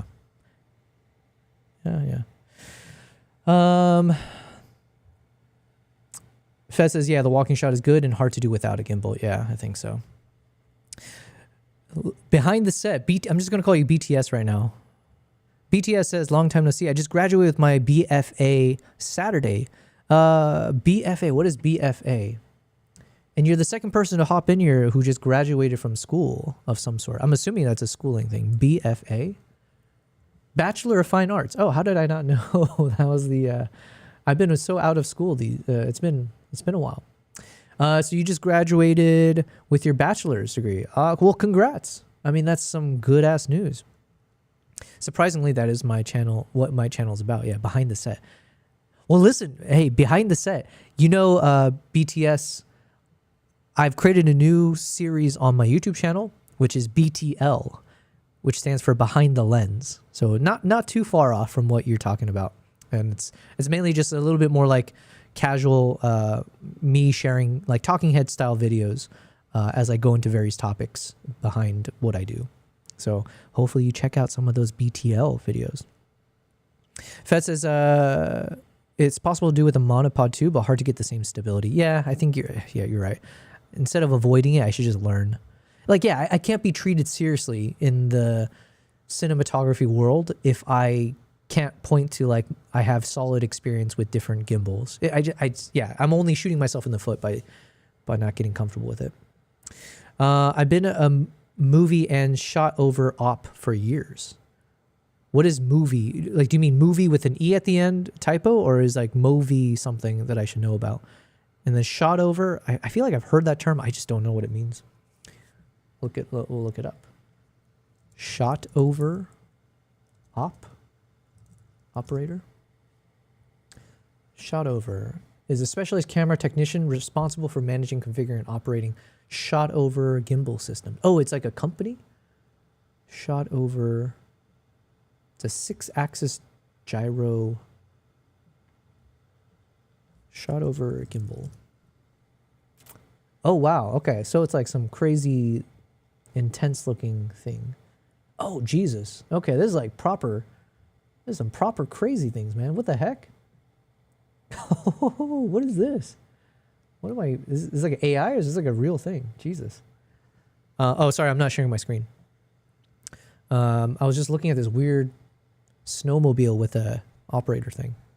Cyrone says, badass effing artist. Oh, BFA. Gotcha. Yeah, I can't believe I didn't know what that meant. Congrats again, BTS. That's amazing. I'm jealous. I miss what it felt like to be, you know, just fresh out of college or fresh out of schooling of any sort. And the whole world is your oyster. You have any direction you can take it. Look up shot over G1. Shot over G1. Shot over. This is the shot over F1. We got to look up shot over G1. Oh, man. So you could, dang. Is this what like the National Geographic people use? Because I always wondered about that. It's like, how do Nat Geo or BBC Earth or whatever, when you're on a Jeep safari, how do you end up getting those very stable shots when the Jeep is like racing, you know, next to some cheetahs or whatever? But it's just easier to travel with an RS4 or RS5. Yeah. But even with those RS4s, man, it takes up so much space. So like, I don't know. But then again, now I'm getting to the world where I understand traveling with those like Pelican cases or things like that. So I have my R cage set up, so it's a slide on and off of my DJI gimbal. It takes 30 seconds to swap. Fair enough. Sartha. I feel like I recognize your name in some way. Sartha says, bro, the shots you upload in the latest video and the sound designing are just boom. Yo, thank you very much, Sartha. I thank you for the shout out of that YouTube video. I hope you are following me. If you aren't, make sure to hit that subscribe button. But yeah, I appreciate the shout out for it. Shout out to my editor, Himanshu. You can see his information in the description, but he did the sound design for that video. So in my opinion, I love working with people that I respect, or I feel like they have some whatever talent they have, but some talent that I don't possess, because I feel like I can learn from them. But obviously from a work perspective, I know I can, there's like a multiplier effect when you work with the right people with with crazy talent. And one of the things that he's very talented with is the sound design. You know, he's very good at what he does, but like the sound design aspect of it, I think my editor just he's tack sharp with all of that. So then for that video, I did all of the visual work. He helped me with the visual effect, just having the title sequence where you see Art of Slowing Down. But the rest of it, I did do myself, but I'm trying to hand off more and more of the creative process to my editor so I can create more content quicker. But yo, sometimes you ask and you shall receive. Yes. Thank you very much, Sarthik, for the follow, for the sub. I appreciate it. You said, Fed says, yeah, proper monopod takes up too much space. Swiss Army says, Movi gimbals. Okay, so that is a real thing. Movi gimbal. Oh, those things. Yo, this is, well, no, I think they were using a Tilta, but the CNN Create team that I was traveling with, the main camera operator, he had his Sony FX6, and he used one of those, like, he used one of these kind of, what do you call this? Like, what's a broader term for this? Like is it a dolly rig? Or I don't know. Am I just making up words? No, it's not a dolly. Oh, dollies are, okay, those like moving things. Full, what do you call these? Like a body rig? No. Oh, okay, maybe. Anyways, yeah, they brought one of these like those like full rectangular things to shoot some of the shots, and I was like, man, it looks super professional. And then they also had the one that goes around, what do you call it? Like a backpack rig?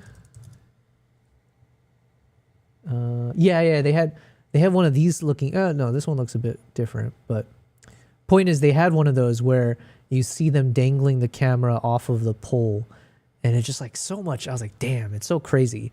And it's like, if you have experience with all that, I imagine it opens up so many doors of like opportunities as well. BTS says, I plan to bring the current channel I am back to TV. Back to TV? What do you mean TV? Or you do like TV stuff? Cyrona says, I have a coworker named Himanshu. He's been learning photography from me. Himanshu, I don't even know where, yeah, I don't know. I guess it's a common name. Same gear for Nat Geo. Gotcha. Damn. Listen, my goal is hopefully I can work with Nat Geo. So I got to get there eventually. I got to increase my skill level. All right, let's keep watching this video. Hopefully the full screen here is better. Completely immersed in the landscape around us. It was easily the coolest. And then Swiss, you can do all these crazy drone shots, which is obviously missing in my arsenal as well. I mean, there was literally a hippo right outside our room the moment we got in. That's our room. Wait, I'm so curious. The way this guy, Sam Newton, so he's got about 220,000 subscribers. I wonder if he doesn't do a lot of wildlife photography or anything. Because even the way he was explaining, but it could have just been a marketing thing or like a, what do you call it? Jesus, what's the word? Clickbait, not clickbait, but the way he started off this video where he's like saying, we went to one of the most remote places in the world, Masai Mara. And the funny thing is, like, when you hear Masai Mara to like wildlife photographers, it's hilarious to hear that as being like this super exotic, no one's ever heard of kind of place in the world. Because that's like one of the most common, popular, overpopulated and crowded national parks in all of national parks for like wildlife safaris. And like, you know, him explaining like, we could even hear a hippo outside with the level of excitement he's saying it, because it is exciting, but that's like almost a guarantee anytime you're in any of these national parks. You're like, every night you're going to hear like hippos, buffaloes, lions, elephants, like walking behind, you know, past your lodge. So I am almost curious now. I want to explore more. And I'm not saying this as a knock on this guy by any means. I'm just curious. He says it with such excitement, which is good because he's passionate about it. But I'm curious, maybe he doesn't do a lot of like African wildlife stuff, possibly.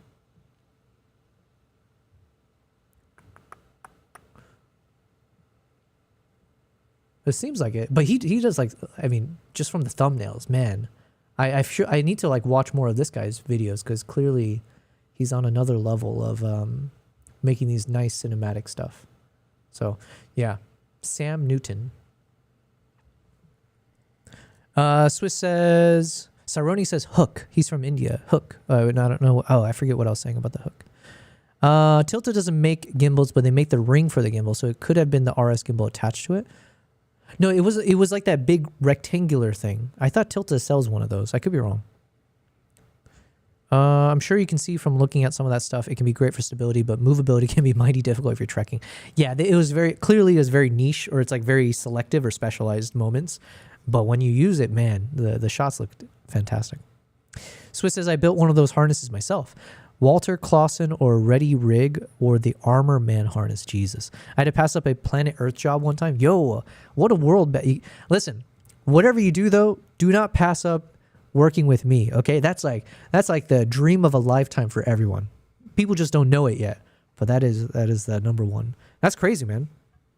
Fed says, how come? Yeah, actually, how come? Not a clickbait, but a hook at the start of the video. Yeah, oh, I see. Okay. Yeah, so yeah, I didn't think clickbait was the right word because usually there's like a bit of a negative connotation to it. But yeah, it was a good hook. But it was funny to hear that descriptor of Masai Mara, of being like one of the most remote places that nobody's been to. He didn't say that last part, but it's like one of the most remote places, Masai Mara. It's like, oh, Masai, everyone's been there if you're a wildlife geek. Okay, anyways. There's the hippo right here. Are you excited? Bro, I'm so... Look at that. But I like their energy, so I'm not knocking on it. It was just, I was noticing that. Eliza, Nigel Thornberry having it. The animals are waiting. Eliza, we heard. So, why are we even here? We were invited to the Masai Mara by Ishara, and since they were also partnered with Canon, we brought our C50s to make a film about one of their photographers, Imara. Ah, okay, now it's all coming Basically, together. We went to the Mara with Ishara. Mara.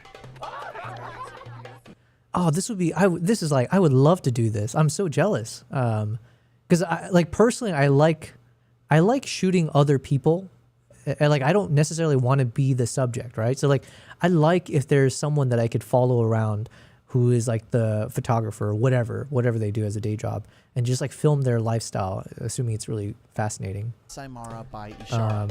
And since they were also partnered with Canon, we brought our C50s to make a film about one of their photographers, Imara. So for example, not to keep jumping around too much, but there was a female guide. So Asilia Africa, they're like really one of the best when it comes to training their staff, anyone that works for their companies. Like they spend months training up everyone. And one of the things I think they're known for is that they've trained up a number of female guides, like just because there's not many female safari guides, but they put in the time, they invest in all their guides, but they were known also for some of the female guides. And then they ultimately get poached by other companies who then want the female guides. Because apparently if you're a female safari guide, you are in demand. Like every photographer apparently requests to have one of them. Anyway, so I was lucky enough to be on one of these where I interviewed all of them. And one of them, Maggie, so she's one of the newer female guides in Asilia. So I got to interview all of them, and I filmed some of those moments with them. But it was really cool. Swiss says they make the ring, not the gimbals. Yeah, gotcha. So maybe you attach like the DJI to the thing. Contact Conflict, the job was like 2 months long up in the Arctic. Man, I would love to go to the Arctic. 2 months, Jesus.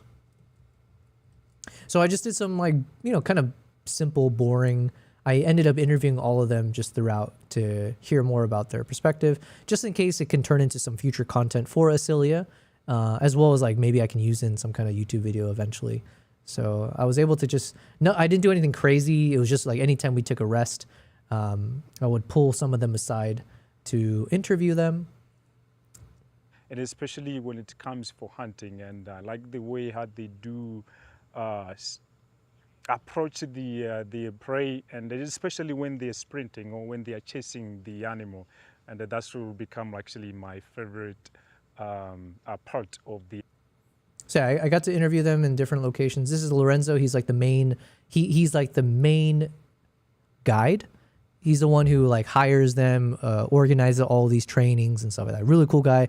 So he was there last year when I was able to do the first training. And thankfully I built up a good enough rapport that they wanted me to come back. So I'm very grateful to Lorenzo for specifically wanting me to do this training again. Why photography training is an important element of guide training? Like what? So this is originally shot in vertical, but I just cropped in for some things. Okay, I just wanted to speed along. I'm getting distracted. 2 months sounds like a lot in a place like that, says Fed. Man, I am so jealous though. 2 months in the Arctic, sign me up. I mean, I'm curious how many hard drives you need to bring with you. Like, I'm sure the way I film right now, because like I said, 20 terabytes in 2 months.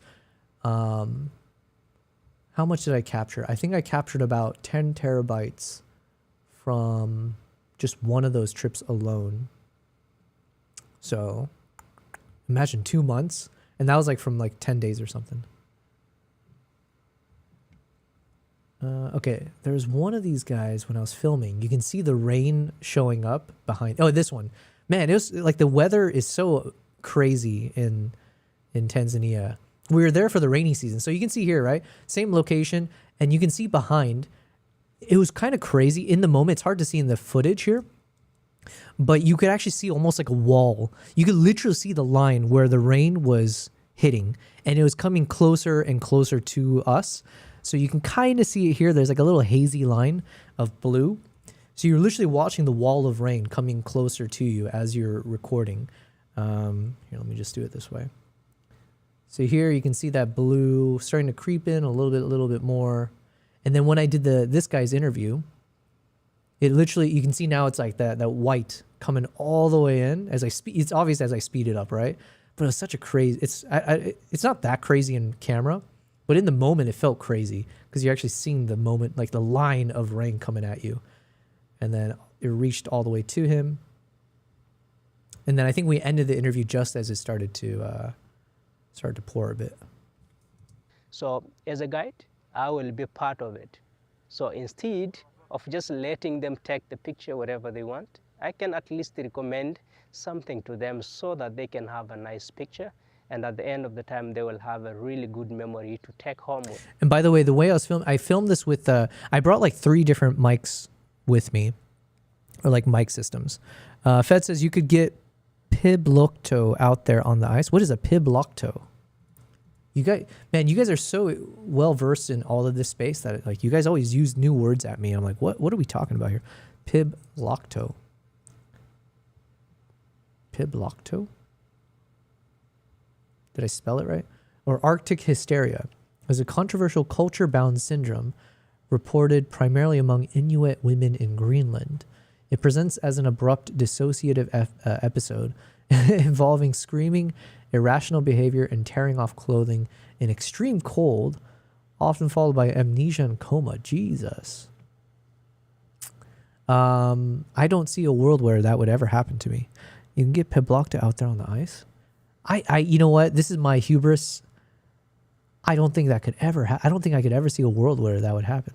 But maybe okay, now let's remove the hubris. Let's see what causes it. Context, most common during winter, possibly linked to extreme isolation, environmental stress, and vitamin A. So maybe this vitamin A toxicity thing? Listen, the extreme isolation, I'm already living that every day, so that's no problems. Environmental stress, I've been through some physically grueling things. A cultural disorder. Yeah. You know what? My hubris stays. I don't think I'll ever get inflicted by that. Anderson, this guy was cool. I posted some Instagram stories. He was very comfortable in front of the camera. So I did a bit of filming here. Famous male lion, Bob Jr., on his last breath, trying to protect his territory against the nomadic males. But also that was something very interesting to see. And also like he died like a king. So basically I shot all of this with a monopod, and then I used the Hollyland Lark Max 2. So I brought 3 with me. I brought the Rode Wireless Pro, the DJI Mic 2, and the Hollyland Lark Max 2.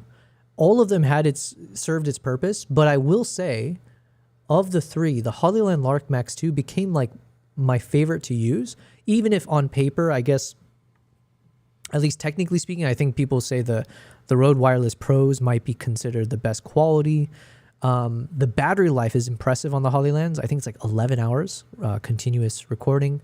The profile, it's such a thin profile that it was so much easier to hide the microphone compared to like the ugly Rode Wireless Pro big ass square. It's like really hard to put that and hide that away. And then DJI Mic 2 is a bit smaller, but still a little bit bulky. So I really like the small profile of the Hollyland. And the Hollyland came with its own headset, like monitoring headphones, right? Which it's like, sure, you can do it yourself. And there's like, it's just I have headphones I can wear, but it's just so nice that it came with it, where the moment I hooked up the microphone, I just put the headset on and I'm hearing right away whenever I'm recording. It was just like an extra nice touch that made it a little bit more convenient for me to just set it up quickly and shoot. So for all of these, I ended up using the Hollyland Lark Max 2. And the audio, it's like, look, for the things that I'm shooting, I'm sure maybe there would be a point where I need like something more professional, maybe, but I thought the quality was good. Fed says isolation is not the same as forced isolation by nature in a place with no sun or no darkness. Little variety other than ice, so it depends. I'm sticking to my hubris, man. I can survive that. It's like that hubris of like, isn't there this room that it's like the quietest room in the world where nobody's been able to stay in there for like longer than a couple minutes or something? My delusional hubris is thinking that I could survive there for a bit longer. Fed says depends on the place and time of the year and so on. Gotcha. But also like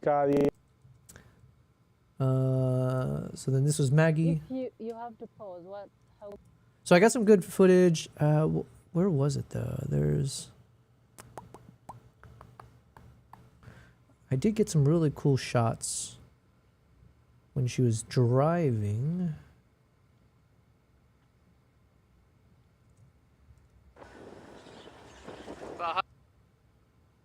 Yeah, so I did a lot of these like footage. We'll see how it turns out later. But there should be some nice footage once I stabilize a little bit or just keep it as is. But yeah, I'm like, okay, I did end up getting some cool shots that if there was a story, like if I was following Maggie around and interviewing only her and she was the main character of like whatever, just following her life as a female guide, that could be a cool story to promote. And then just make sure to get the right footage of her out and about.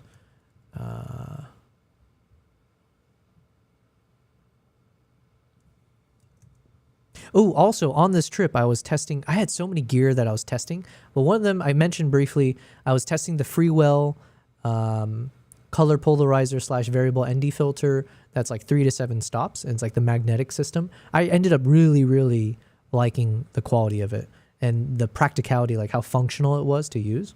So I'm pretty sure majority of the shots that I took throughout all the trips were with the Freewell. And then because I only had one set to play with and I'm not going to risk getting good shots. So I was also using my Polar Pros as well, but I ended up actually preferring the Freewell. It was just a little bit easier to utilize quickly and like take it off and shoot and put it back on, blah, blah, blah. So I do need to make a review video on the Freewell. Fed says also it seems to be partly based on vitamin deficiency and other physical things that happen when your body stops taking in certain compounds, even if you eat it. Yeah. Listen, I'm just semi-joking. It's like with those things, what can you do? Your body reacts to the environment you're in. But yeah, I got some cool shots, just doing my thing. And it's all handheld. So I'm sure in a world where if I do get comfortable with the gimbal, we can end up getting some even cleaner shots. But yeah, there were moments here. It was pretty stable. I did test, oh man, so here's where, I don't know if Swiss is still here or not, but I did test out I tested out one clamp system with the articulating arm, and the articulating arm ultimately snapped. So it did not survive my testing. Where is it? Oh yeah, here it is. So just for you guys' reference, and I'll go through this again as I'll probably dedicate a few of these streams or segments just to go over all the live streaming stuff that I'm trying to test out and get prepared for our first IRL stream. But you can see here, I was setting this up. Fed says, yeah, I'm only half serious too. People do get there all the time. Get it all the time. So I had set up this like a little, like I put that clamp on to one of these rolling bars or whatever you call on the roof. And And then from that clamp, I attached one of those articulating arms that has like 1 or 2 joints. Oh, actually, I have it in front of it. Hold on. Let me grab it. It's on the ground.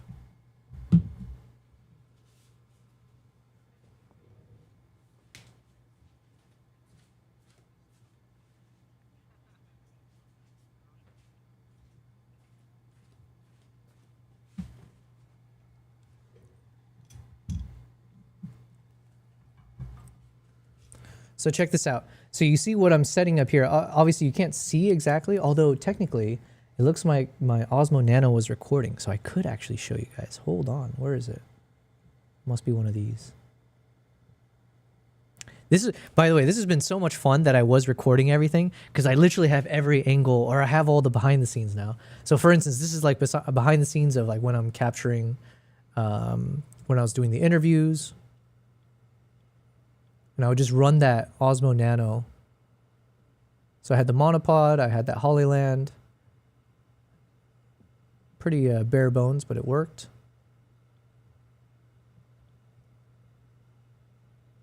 Oh, yeah, here we go. Oh, yeah, so I do have everything. Nice.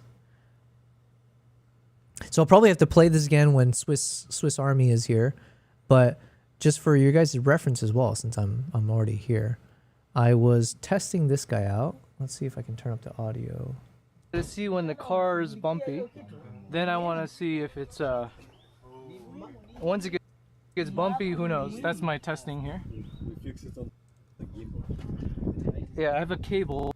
So basically, we attached this like I forget the name of this brand, but I had this like heavy duty clamp, and the clamp worked out nicely. There wasn't any issues with the clamp per se. But I had this small rig. I think it's small rig. This guy here. Let's see if I can cover my eyes. All right, focus. There it is. So I had this guy, and you can see one of the joints broke. Basically, right there, you can see it snapped off. There's like an equivalent. It should have been. What do you call it? It's like symmetrical. Like there's the same piece should be on the other end, but that thing snapped off. I think it was connected to the camera, and that joint snapped, unfortunately. But this is from Small Rig, and the issue I had with this was that the point where it connects to the heavy clamp, like right here, there was nothing that kept it in place against the smooth surface of the clamp, so it would keep twisting left and right. So it was never like fully in fixated there. That was one issue. And then the other issue here is when I played with this, so then I had this attached to the top of the cage of the ZR. As well. The gimbal, maybe, but this one will be better.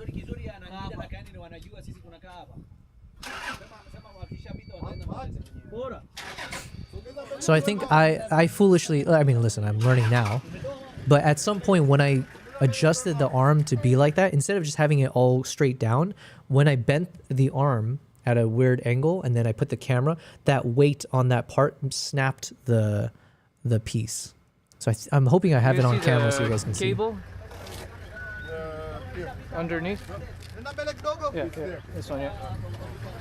And thank God, I don't know if the cable helped or not, but I'm assuming it did help. I was like watching it like a hawk, but the cable was just an extra measured in case it snapped, which it did, that my camera wouldn't fall and hit the ground or something. Saroni says, what the F? Fed says, you travel to the troll station in Queen Maud's Land. What the heck? Troll station in Queen Maud's Land? Is this like a movie reference? Definitely the wrong tool for that job. Well, yeah, you know, you live and you learn. Don't trust AI for everything, apparently, because I think I was talking to Claude to help me out with this. Too much levers on that. Get a much shorter magic arm for that. Yeah, I think in hindsight, because then you'll see the 2 different tests that I did without the arm whatsoever. It was actually usable. I'll show you guys. So here, I don't know if this is when it snapped. Oh, no, this is in the beginning when I was still setting it up.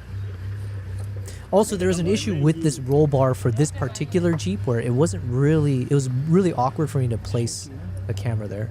So we'll have to figure it out.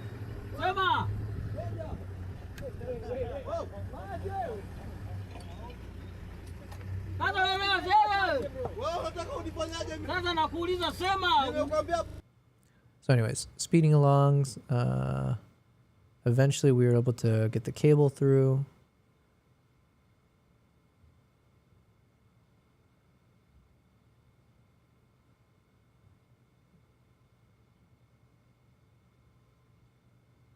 Yeah, it's a little bit of just like, man, DIY, and I'm not good at DIY. So we wrapped it around here. Yeah, so basically I had the safety cable basically just in case the camera fell. It was like latched onto my cage of the camera, so it's like, okay, we should be fine. So this is the original way I was shooting it, was I just kind of had it fully extended and locked out. And it didn't snap here. So again, the laws of physics, I'm slowly learning. Apparently this is okay. But I'll show you guys when it wasn't. Yo, we got Black Fox in the chat saying hi. Hello, Black Fox. I think I remember you towards, you know, yeah, I think I've seen you in the chat before. I think you had joined my stream maybe a few months back. So if I'm not mistaking you for some other fox, thank you very much. Because I remember having a conversation about seeing a black fox. So yeah, thanks for being here. This is my second stream back since I've been gone for 2 months of traveling. So right now I'm just kind of sharing a bit. I've been doing a bit of photo session just to show some of the photos from one of my trips where I was doing like 9 days in Uganda for taking a couple photographers with me for gorilla, chimp treks, those kind of things. Now I shifted gears a little bit. I'm sharing some of the behind the scenes footage of when I was testing out this, I was trying to see if I can rig up this Jeep for a future live stream I want to do, where I basically imagine this is going to happen. I'll do IRL live streams hopefully soon on these African safaris. So in order to do that, one thing I was testing on this trip was, could I secure a camera with a lens onto a moving vehicle in such a way that it's not too shaky and the footage is usable. So this is like part one of that test where we had a clamp, then I had this articulating arm fully extended, and then the camera at the end of it. So this is test number one, and then we started driving. And you even here, you can see how shaky it was. It was insane. And you can see it would start twisting. Because again, the base of it with the clamp, there was no good locking system there. So you can see me, like I was like frustrated here because it's like, okay, I'm seeing the whole thing start to twist from like right to left. Even though I'd kind of tightened it as much as I can, but there was nothing keeping it in place. So it just kind of slowly rotate there.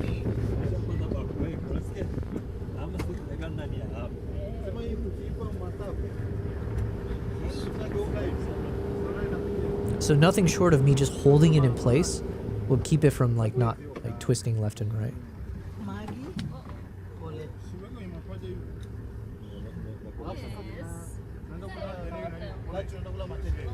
And you can see it's like super shaky here. Cyronius says, I have one of these, but yeah, definitely way too long. It'll give too much vibration. I would have used 2 magic arms if you didn't have a shorter one. Give it 2 points of contact and make a triangle. Oh my God, is that what Swiss Army was saying? You know what? Here's the thing. Listen, you're not watching me because I'm of my intellect. Let's just say that. I don't know why you guys watch me, but I appreciate it. But it's definitely not for the intellect. And I think Swiss Army said the same thing about you need to have multiple points of contact. But I misread what he was saying. And I thought he was saying, I thought he meant the number of joints. I'm such an idiot now that you said that. I misread that as in like you need one of these articulating arms that have multiple joints. And I didn't understand the logic behind it, but I was like, okay, fair enough. But now that I'm seeing you write that, for some reason it's locking into place for me. You're talking about having at least 2 of these attached at different angles to keep it fixed. Jesus, I'm just that much of an idiot. Holding the camera from the hot shoe still makes me effing terrified. Hold on. Okay, let me open up your link there. No,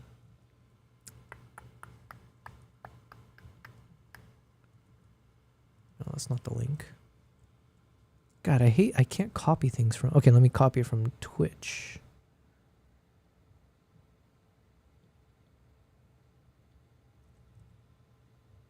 Copy link. Okay. Oh, I have one of these small rigs. I don't trust this small rig. Honestly, I'm not like the biggest fan of the small rig articulating arms. I actually have one of these though.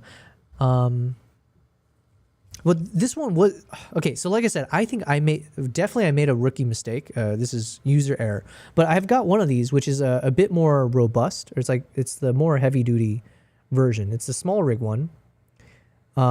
so now it just sounds like I was being a bit too ignorant, that I should have maybe used multiple.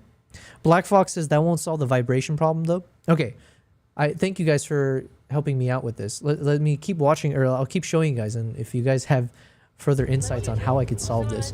So what Cyrones is saying, and I think what Swiss Army was saying before he left, was I was supposed to be clamping 2 arms to the same camera to at least keep it a bit more sturdy.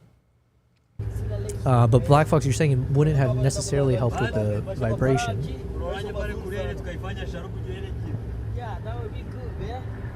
But would it not help? Because like if I had a second arm and a second clamp and just like positioned it in a way where it's like there's not really much motion. Because okay, so I'll show you guys the footage, right? So okay, we'll pause there. Let me show you now. Let me show you what the actual footage looked like.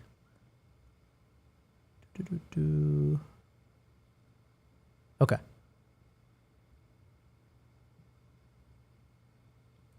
So it's one of these guys.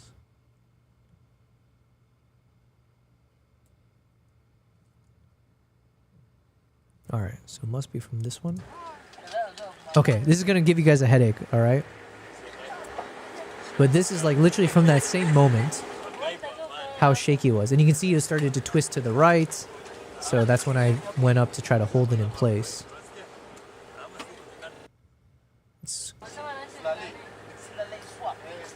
So now imagine if this was a live...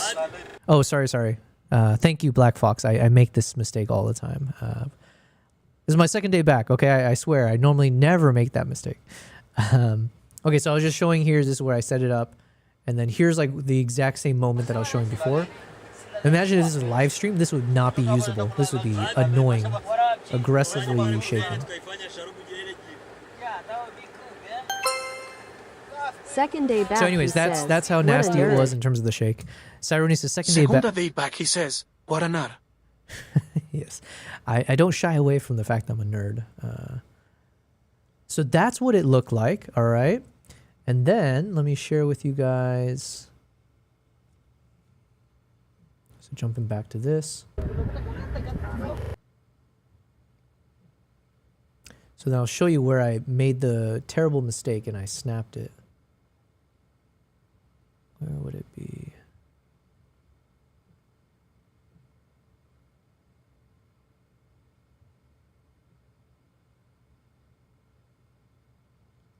Okay, so next video clip maybe. Oh yeah, then we got distracted because the leopard was there. So we put the we put that test to the side because we got a leopard sighting. So then is it the next video? Come on.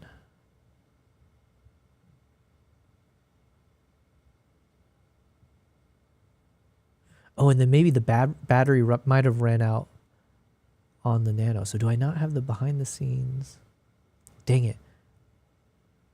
So unfortunately, because I got distracted by the leopard, I don't have the Osmo Nano capture of when I snapped it, it looks like. But I can show you. Okay, point is it snapped. And the reason it snapped was as I was experimenting, I tried to adjust the joint so that it was more like a V shape or an L shape, but it put too much stress on that joint towards the end where it connects to the camera. So then with one of those shaky moments, it snapped. Cyronis asks, how's the weather sealing on the ZR? I didn't have issues, but I was being overly protective at times. But yeah, it as far as I can tell, things are working smoothly. But yeah, I was a bit nervous just overall or in general. Okay, so then let me show you guys the difference. So after it snapped, I did end up shifting. I put the camera on a different location.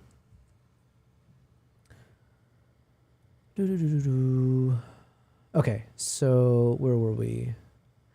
This is the one I just showed where it was super shaky. So very unusable. What about here? Oh, this might be when it snapped. Let's see.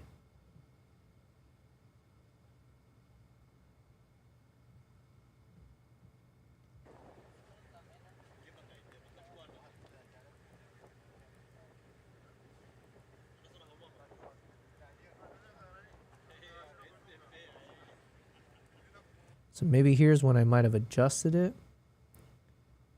And instead of doing a downward, now that I put it into like a V shape,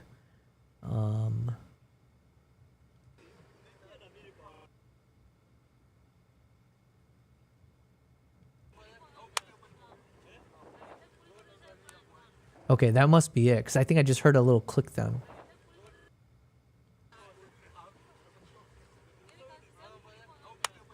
Yeah, so okay, my assumption is that little clicking sound might have been literally when it snapped. But thankfully it was on the safety cable, so... Yeah, because now it's super loose, right? Because it snapped off. So now the camera is just literally suspended in the air by the cable in my hands. So... Okay, but then the good news, I guess, is I just attached it directly to the clamp. So without using the articulating arm, when I just put it off to the side. Now, obviously, I have less flexibility to adjust the angles or anything like that. But technically, assuming I just use the heavy clamp and the camera attached to the little attacher thing on it, then I had like usable footage. Like the shake disappeared, like it was like significantly better, right? So you guys can see it here. It's not like the shake disappears entirely, but it's like good enough. Like if this is a live stream, you know, it's there's really no issues with using this footage. So Black Fox says, I'd use that with a gimbal for the best results. Okay, man, I was like, do I want to use a gimbal? Because once I attach a gimbal, that's a lot of work. Let me click on your link though. There's a Dane who used the ZR for a couple of weeks with a lot of direct rain and it worked fine, but the joystick got stuck and didn't work straight away, but went back to normal after more drying. Interesting. I didn't expect the joystick to be the problem. Cyronia says Newer makes a budget hydraulic mount, but meant for action cameras, light rigs. Okay, let me click on both your guys' links. This is before the release of the camera. He made a video on YouTube about it. Ah. Okay, here's a bit more shaky. So there, you know, obviously there's a limit to how stable it'll be. But like even this, right? Just for these moments where it gets shaky, if anything, it can add to the atmosphere of the live stream. But at its worst, it's still like fine. So this is promising enough to me where I was like, because I was a little bit bummed after it snapped, because I was like, oh shoot, am I not going to be able to do this properly without like hiring someone to be the cameraman holding the camera for my point of view, which is like obviously out of my budget and like also just extra work. So I was a little bit bummed. I was like, okay, maybe I can't use the articulating arm, or I just need to figure out a smarter solution for it. But then with just no arm, just the clamp, it did work really. Yeah, it was good. Like it's the only issue, like I said, is I need to, depending on the vehicle, I have to figure out, can I attach it to one of these roll bars in the right location so that I can have the angle properly set up. Because here, obviously, I was adjusting it to this like side bar, which gave me this weird angle that's like, you know, yeah, it might not necessarily work, but I can work with that, I guess. Fed says, yeah, it was the electronics of the joystick. It was stuck electronically, so if you moved and nothing happened, ooh, that would be terrifying. But letting the camera dry longer indoors made it work again. Jesus.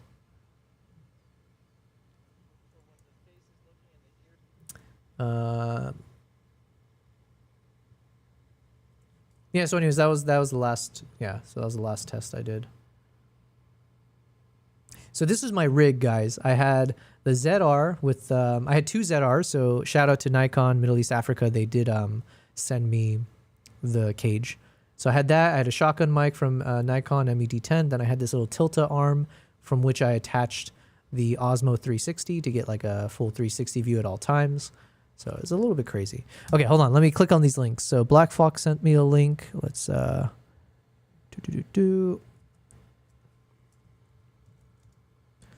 then Cyronius.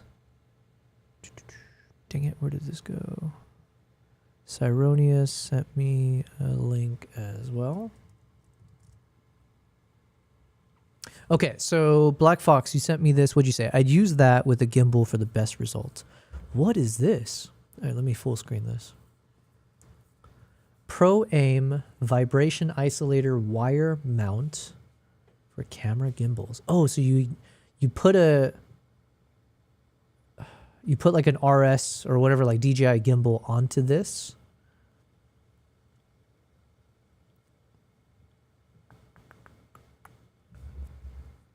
4 8-wire. Gotcha.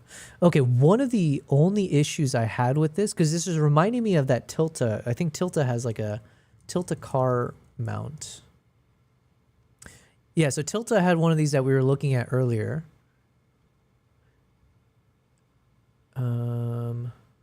Jesus. Those are some heavy duty ones, but yeah, even like this kind of like suction cup system. This definitely could work as well and just have it. But then the problem is I have two. The goal was I wanted to have two cameras, one facing forward for like a front point of view, and then one facing inward for like the interior selfie kind of capture. And so you can imagine having two of these on the hood of the Jeep is a bit much in terms of obstructive. Like it would literally obstruct the entirety of the front view, which is the opposite of what I'm trying to do. Because I ideally I don't want anything mounted to the front of the hood or like the hood of the Jeep, because if I'm seated in either the front passenger seat or in that front row, I want to be able to switch to my camera view, like the camera I'm holding, if there's something in front of the vehicle, so you guys, I can zoom in or I can show you guys what I'm capturing. And if these cameras are in the way, if it's in the line of sight, that it just becomes a little bit much to work around. But let me see this one again. So,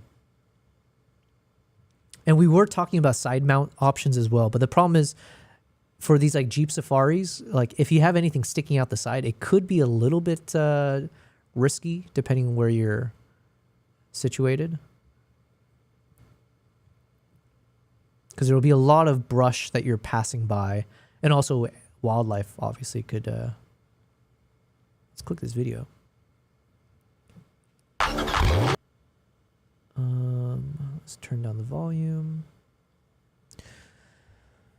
Black Fox says, maybe just don't do a gimbal and put two cameras on the isolator. Interesting. So if I can attach just onto this thing, Saturday says that thing is heavy duty. You can use an Insta360 camera. That is the other option. Like I technically could use, like, let's say the new the Osmo Pocket 4, right?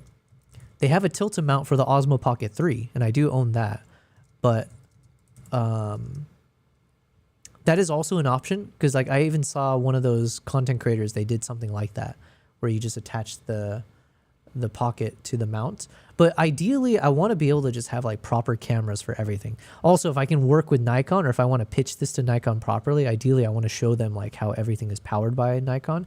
But this is not necessarily a bad fallback to be able to use one of these kind of like suction mounts, stick up Osmo Pocket, and then just work off of this. But again, it still ends up being slightly obstructive, right? Because it's going to be off of the hood of the car. Let's see.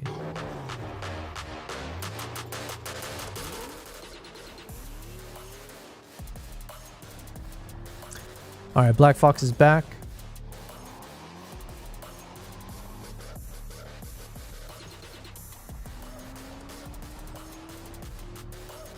Yeah, these are like pro level stuff for sure, right? Which might be really outside the budget of what I'm doing.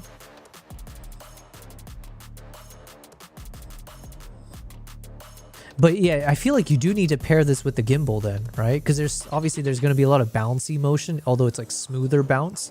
So I'm assuming the gimbal is then compensating for the actual motion. Whereas if I don't use a gimbal and if I somehow just attach the camera to that, would that cause yeah, like all that jiggle would still be captured by the camera.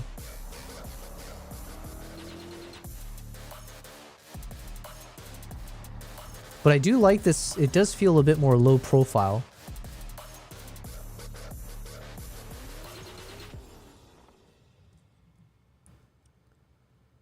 Interesting. Okay, well, thank you very much for sharing this. I got to put this in the backlog of like potential options. So this is the Pro Aim. What was the name of this product? Pro Aim Vibration Isolator. Pro Aim Vibration Isolator. Thank you kindly. Dator says, I say goodbye for tonight. For today, have a good night. Thank you very much, Dator. I appreciate it. Guten? No. Danke. I'll just say that.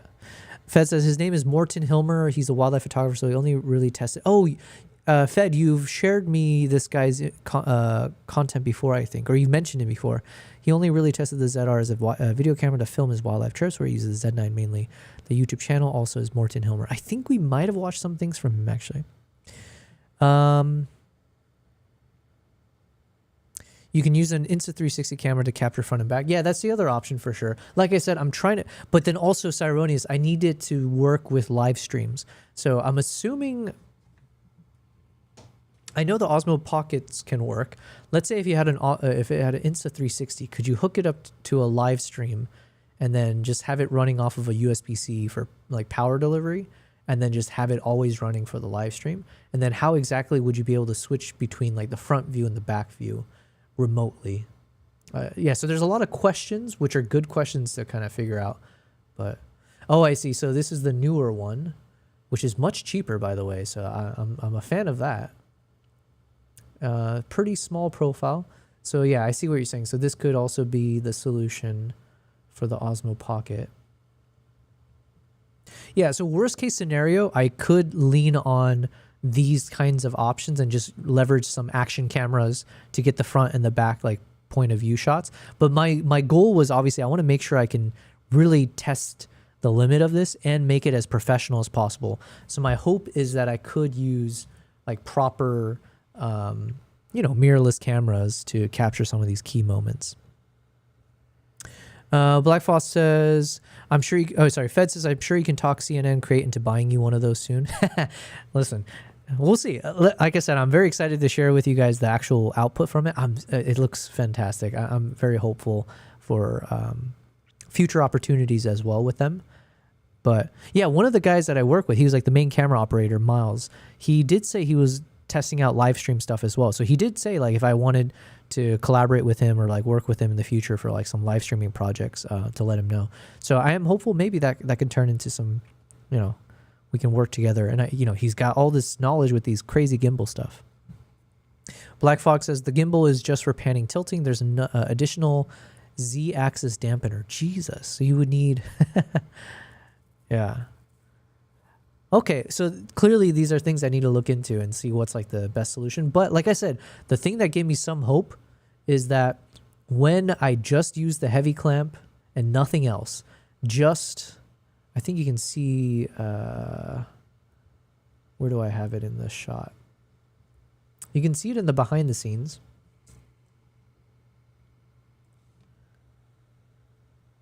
So, where would it be? Let me find a clean view of it. Okay, you can kind of see it here. Is there a better view? Okay, here we go. Oh, it goes into a different... So here, basically, this is that small rig heavy clamp. No issues from it necessarily. And then it came with this little adapter or this like screw, and it's got that whatever 3/4 or whatever the screw size is. I don't know. But anyways, I attached the camera directly, like the cage. I just literally screwed it onto that, which then connects to the small rig. And that ended up, like I said, it had minimal it still had vibration, but it was usable. It was workable footage. So that gave me hope that technically I could survive off of a single clamp and just have that single point of contact. But now, yeah, so I need to double check now. Is it better to purchase 2 arms and, like what Cyronius was saying, just have it attached to different points of the cage in such a way that it restricts the amount of shake? Or do I find... Yeah, because like this is just a single, this is like a single joint, right? So it's not like you can have you can't have fewer joints. Otherwise, it's just this rod. So maybe you do have to you have to get these articulating arms, but then just have 2 clamps, 2 arms, 2 different points of contact to minimize the shake. I'm assuming with the 2, it would at least minimize it. Maybe it doesn't remove it all the way. Fed says closer to the roof. Yeah, that's what I was saying. When at least with the next footage, it was pretty clean. So, a lot of ifs, right?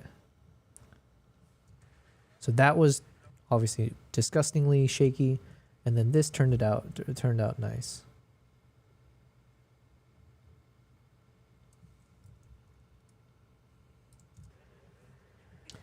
So imagine if this was a live stream and if I had a better angle, so it's a little bit lower angle or more towards the center, and so you can see me here but a little bit cleaner in the front passenger seat, and then I have my microphones, blah blah blah. Then let's say with the remote switching, we can switch to the front point of view, so then I can hop over to the front of the camera as we're driving, and this amount of shake is usable, so this would be perfect. And then when we stop for the wildlife moments, when we see some sighting, then switch to camera 3, which would be my Nikon ZR or whatever I'm shooting with the wireless receiver, so that I could show you guys what I'm shooting. Oh yeah, one thing we tested briefly before I went on this 2-month travel was like there was some interference between the wireless HDMI receiver that I was using with the microphone quality. I think you guys were saying there's a bit of interference or like scratchy noises or something. So that is something I need to also test out. Fed says the sports stabilization is allowed to work if it's closer like that. If you had that on, definitely usable. I'm pretty sure I had the I'm pretty sure I had the stabilization set on this one. So like with that, I think this is the quality you get. I could be wrong.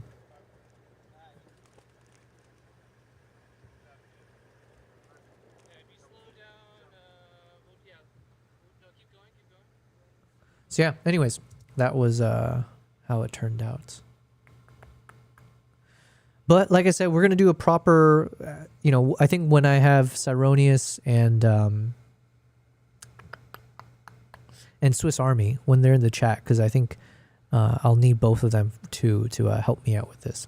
Because Cyronius, I mentioned I need to catch up with him again, but hopefully he can help me create that Bella box rig, like the backpack rigging, to have a Bella box encoder, blah, blah, blah, that will allow me to have the live stream running smoothly while I'm doing this IRL.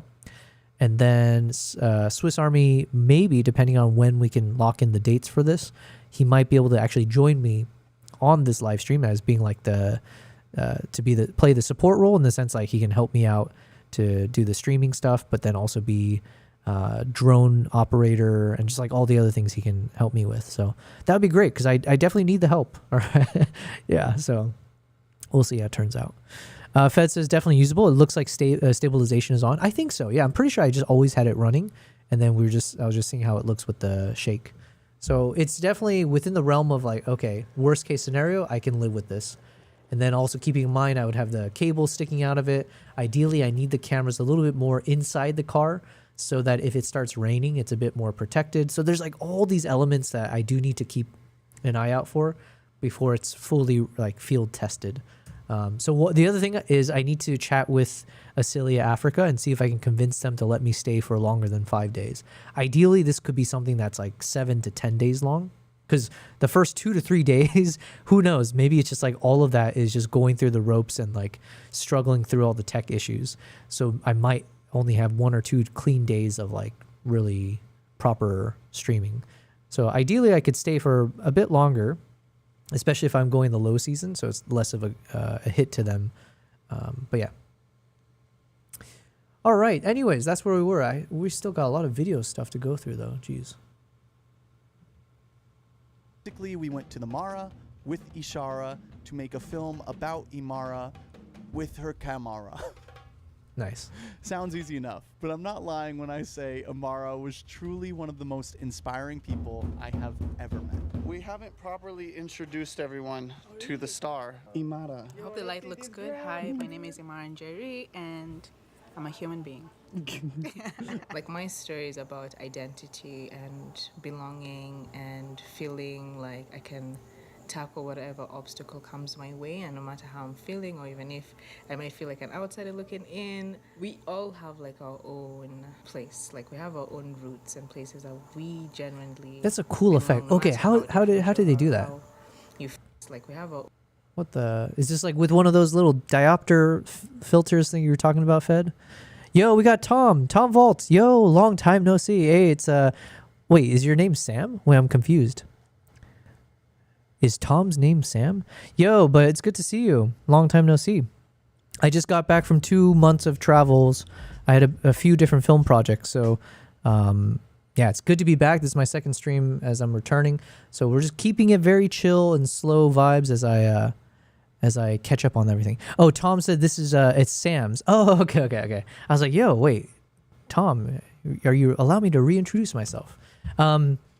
Gotcha. Yeah. We were watching Sam Newton's video. I forget why or how I was subscribed to this guy, but I saw some of his video pop up on my feed. So I mentioned that as I was doing a little bit of like chill photo edits from one of my Uganda trips from the past 2 months, I wanted to just watch some of these videos, especially in the realm of things that I'm trying to focus on in my life, which is doing a lot of wildlife filmmaking, travel documentary style things. So I saw that he had this behind the scenes footage, or behind the scenes video about making a film in Africa. So yeah, we were just watching this and then going on different tangents from there. But yeah, so I was saying I like this guy, Tom. Although I was mentioning earlier that I feel like the way he was talking about this trip to Maasai, I don't know if he does a lot of wildlife safaris. This might be one of his like first, because the way he was describing Maasai was like, oh my God, the most exotic, remote place in all the world. And like to all wildlife photographers who go to Africa, Maasai is like one of the most common, like popular places you go. He definitely doesn't do it a lot. Yeah. And then there's a moment earlier where he was like freaking out because there was a hippo outside of his room. And that's another one of those like, you know, if you do any number of these wildlife safaris anywhere in Africa, like you're every night you're going to have lions, hippos, elephants, things that are like the sounds of them walking past your room. It's just, it's kind of freaky, but it's a part of nature. Tom, hopefully all is well. It's good to have you on here. I was saying, so I've been gone for the past 2 months. I've been very fortunate, but it was also since I live in Dubai, it was one of those like I needed to make a decision. So I decided to leave a little bit before my film projects so that I wouldn't get stuck where the flights canceled, the airports closed in Dubai. So I ended up staying with a friend in Germany for the past 2 months and in between my trips. So I went on a trip to Uganda. I went to Uganda twice in a row. One was with CNN. Oh, so Tom, because I think if I remember, I think you do like director of DP work or stuff like that. But there was this really random happenstance, but someone reached out to me who works for CNN Create. And they, long story short, I ended up getting to join them on a project, which it's not publicized yet, but I think it should be in the next few days. And so we went to Uganda to do a film project. So that was really cool. Like I said, I'm hoping I can share more about that in the next few days. But so I went there. That was my first time actually in the presence of proper professional filmmakers, and like, geez, they were shooting with the Sony FX6 and these like crazy gimbal stuff. So I'm excited. Well, I'll share more. And then the second trip was, and that's where I'm editing these photos, are from a group tour that I led. So I took some photographers with me on an itinerary that I organized for 9 days to do some shoebill storks, some gorillas and chimp treks. And then the third trip was Tanzania, where I work with the company Acelia Africa, which is like a luxury safari operator in East Africa. And so this is my return trip to them from last year, but a extension of doing training workshops where I was teaching some of their top safari guides on the fundamentals of wildlife photography, where they go out there, they had all the best cameras to shoot with, so they can actually be in the shoes of the photographer, so they can understand better how to guide photographers in the future. So yeah, it was a really cool opportunity. I've got like 20 terabytes worth of footage and like 25,000 photos to go through. So that'll be the gist of like what I will show on the live streams as I keep getting back into streaming. And then the third thing, which we were kind of working through now, is I also got an agreement with them that I'll be piloting IRL streaming. So I'm going to do my first like wildlife safari IRL stream, where I want to rig up one of these Jeeps. It'll be in Kenya at one of the main lodges for Acelia. And yeah, the goal is I should be able to get the Starlinks up and running. I have a bunch of other tech gear that I need. Here I was testing out in Tanzania if I could attach my Nikon ZR camera to the roof bar. and have stable footage. So we're just kind of walking through that. So I'll be spending the next several weeks just trying to research, make sure I have all the gear, and make this a reality. But my goal is I want to do these like IRL wildlife live streams consistently, given that's the world that I live in. I live close to Africa as well, so it's a perfect location to test this out. So that'll be the evolution of me as a streamer, fingers crossed. Anyway, sorry, that was a long thing, but it's been a while since I've seen you on here, and it's been a while since I've been streaming, to be fair. You said Sam is great. He definitely doesn't do it a lot. Fed says, I think I would like the film itself better. I'm excited. Yeah, we're watching the behind the scenes, so I'm curious how the actual film turned out. Because I was saying I'm so jealous. Like, he got to do this film where he followed around this female photographer in Kenya, and I think there's like a cool storyline there. There's some nice. I love being able to just film someone else who's the main character. So Tom says Sam is a friend of mine, actually. Damn, that's a crazy small world. That's amazing. I mean, I was also saying, like, he's got like the right personality. I love how excited or like passionate he was about just these things. But I was pausing here because I was curious how he did this this creative shot. So let me rewind a bit. Fed says, it's a bit crazy now. There's influencers living with the Maasai people pretty much constantly now. I know, Fed, but I have a completely different angle of a different tribe of people in a different part of the world not the reindeer people. I do want to do that still, the reindeer tribe.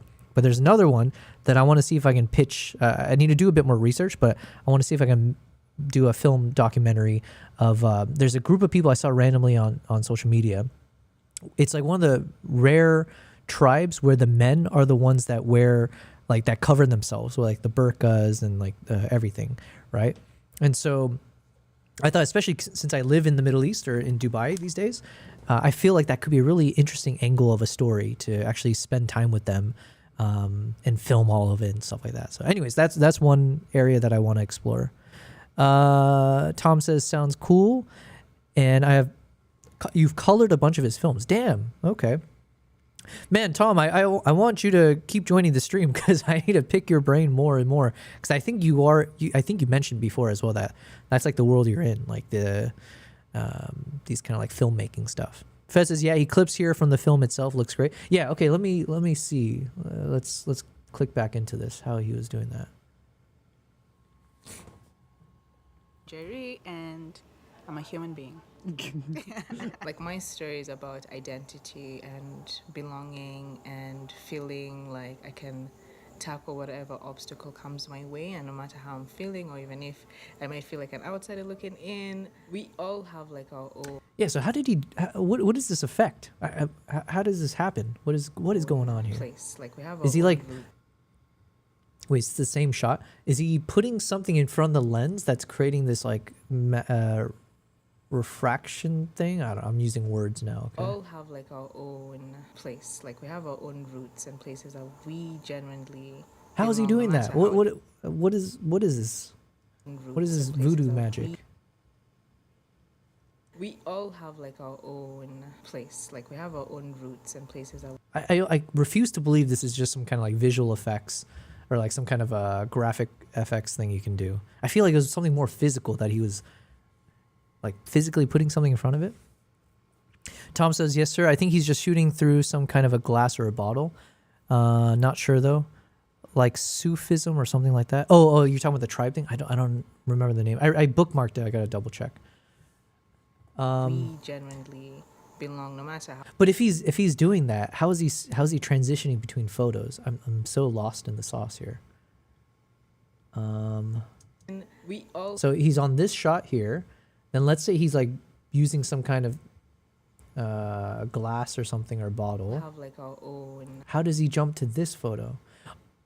Oh, okay. Maybe he's literally just leaping to the next shot, but the shot's starting with a bit of that reflection. And we all have like our own place. Like, we have our own roots and places that we genuinely belong, no matter how. I don't know, but it's really cool. Tom, since you're friends with him, can you put me in touch with him? You know what? The other thing I was saying is I would love. Listen, not to, but you know, if he needs a secondary cameraman for any of his projects, let him know. I'd always be interested.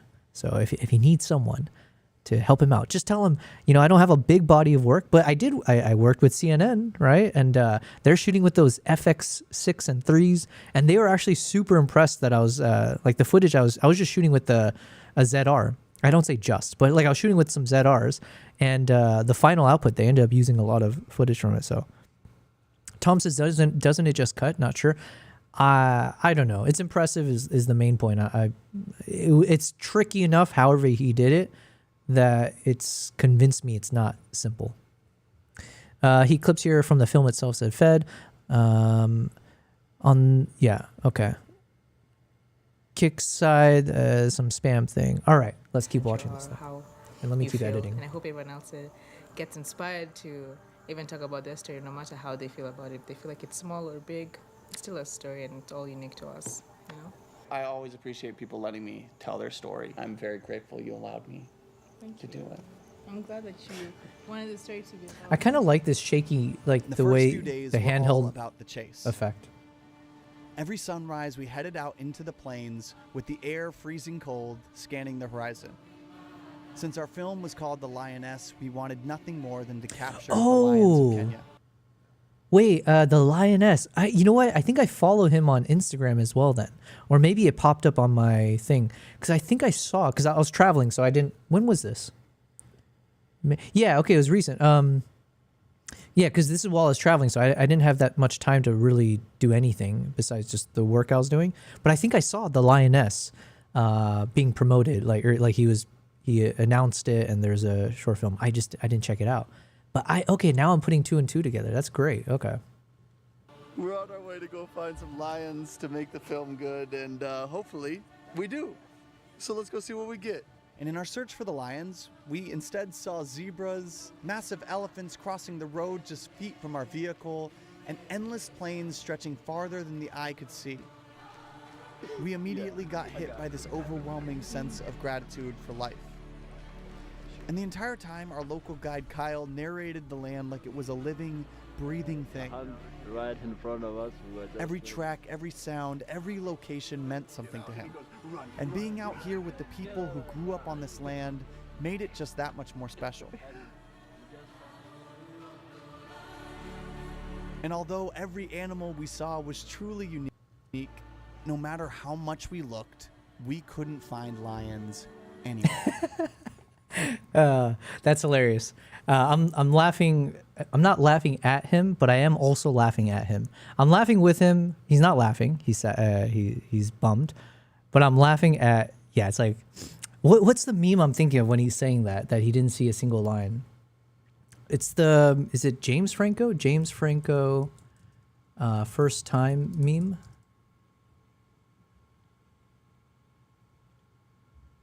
Yeah, this is literally what pops to my mind when he was saying that. That meme where you see James Franco is getting hanged again, but he survived a first attempt, so he's watching the dude next to him crying, and he's like, "Oh, first time." This is what I see, because and I'm making have I released it yet? No, I haven't released it yet, but one of my next YouTube videos of like the Behind the Lens series, it's about one of my main mottos in life, especially since I started wildlife photography, which is expect anything, enjoy everything. And it's like a big thing that I always promote, and I pitch, I say it to all the clients who join me if I'm teaching photography as well, especially for wildlife, because everything is so unpredictable. And yeah, you can never, it's not about lowering your expectations, but it's about expanding how much you enjoy every moment of it. Because my God, you can spend a week or longer, being in this national park, and everything you've seen online, almost, it kind of like primes you to expect certain shots or experiences, especially for safaris. And in reality, it's like none of that's guaranteed. And so not seeing a lion, it's like that, man, that happens. It sucks when it happens, when it's like everything I see, it's like everyone, but people have been here, and of course they see it everywhere. But it's like you forget that people are always sharing their best moments that you see on social media. But oh yeah, maybe I jumped the gun though. Maybe he's about to say something else here. And although every animal we saw was truly unique, no matter how much we looked, we couldn't find lions anywhere. And the irony also is, for me, I prefer seeing a leopard to a lion because lions are way more common for like the safaris you do for like the African safaris. Leopards, I guess it depends which park you're in, but to me, seeing a leopard is like way more exciting.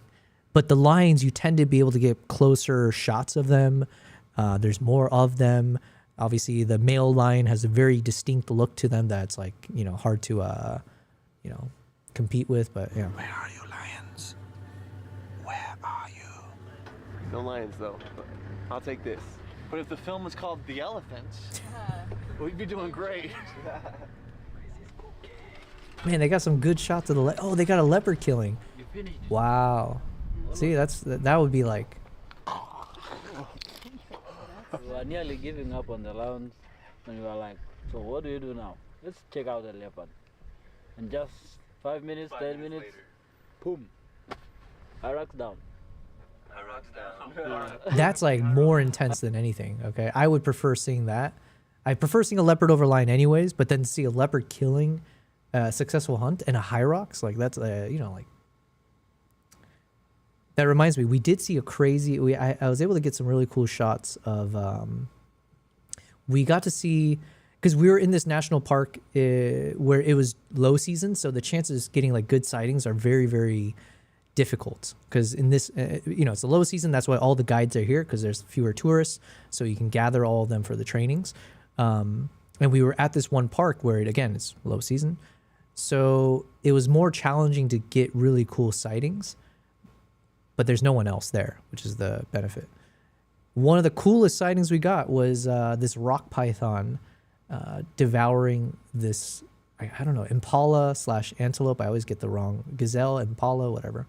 But I did end up with some crazy footage where you can see the rock python, which is like it's like the largest African snake. But we were trying to guess, but the guides were saying most likely the snake didn't kill this impala because it was already kind of torn open. So the assumption was maybe some other animal had gotten to it, and then the, you know, python was here to finish it off. Maybe.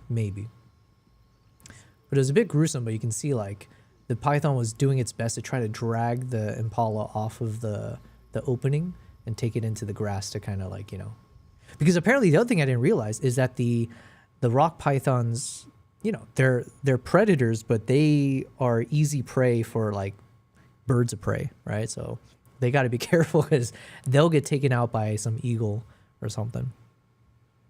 Fed says need a bit of stabilization on the small cameras though. Yeah, I usually always prefer the handheld look. Gotcha. Is it the Tuareg people? I think that's the one. Yeah, in like Algeria and some other countries in Africa. So I just need to do a bit more research for sure. But I think that's one of the things I do want to see if I can pitch somehow and like spend time there. But yeah, so this rock python was definitely one of the coolest sightings I got to see, because it's just so, it's just like the chance of seeing something like this is way more rare than having a proper leopard sighting or lion sighting, whatever.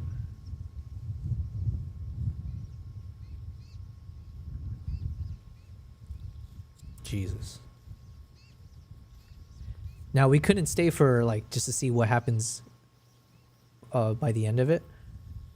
Like, I have no idea. Would this snake be able to fully consume this, you know, animal? Like, is it possible? I've seen crazy footage, right? Where it's like, you don't think a snake could actually devour or consume this big-ass animal. But there's a world where, like, could you imagine seeing it literally swallow this whole thing? Jeez. So anyways, I'm getting distracted, but that was a cool moment from Tanzania. Iraq 0, leopard 1.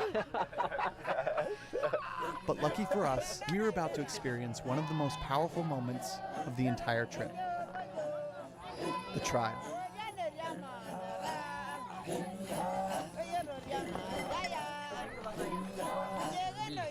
Blood. Blood and milk. Blood and milk. Cow blood. Cow blood. Okay, before I show you the tribe, I want to quickly talk about the sponsor of this video, MusicBed. Now, this right Oh, I here use is the MusicBed. intro that we made for our film out in Kenya. Oh, I'm nervous though, because I always get copyright struck when the music plays from MusicBed. But yeah, shout out to MusicBed. I do have a link to them. So feel free to, if you want to support the channel, you should definitely use MusicBed or use Sam Newton since we're watching his video. I'm just going to skip through it because I don't want to get hit with those audio things. MusicBed has committed to keeping the music and sound effects on their site created by humans. Oh yeah, that was one thing I did see. I didn't get to watch it because I was traveling, but the CEO had come out from MusicBed talking about how, especially in this age of AI, when like all these other companies are fully on like embracing it to generate everything, MusicBed is like committing to just going straight on like non-AI with like the curation of their library, which I think is like, I mean, I'm a big fan. Welcomed into a local Maasai village. They showed us their homes, their traditions, their way of life in the Mara. And they were genuinely excited to help us with this film. This was the moment in the trip where I really saw the film coming to life. I knew we had something special when I saw how much this meant to Amara.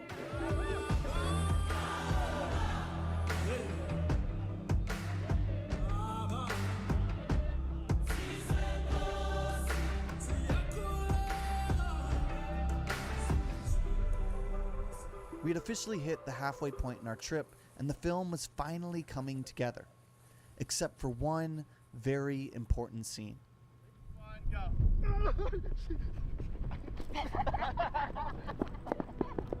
We spent the next couple of days getting pickup shots for the film and having the time of our lives.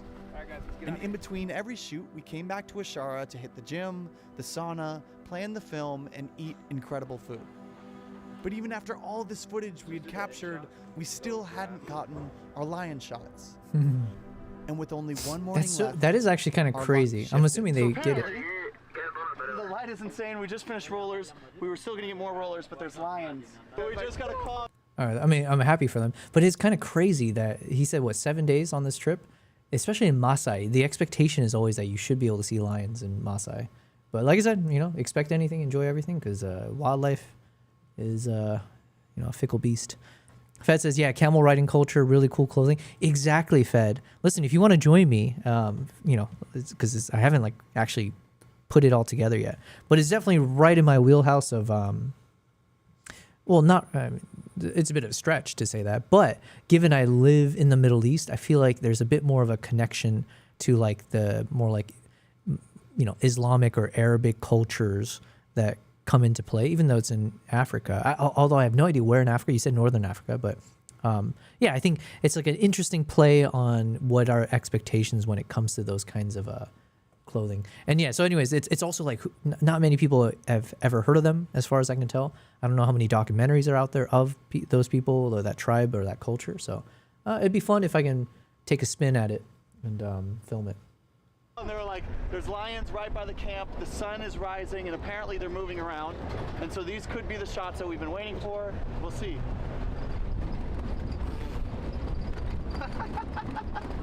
It's chaos.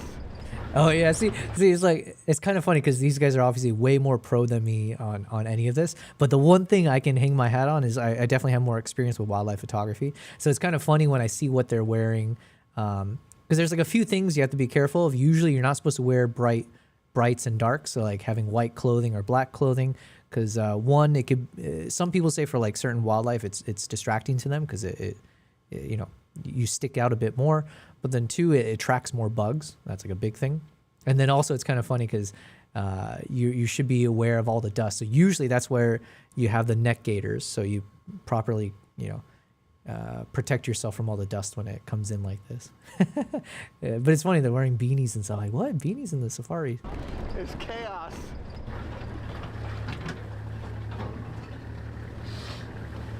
The lions are supposed to be here, but obviously because they knew I was coming, they went away. They're like, oh no. Well, the lions crossed the river, and we missed them once again. We can't get there. And then I think, I mean, we could, but it's going to take probably all of the good light for us to actually get a good shot. So, big shot of them. The lions are? Yeah. The lions are attacking the buffalo. Holy shit, yeah, it's right behind it. Hold on. Oh. Pull up right here so we can get the lens out. Get the lens out. Well, there is a happy ending, hopefully. Right there. Look. Oh, they're crossing. Holy shit. They're killing one. They're killing one? Yeah. What is that guy shooting with? Does he have a 400 or? Oh my god. Hold on. Could we see it from here? I'm not familiar with these Canon lenses or anything. My assumption from the size of this lens. Actually get a good shot, so big shot. Could that be a 400? Because I'm used to with my 400, it's like slightly bigger. But I'm assuming if they're doing wildlife style, I'm assuming they did pack they must be rocking like a 400 or something like that. Or maybe this is one of those like very like a 180 600 type things. The lions are attacking the buffalo. Holy shit, yeah, it's right behind it. Hold on. Pull up right here so we can get the lens out. Get the lens out. Right here, right here, right here. Right there. Look. Oh, they're crossing. Holy shit. They're killing one. They're killing one? Yeah. Yeah, they're coming. The buffalo are coming here. Oh my god. Also, I'm curious, what is he filming with? So in the Jeep, he's rocking a camera on a gimbal. So, okay, so is the other dude is the one carrying the wildlife lens. Let's assume like something like a 300 to 600 range. And then he's using a gimbal, so he must be trying to capture more landscape or like the actual like, chasing down a buffalo. What do you call it? But the thing is, we can't cross the river in the car. So there's another car on the other side of the river. We have to go. So he's doing like the proper film. Oh, maybe. Okay, so he's focused on filming Imara, or what was her name? Across the bridge and hopefully capture this lion hunting. So I can't see right now. Ooh.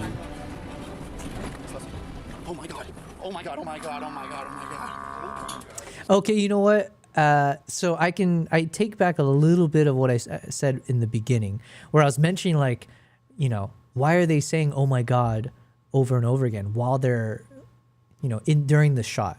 Because generally speaking, I'd be like, you know, normally, especially for a moment like this, you want like absolute silence to make sure you don't ruin the audio of this magical moment, let's say, of like a hunt. Because you know here it's going to be very noisy because you're going to hear the buffalo, you know, obviously bellowing out or whatever. And the lions, there's going to be so much chaos and noise that you want to actually capture. But you know what? I can, okay. Two things. It sounds like I have the feeling he doesn't do a lot of these wildlife safaris anyways. And two, if this is like their last day and they haven't seen a single lion in 7 days, which is insane to, you know, you have high expectations for at least the lions. So in the last moments with, it looks like a golden hour of some sort. Maybe it's late in the evening or I don't know. Okay, I can, you know, it's a bit more understandable that they're so in the moment that they just like going crazy. Yeah. Wow. Wow, that's amazing footage. On our final morning, we witnessed one of the most powerful things we've ever captured on film. Damn. A pack of lions, most of which were lionesses, hunting a water buffalo. Words just can't do justice what it was like to watch this happen in front of our eyes. But we knew these were exactly the shots we needed to bring our film to life. It was truly one of the most emotional experiences. Wait, what vehicle is this? Well, now I'm confused. Because they're in an open Jeep here. Maybe they switched cars, but why would they switch to a... Because this shot is one of these... It's like similar to a vehicle in Uganda that they use, where it's like a closed vehicle. Anyways, now I'm nitpicking, but or not nitpicking. I'm just... I've ever had. I'm getting fixated on random details, like behind the scenes. Where was this shot coming from? Shooting something. Maybe they switched to two cars? You promised lions. We've been looking for lions for the last Oh, yeah. 3 See, days. okay. So they were in a different vehicle here. Now I'm like super confused. Yeah. Hold on. So they must have been in that vehicle the whole time. So, okay. Assuming they were in that open... Oh my god. Oh my god. Okay, so he must have just had his lens out the whole time. Because I really despise these vehicles. Despise is a strong word, but these vehicles are not ideal for a wildlife, because then you get these like sliding windows which only slides halfway, so you got literally just a partial opening. The windows oftentimes get stuck in a lot of these cars or these Jeeps, so then you can just have enough room to stick your lens out, and if you don't have the right angle or positioning, you're shit out of luck, right? So I just really don't like driving in these things. But yeah, anyways, I'm so fixated now on like random detail. Tom says he did explain it. Oh, did I miss it? My bad. Well, I have to open up my ears. Just kind of look like one of those 150 to 600 or something like that, which makes sense with all the different shots I got. Yeah. You did listen to explaining that they need to cross the river where another car is waiting. Oh, I didn't hear that part. Oops. Oh my God. Okay, in my defense, not that I have many, but one defense I have is because I'm messing up my Rode sound mixer thing, I have the volume turned down really low on my end. So you can see here that it's like pretty low so that it doesn't blast in your guys' ears. So that's my excuse for not hearing what he said. No, by the way, I wasn't saying that as in like some nefarious thing. I was just confused because I missed that level of detail, and now I think I'm a little bit autistic about certain things, or I don't know what the right word is, but I just couldn't square why the vehicle just changed in terms of like. It was truly one of the most emotional experiences I've ever had shooting something. Oh, Tom. Kyle, you promised lions. We've been looking for lions for the last 3 days straight, have not found them. We saw a hunt on the other side of the river. We couldn't drive across. We ran through our camp. This is literally right across Man, what the river. I'm so happy for them, because what a feeling we to just witnessed the craziest thing of my entire life. It's kind of emotional to watch this thing happen. But right now, Chris. This is nuts. Oh. Chris is trying to get this eye shot of the lion for the end. Chris. Holy shit. Oh my God. Beautiful. Did you get it? I got it. These guys are crazy. Shut the fuck up. Dude, what? I will say, this is also making me realize, I mean, like having these types of personalities and energy is like clearly important for like content creation, right? Not to say I don't possess that energy or anything like that, but like, you know, I can learn from this as well. Cause like, well, also this is where I wish I had a travel crew, because it's like harder to show this type of emotion when, like, you know, for most of my things, I'm like traveling on my own. So it's just like, you don't, it's like, and it's different when you're just saying it to a camera by yourself, because it feels a bit more awkward. But when you have other people traveling with you, it's like, man, especially if it's the right people and you clearly these two vibe. Yeah. Because in some ways, I actually prefer watching this behind the scenes film. I'm sure the actual film is amazing, but to me, I personally enjoy watching these types of things a bit more. So people love watching people being passionate about anything. I 100% agree. Yeah, exactly. Like these guys clearly are exuding energy. That's why I say I take back a little bit. I don't think you were here when I was watching the beginning of this, where I was like, wait, did they actually start yelling, oh my God, when they pulled up to the lion shot? Cause like, what are you doing? Like, I would never do that. Like you're ruining the audio. But then like, as you watch it and like, okay, it's completely understandable.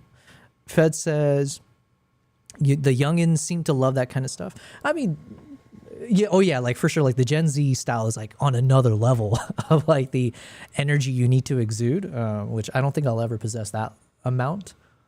This is more realistic, I think, for what they're doing. Tom, oh yeah, so Tom, one thing I was going to say, because I don't know if you were here when were you here when I shared? I forget when you had joined in. Anyways, it doesn't matter then, because anyways, that's just high energy, not passion. The TikTok stuff. Yeah. There's a difference. Like these guys feel very authentic with their energy, right? It's not like the guys, I have so many to share, like the Mr. Beast style of like, you know, whatever, projecting a lot of energy in the moment. I guess they are the modern day Steve Irwin. Man, I wish I could meet, who's Steve Irwin's son? Because like he's a big photographer and like his captures are incredible.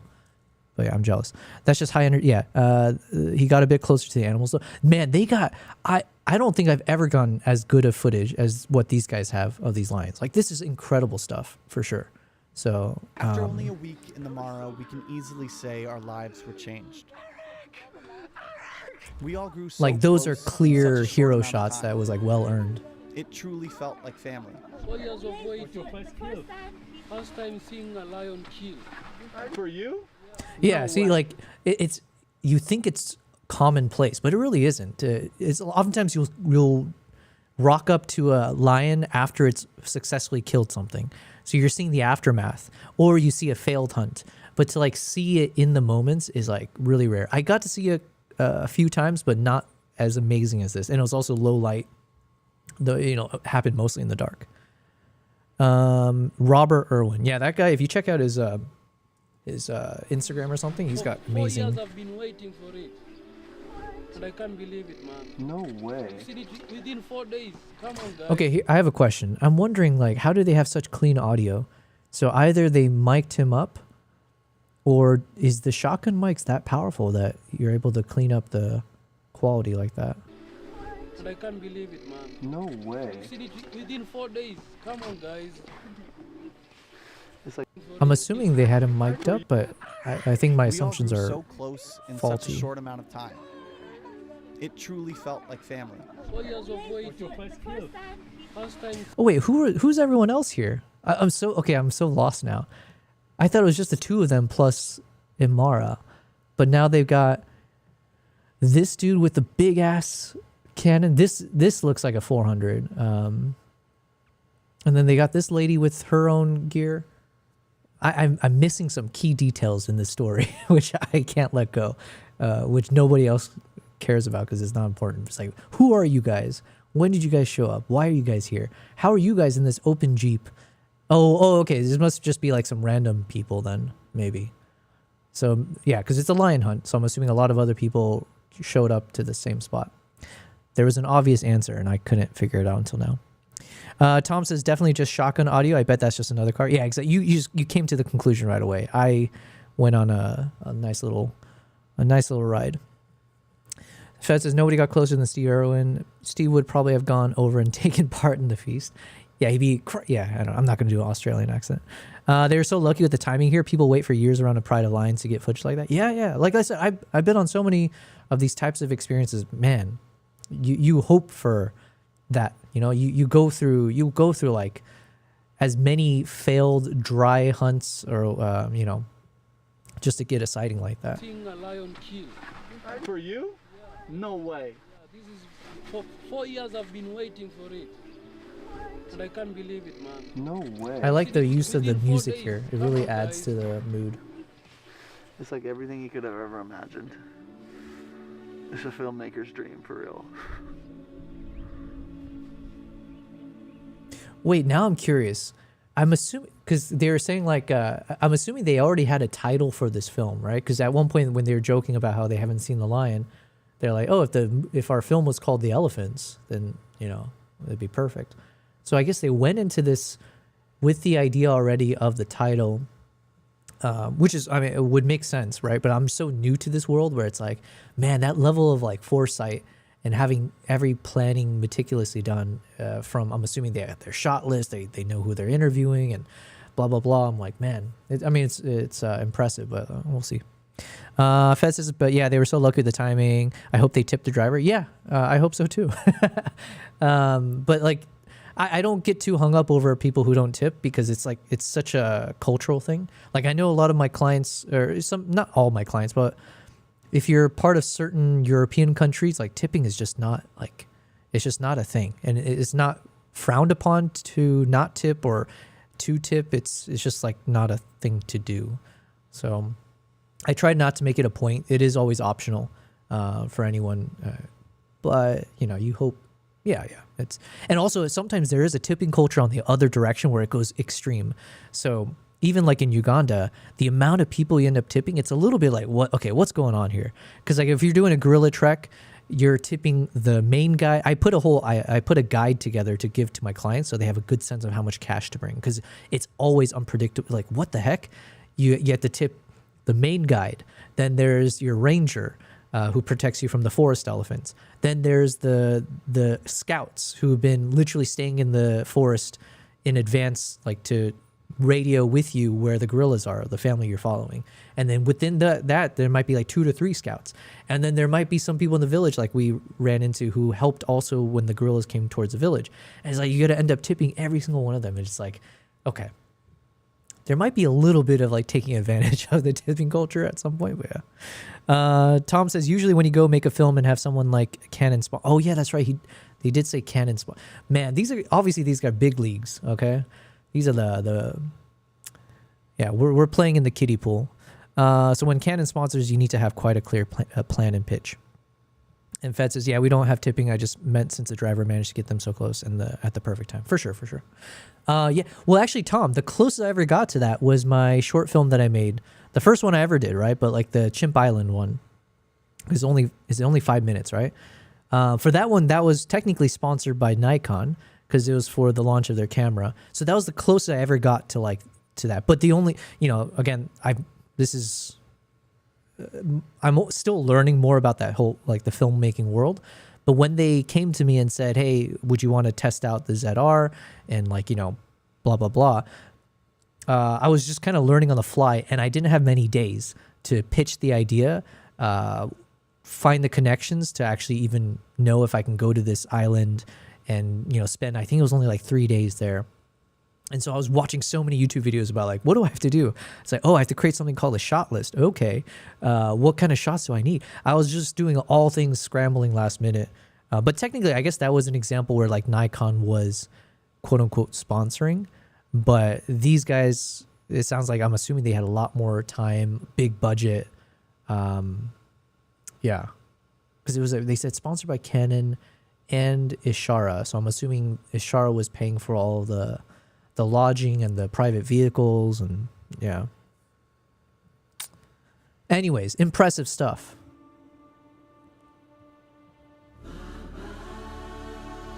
And to be able to make a film like this alongside one of my best friends, Chris,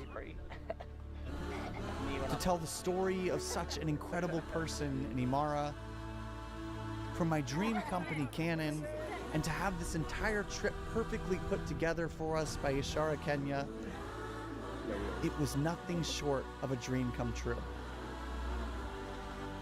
What we experienced in the Mara was raw, emotional, intense, but more than anything, it was real.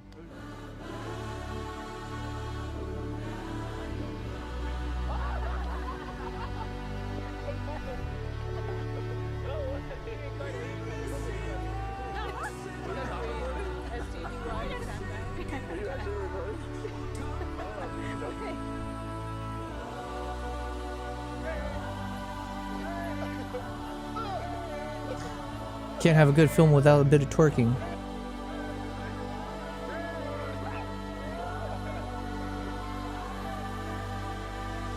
Ooh, and also, since they're using MusicBed, that's also encouraging because, like, okay, since I'm using MusicBed as well, yeah. But yeah, like, I feel like even this behind the scenes, they have some proper soundtracks.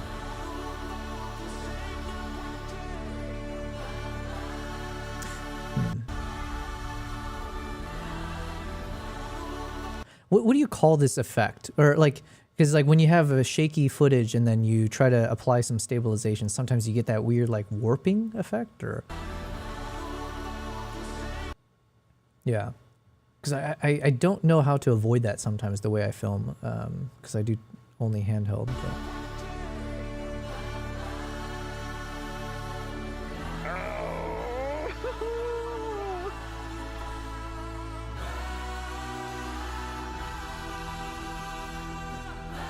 I wonder what the widest lens they are using there.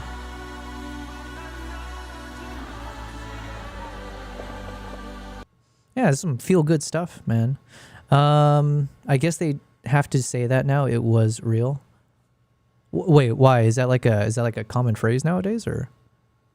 It was real. I hope you enjoy our latest film with Canon USA and Ishara, The Lioness. Yeah, because I've seen this promoted quite a bit, so now it's like making sense now. At the end of a 15-minute video like this, I would ask you to do a few things. One, obviously like this video, comment I love Kenya, if you made it to the end and just listen to me yap about the things I love for a couple minutes, because I love this shit so much. Man, this was one of the coolest projects I have ever been on, and I want to thank Chris. Ooh, Ishara Valderas, commented. my best Of course friend they who would, of allowed course. me, one, I to shoot love this video in his Kenya. office because I'm Smiley homeless right face. now, and There you go. 2, for just being my right-hand man in bringing this project to life. And I want to thank Amara for being the coolest subject I have ever filmed in my entire life. She was so vulnerable and strong, and allowing me to tell her story was one of the coolest experiences of my career. To Eric, who helped us shoot this entire BTS video and constantly brought the energy on set. Okay, so there's so I missed out on that. So he did have a few more people, yeah? So he had his best friend who was the second camera guy. Then he had this dude shooting BTS. Thank you to Ishara. If you want to Okay, go so 3 of them. experience Gotcha. Kenya the way that we Fed says no experienced, because I will artificial link their intelligence. information Oh, down gotcha. below. Yeah, yeah. They're a tented campsite that you can actually travel to and experience the Mara in one of the most luxurious ways possible. They even have guided photography tours that teach you how to shoot wildlife. Hey, that was me. That was me. That's what I did. All right, can I get to it? Let's see. Can I get to it fast? Was this in my 25 frames shots?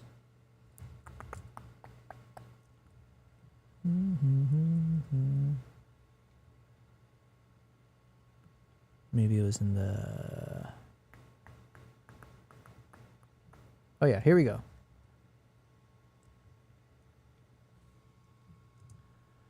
So yeah, they brought all these, so they rented a bunch of Nikon cameras. And it was all mirrorless. And then we only had one issue where one of these lenses was a F-mount. So they had to spend some time to grab an adapter so we could use it, which we eventually got for the next group. But yeah, I was like, what they had? They had the Z9. They had one Z9, one Z8, a couple Z6 IIIs, couple Z7 IIs, I think. Then some like Z50s and blah, blah, blah. So yeah, there's a bunch of these cameras.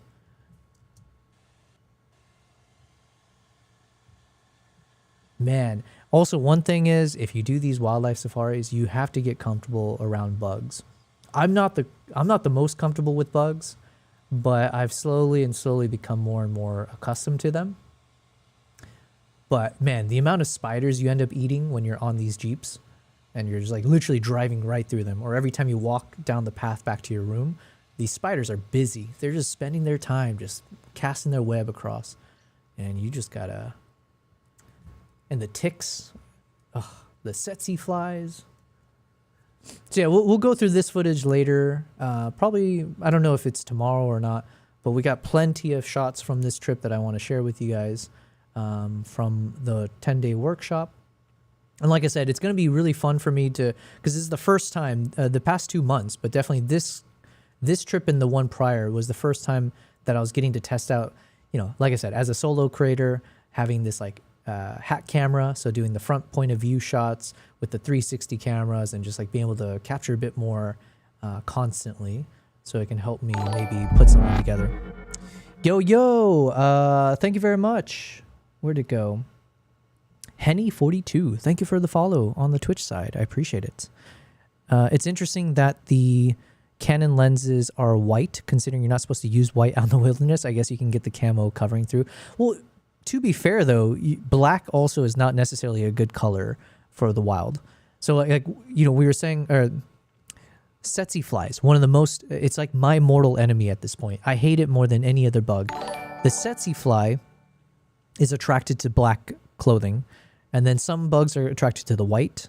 Yeah, so technically white and black are just not good. That's why you see all the safari guides, they're always wearing this kind of like brownish, beige-ish, like tan coloring, because I think it's the most neutral that kind of works best. But the black and the whites tend to attract unwanted attention.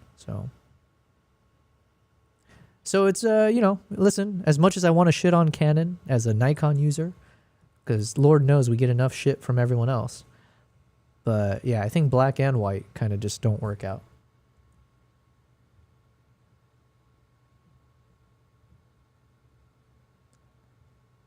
And then, yeah, so I was mentioning there was at least 2 days where I had this couple Tommy and Diana, who are also like content creator, filmmakers, and they were basically working with Acilia to capture some of the behind the scenes while I was traveling. So thankfully, for 2 days, they were able to capture some behind the scenes footage of me, which I'm eternally grateful for, because I finally have some good shots of me, you know, some from like the workshop training moments, and then,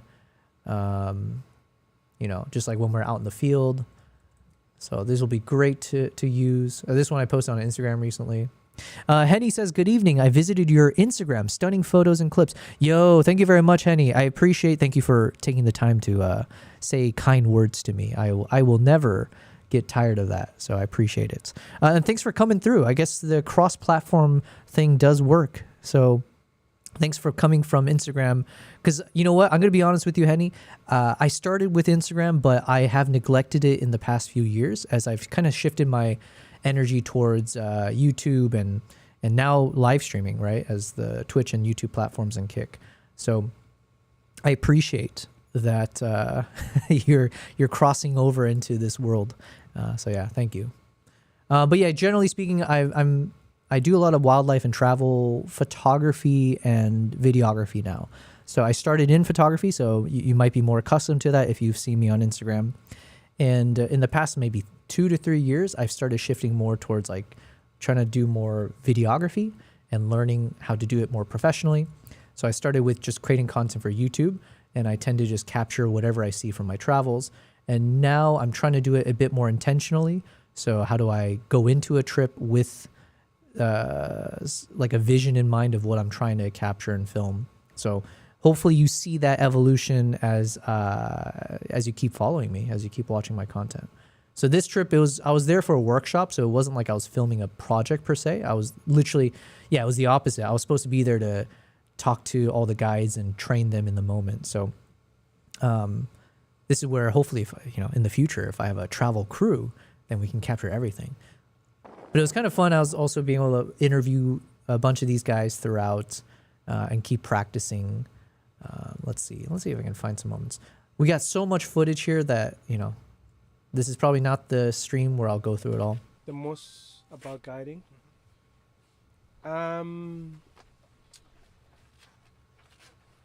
love mostly about when it comes to like animal behaviors and like trying to elaborate that to your guests and trying to understand. Henry says, Nikon equipment seems nice, but as I understand, there's no ability to record video to 2 cards simultaneously, which is a deal breaker for me.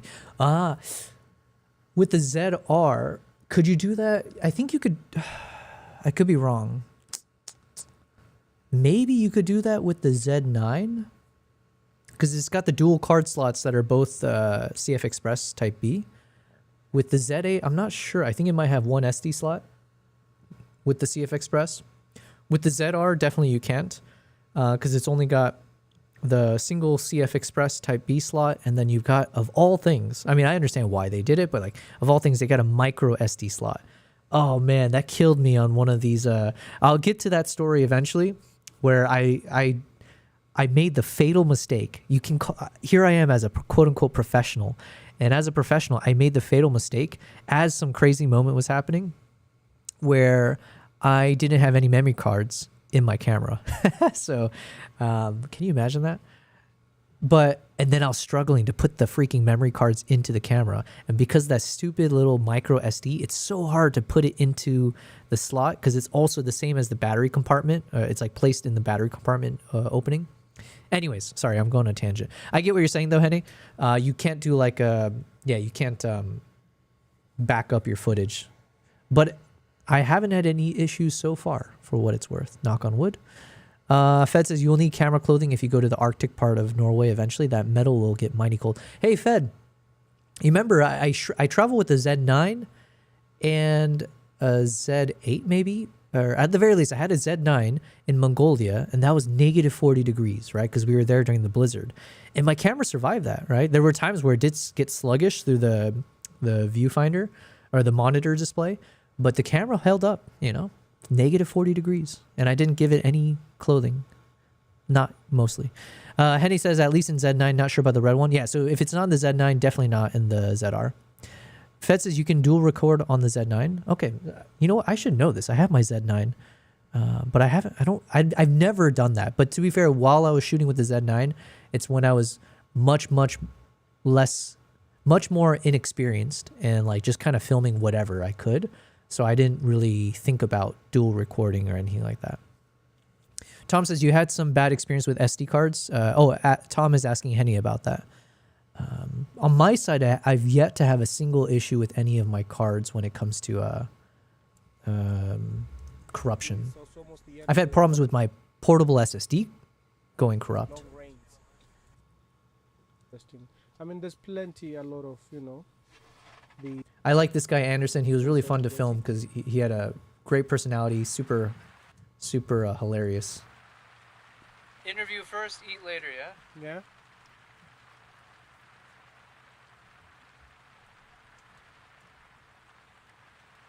Okay, all done.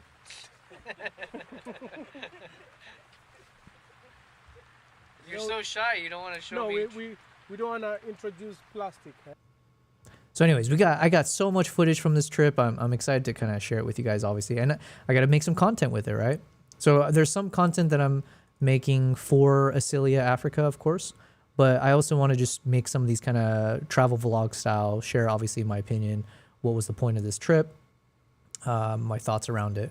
And then, yeah, I think, and then of course, because I have a bunch of photos taken by the photographer or by the guides. That's been one of the coolest parts of this. So for sure, like for me, when I create the content, I just want to, I keep saying the word humanize, which is probably the wrong way to say it, but like it is at least bringing to light the guides, personalizing, humanizing them. So you get to know these guides, right? Because oftentimes when you're on these safaris, you get to know your guide, but there's a distance between who they are as a person and what their job is and what you expect from them from a job perspective. You know that they're supposed to guide you, drive you around and stuff. But it's so much more fun when you can spend multiple days with them, like I was doing, and like training with them and get to know them a bit more and like their life story and why they do what they do. And yeah, so anyways, we'll be able to share that content. But they took crazy amount of photos, which I have the unfortunate task of having to edit myself and go through. So they took like, how many photos did they end up taking? Let's see. This time they took 12,616 photos altogether. So I had the unenviable task of having to go through all of it. I got like very little sleep throughout every day of this trip. Because my goal was like every day at the end, I'd go through all of their SD cards and memory cards, put it through my computer, and then try to see if I can quickly edit a few or bring up a few that I can go through in the lectures with them in the next day to kind of review with them what works, what doesn't work, all that kind of stuff. So these are all the shots that they took from across the trip. Yeah, anyways. And then these are some of the ones, did I end up highlighting? Let's see. Yeah, these are like the favorites that I highlighted, and then I spent some time to edit.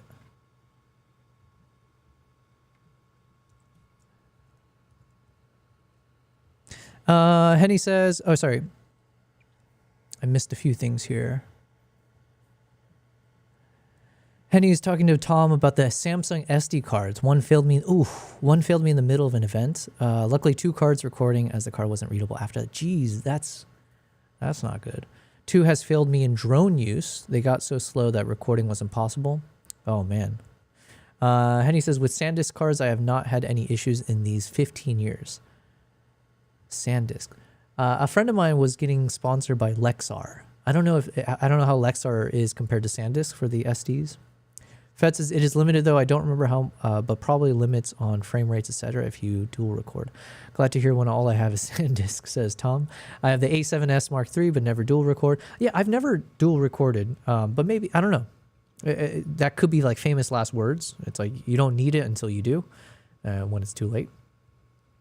Any reason behind it? I have dual recording always, and also my camera breaks clips in 3-minute segments, so most I can lose is 3 minutes. Oh, interesting. I didn't know your camera could do that. That's not a bad feature. For example, if I shoot long interview, I get multiple 3-minute clips. I know DJI does that. I know like the action cameras, they have a limit to how long one clip is. I think it's like 30 minutes or something like You would need to double your SD cards. Man, I mean, the reason I don't for what I do is because, yeah, shooting in internal RAW with like these CF Express cards, man, I've got plenty of these like 1 terabyte cards now. Oh, I film, my file sizes are too large, so. With the Z8, there's a bandwidth issue, I think. I just got my first shutter break, so I feel more mortal. Oh, no. But yeah, so these are photos that were captured by the guides. So it's really cool to be able to like, it does feel nice to see the progression, especially as they're learning more and more what works, what doesn't. And then, you know, it feels cool that I get to be a part of their journey, and you see some of their captures, and it's like really fun to work with them. So these are all the captures, and then I did a little bit of editing on most of them, and then, yeah. This is me out in the wild. So I did a bit of like teaching them about portrait shots, as well as like shooting with backlighting, angles for, you know, obviously wildlife perspective, and composition, so stuff like that. It was really fun. You know, it's like, I'm not saying I'm the best teacher. I'm like the farthest from knowing, technically speaking, all the right things about why light works the way it does in a camera. But at least just sharing my experience of what works and what doesn't, and what buttons to press. It was really fun that I got to kind of take them on this journey. And like, you know, like when you see them light up, it's kind of like the video we were just watching of Sam Newton. Was that, yeah, Sam Newton? Yeah, when you see like how you light up when you get the shot, right? With all, especially with all the hard work and like, you know, expectations you put on yourself. And then when you see them get the moment that they worked hard for, it's like, man, it feels good if you got to be a part of that or help them get to that moment. We did, oh yeah, for this group, because I'd seen a bunch of them last year when I did the workshop initially. Yo, thank you very much for the follow on the Kick side. I'm hesitant. Yeah, there we go. I think it's usually spam stuff on the Kick side. Fed says, I've never had a card or hard drive malfunction for over a decade now. Man, yeah, I had multiple T7 Shield 4 terabyte SSDs go corrupt on me while I was on a 2-week project for someone else, like a big YouTuber. That was not fun. Thankfully, I had backed up a bunch of the footage, but there was still a bunch that ended up getting lost, and I lost a lot of sleep just having to rescue a bunch of them.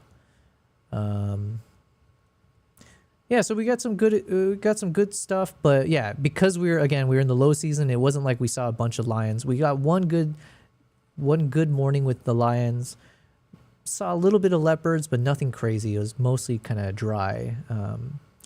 So I mixed in a few Jeep safaris with like staying in the lodge and like teaching them a bit more of like portraitures and backlight shooting, HDR, like auto bracketing kind of stuff. And yeah, very fun stuff. I'm very happy I got to be a part of it. I hope I can do more of these types of like training workshops in the future. Whether, you know, obviously I hope to keep doing it with Acilia, but, you know, if I can do it with other lodges as well, that'd be great. This is that rock python that I mentioned. Man, yeah, that was definitely one of the coolest encounters.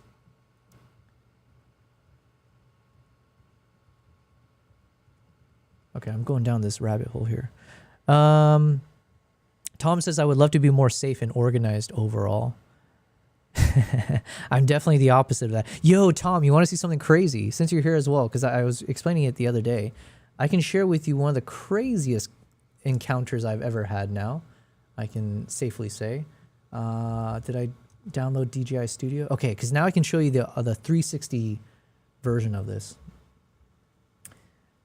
This was the closest encounter I've ever had with chimpanzees, but I would maybe argue any animals. This was from my Uganda trip.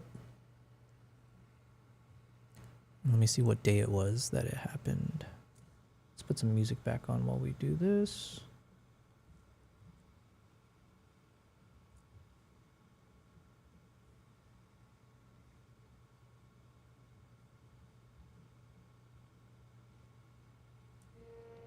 Just watch now. I jinxed myself, but yeah, for me as well, it's because I always shoot some kind of raw. Yeah.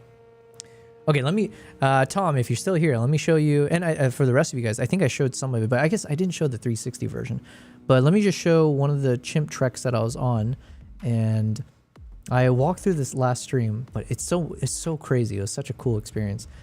Mixture of me being reckless for sure, but I mean, it was in the realm of like within reason of like what the guides allowed me to do, right? So I was just like following their lead in terms of how close I can get to the chimps. But I guess I didn't factor in the X factor, which is like if you step on a branch a little bit too loudly, it can make the chimps freak out. So where was the moment? I think I was shooting in 50 frames. It might have been in the 50 frames. Fed says, I started out shooting 16mm a long time ago, and I can tell you we never dual recorded that either. Sometimes the film came back looking really bad and unusable. Let me see, what date was this?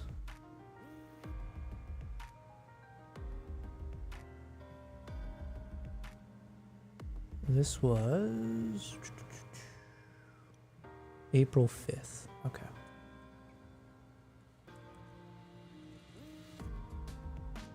Give me a second. I gotta find the original footage. I want to put it into the DJI Studio because I know I captured it in 360 with the 360 camera as well when the chimp attacked me.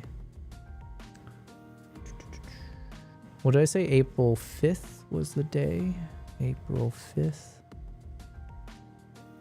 Osmo 360. All right.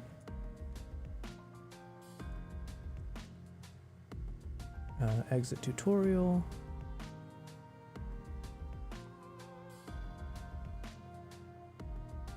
Okay, so let me first find the moment from the actual...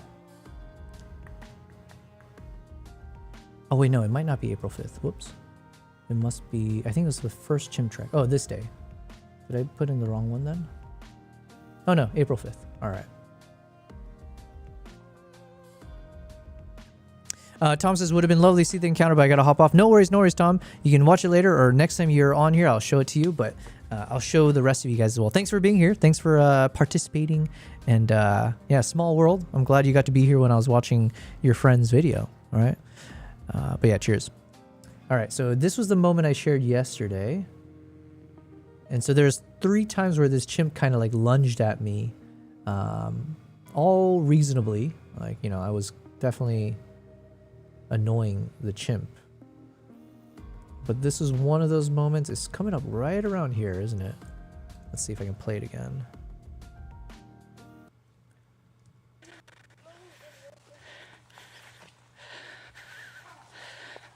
So I stepped on a branch. Oh, no, it's not this one. It's later.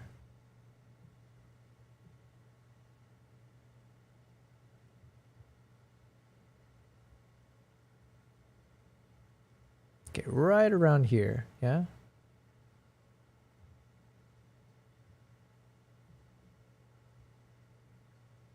Where are you? Okay, it must be here. So this is the one I showed yesterday.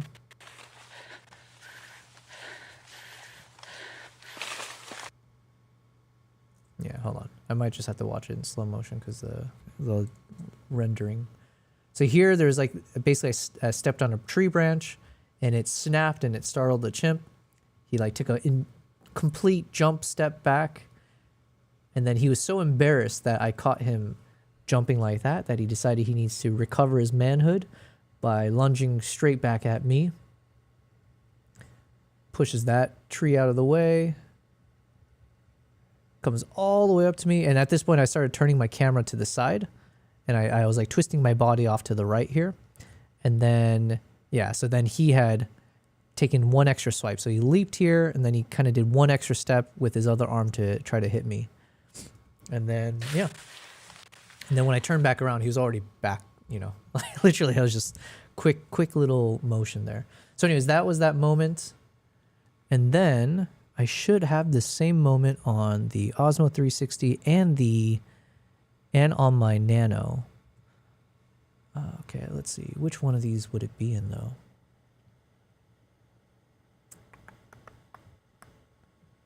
How is this organized? Let's see. 16, 15, why is this all not alphabetized? Creation time? 15, 16, there we go. Okay. So I think it was towards the end of the trek. So I'm gonna guess it's one of these.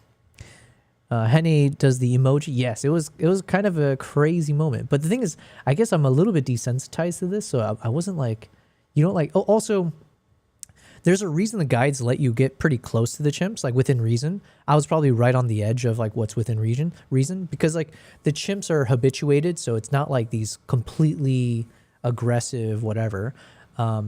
And they're so accustomed to humans that it's like there's not like a real fear that you're going to get attacked by them, and they love to like troll. So I was mentioning like I've had a few times now where the chimps like literally they're racing right towards you, and at the last minute they do like a little 90-degree pivot, and so they just do it just to get a reaction out of you. Not to say that was one of those times, but yeah, like you can see from the moment after it happened, it just kind of moved on with its life. So it's not like a real attack. It's a little bit of a bluff. All right, where would it be? Ah, okay. It's in this one. So let me drag this in.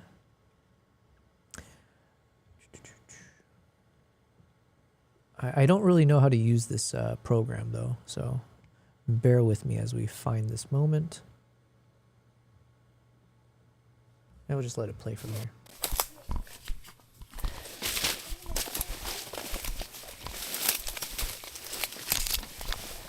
You know what? One of these streams, I might even just play this from the beginning. So it's almost like, because this is literally what I wish I could do from a live stream perspective, like a IRL live stream. It's like, imagine if this camera was rolling in real time, like if the connection was good enough, so you guys could actually be with me as I'm on this trek, start to finish, right, with no breaks. That's like the ideal. So maybe I will actually do that on one of these IRL streams. I'll just let it play, because I think with the 360 camera and the Action 6, the battery life is so crazy, especially because I was filming at 4K or 6K-ish, I think, on this one at 25 frames. So it's a low enough frame rate where the battery lasts a bit longer. So I was recording the whole thing without any interruptions. So it kind of could be fun if I let you guys in. And all I'll do, I'll just like move around the angling. Oh yeah, I forgot. I got hit hard at this point right there. You guys get in on the 360 camera. Hold on.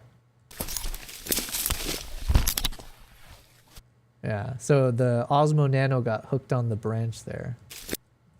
Can I go frame by frame? So right there.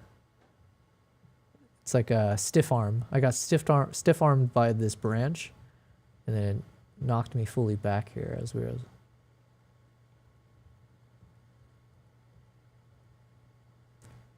Look at this thumbnail, this freeze frame. Not the most flattering shot of me, but so this is how I do these treks, right? So I got this cotton carrier harness. I've got the Action 6 hooked up to the shoulder strap. Then I've got this 360 that's connected to this tilta arm attached to my front-facing camera, or like whatever's strapped to the front of the harness. And then I've got my secondary camera, which is usually on a side holster. But for this particular shoot, I was using it because I think this is the 35mm lens. So it's a little bit easier to walk and shoot the subject, whereas it's a little bit tougher with the 85 that I had strapped there. So anyways, I got hit by the branch, did a little bit of a lean back, and then we keep going.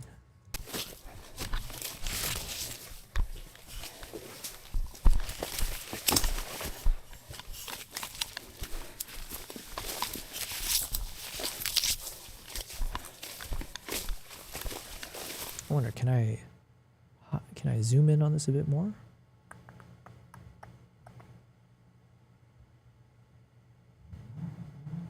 This is like the full screen version.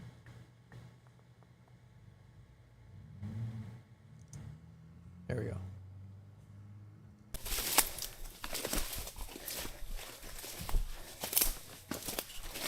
I love this like technology though. This like 360 concept. The fact that I can just like in real time just move it around so you guys can see everything that's happening.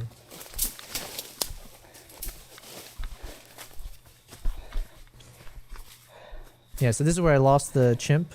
It kind of cut through here, I think, and I didn't know if I could just follow it. Eventually I decided to do the smart thing and go on the path.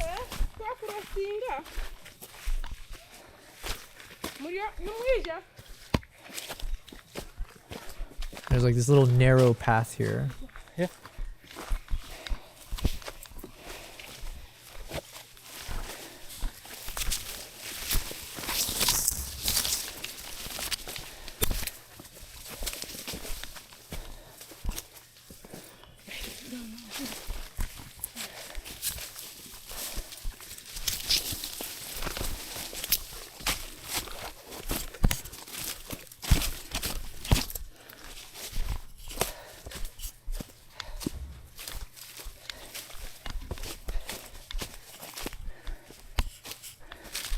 So if you guys have never seen what a chimp trek looks like, here you go.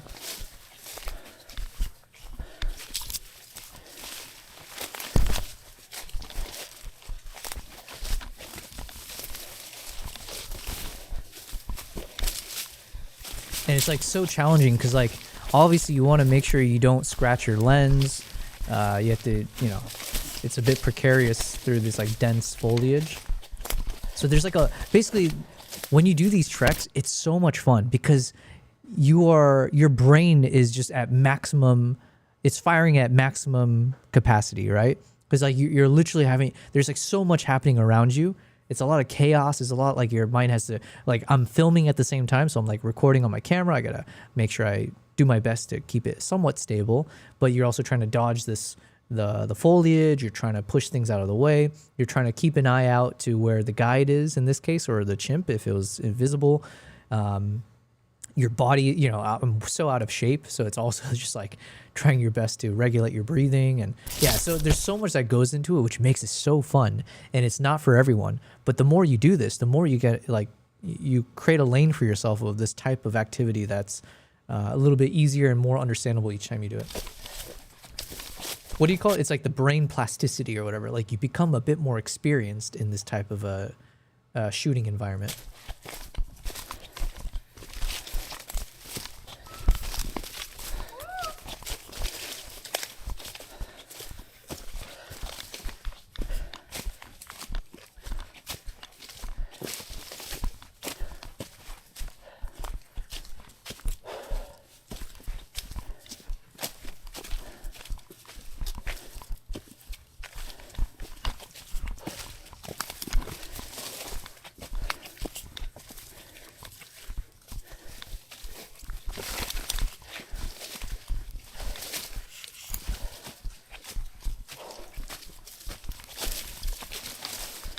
Oh, it's like so tough to breathe too because I had that neck gaiter on there.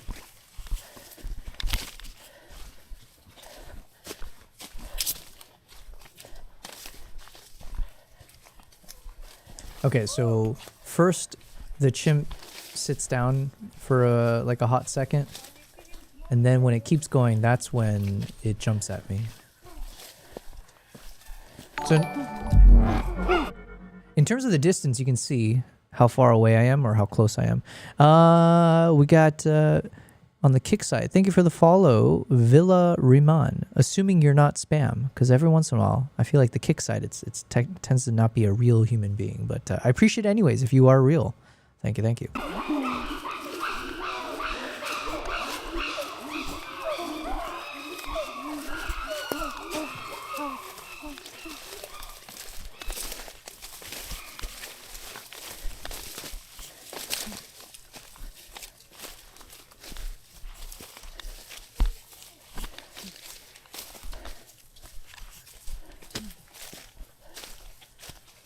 So generally speaking, this is like roughly the distance. And again, you can see the guides, they're super comfortable. They're chill with like, you know, on the next trek as well, there were moments where we got much closer, like when the chimps were just lounging and stuff. So you can get like these really crazy portrait shots or whatever. So that's how nonchalant they are when you're around these chimps. And that's how chill usually the chimps are around you. But it doesn't make what I captured any less thrilling when you see it leap at me.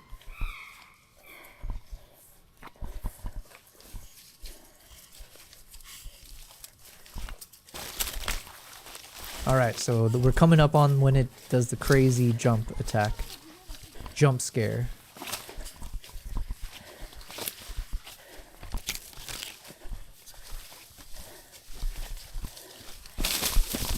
All right, there it is. Okay, so what did I step on? There's so many questions I have.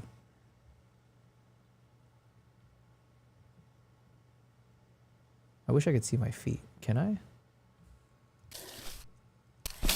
Ah, okay, there it is. So I hit my foot on this like bush or whatever you want to call it. And when I hit it, it just like created this loud noise when it's like pushed forward. And it sounded similar to what they were saying later. What my guide was saying is like when they hear like the sound of like the tree branches, like when you hear that snapping sound, she was saying that with chimps, because apparently they can attack each other with sticks. So when they hear that sound, it like triggers like this reaction of like thinking that I was about to charge at it with the stick. So anyways, so now we got that branch right there. So I tripped over some innocent little plant right there, caused the initial reaction. All right, now let me reposition.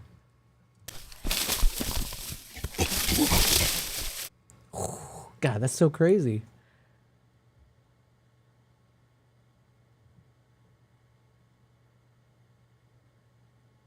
All right, here we go again. And just like see how quickly it just returns back to normal. It's like, okay.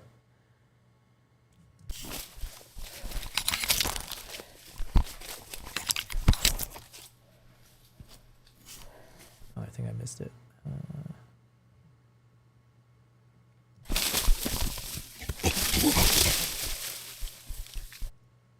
2745.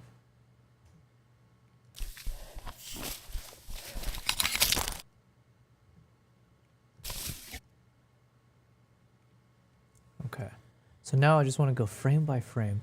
I just want to see how close it got.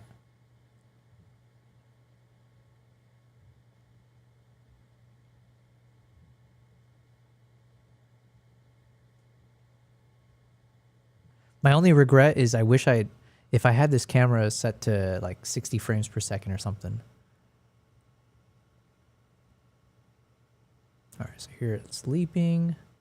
It does its first jump, right? So you can see from here, it jumps forward. It uses the big tree to like launch it forward.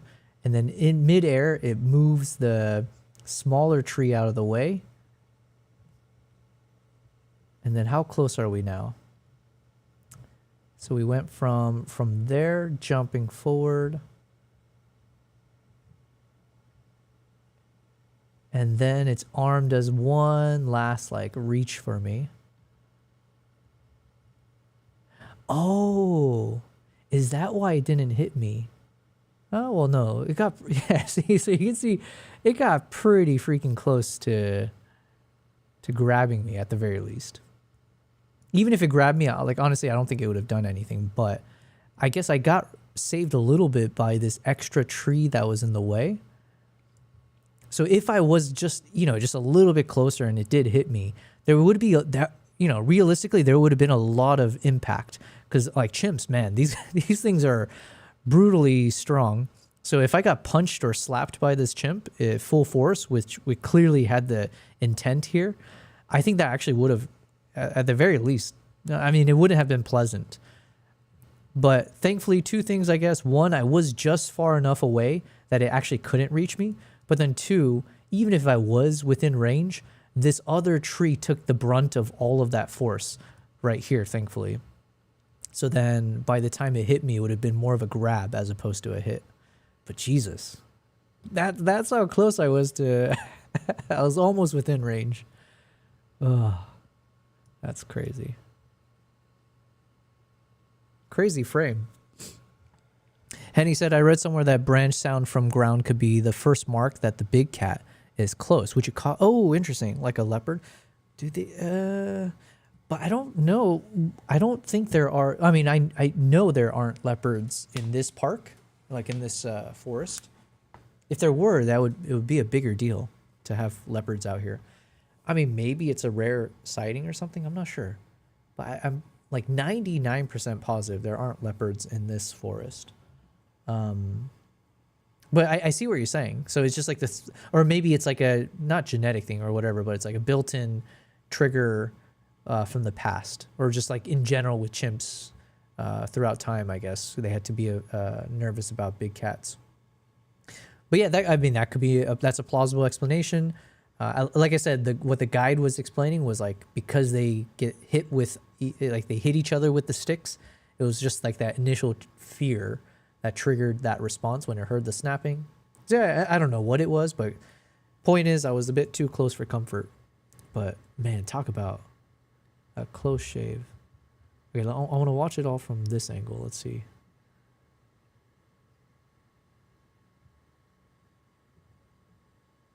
Yeah, so basically you can see here, I kind of keep the same distance and the chimps never seem to mind, but you also then have to keep in mind if you make those kind of crazy noises, which can probably happen quite easily, as you can tell. I mean, you're not walking always, even here there was a path and I still made that snapping sound. So, I mean, all of this is registered for the future. I just got to be more mindful.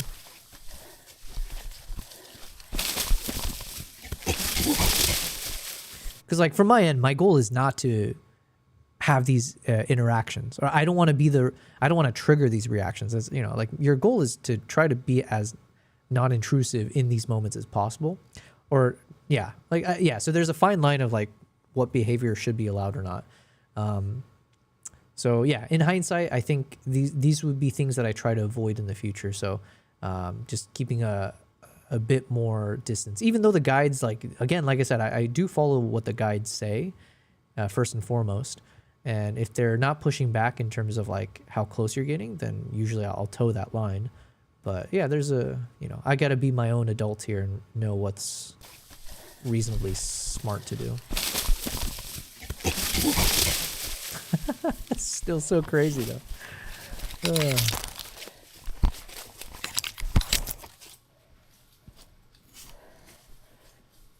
So it'll be fun once I like go through all this footage. I don't have a lot of experience with working with these like 360-degree files.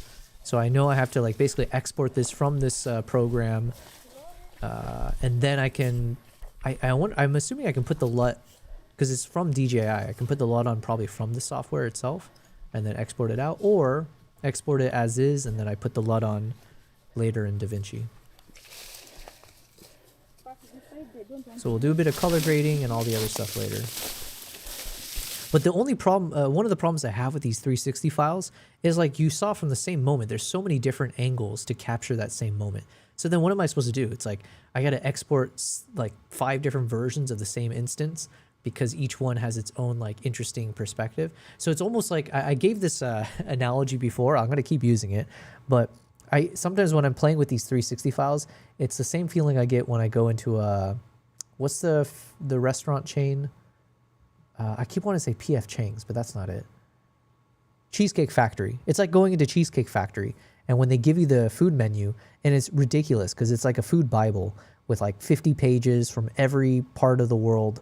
You can order whatever dish you want. It's like, number one, how big is their kitchen staff? And like, how are they able to make every cuisine in the world? Well, then two, for me, it's like, how do you make a decision on what you want to order when there's everything on the table? Everything's on the menu. Same thing here. It's like when you got all these different angles, like how do you actually end up deciding what you want to cut out?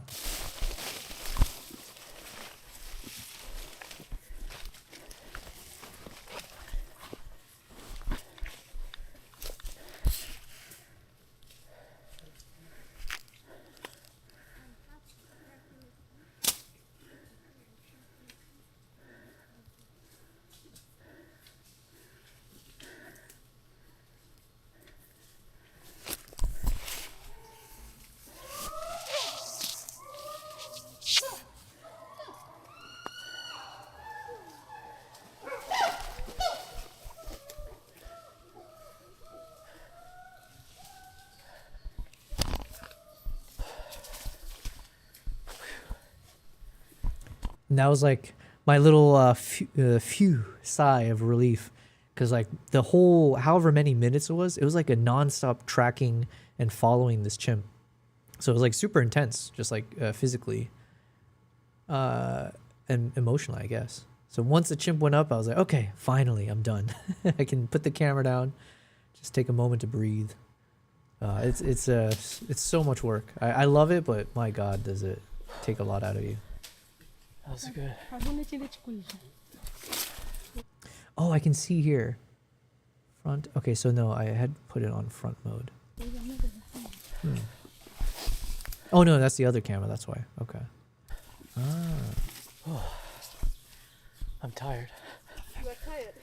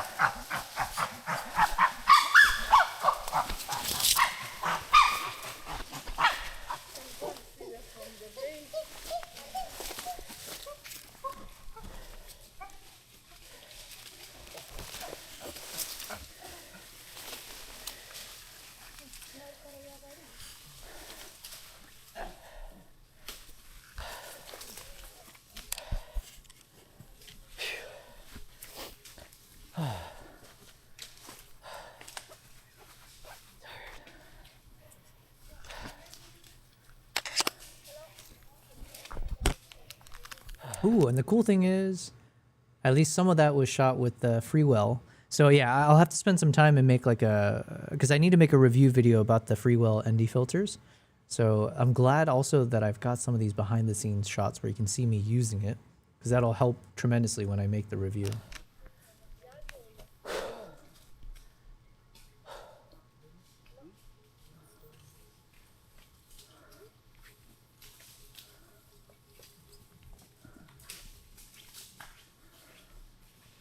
One of these days, I'm gonna be able to do this as a live stream. That'll be the day.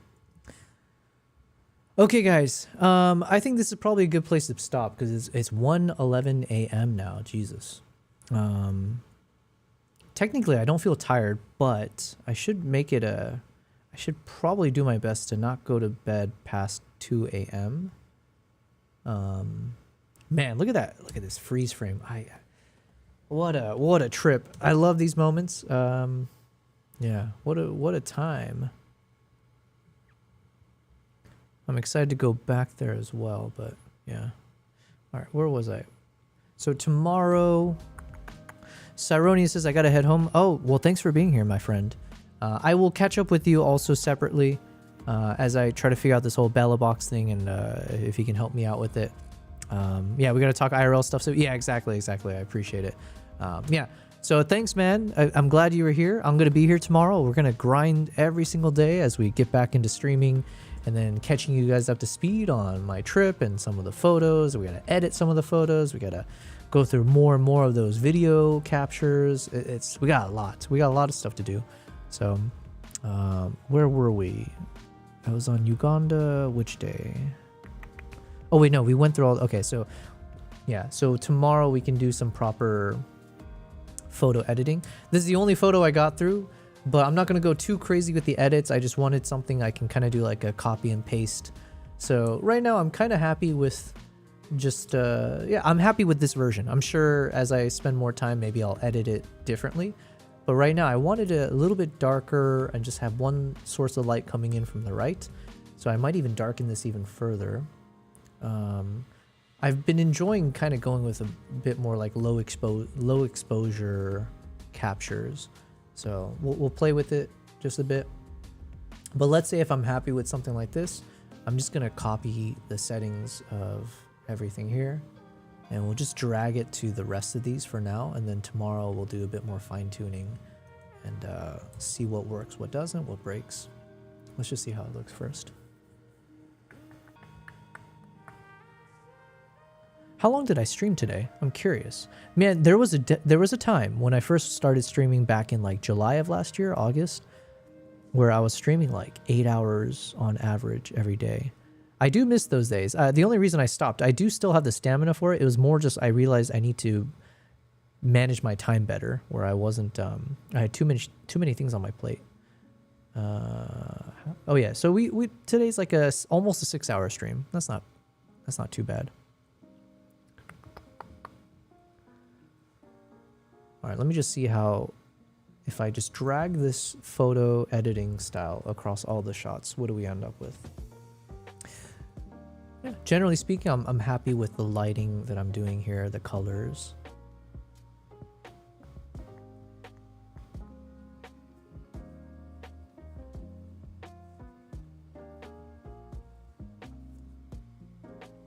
Yeah, you know what? I'm a big fan of this. I think obviously I edit it, so yeah, I'm a fan of how I made a choice on how I want this to look. Who would have thought? But yeah, no, I think generally speaking, this is the right approach for what I want. I want kind of like slightly dark vibes everywhere, but then having one clean, brighter source of light, which is obviously mimicking the sun. Right now, I just have it all positioned from the right side. We'll see if we want to change it. This is going to be interesting. I might go a bit more creative with some of these shots just because of that weird like ballet positioning of the shoe bill. So I might do a little bit more creative lighting. Again, unfortunately, we got that few blades of grass here that kind of cuts in awkwardly.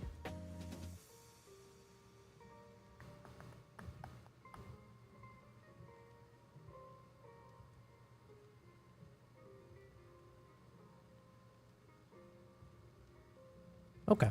Yeah, so those are, we'll do more edits across these guys tomorrow, 1:16 a.m. All right. How are my cats doing? Are they still hanging out with us? There's Nala. Nala. Good girl. I gotta reposition the camera so I can get her face in if she's looking that way. But you know what? Yeah, oh yeah, I am cropped in, so I'm using the DX crop. But the lighting looks really nice on her. Okay, so that's good. And then how is Kimbap doing? Look at this little buddy. Wait, what's this? What is that? Why is there like a white line in the corner there? All right, things to fix, but good boy. All right, so we got our little buddies hanging out with us. I mentioned again, since I've come back from my 2 months of traveling, they've switched beds. So like aesthetically, I think it looks better the other way, where Nala is here, because we got this like warm light from Mr. Steampunk, and like everything is a bit warmer here. So having Nala with her orangey colors fits better. And then over here, we have more of the cool tones in the background. And I also had that little toy cat that I put together there, which is more in line with the grayish colors of Kimbap. But listen, I can't boss my cats around to tell them to, you know, be in the right position. But yeah. So anyways, I'm just kind of winding down, guys. Obviously, I'm very happy. Thank you guys for all of you who tuned in. It's really cool to see some friendly faces, people, familiar faces or names hopping into the chat. Yeah, and as we get back into it, so hopefully we'll be more consistent. We'll keep slowly but steadily. We're going to keep growing this out. I'm very much committed to making this streaming side of things work. And like I said, the big goal is we're going to test out IRL streaming eventually. So hold on, let me just play with Kimbap some more. Good boy. Good boy.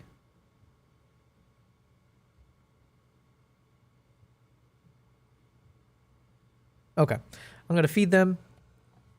We're at a good spot. Thank you guys for another great stream. I'll be back. Maybe I'll be a little bit earlier tomorrow. I'm not sure just yet, but point is I will be back. We'll aim for like a 4 to 6 hour stream, something in that ballpark.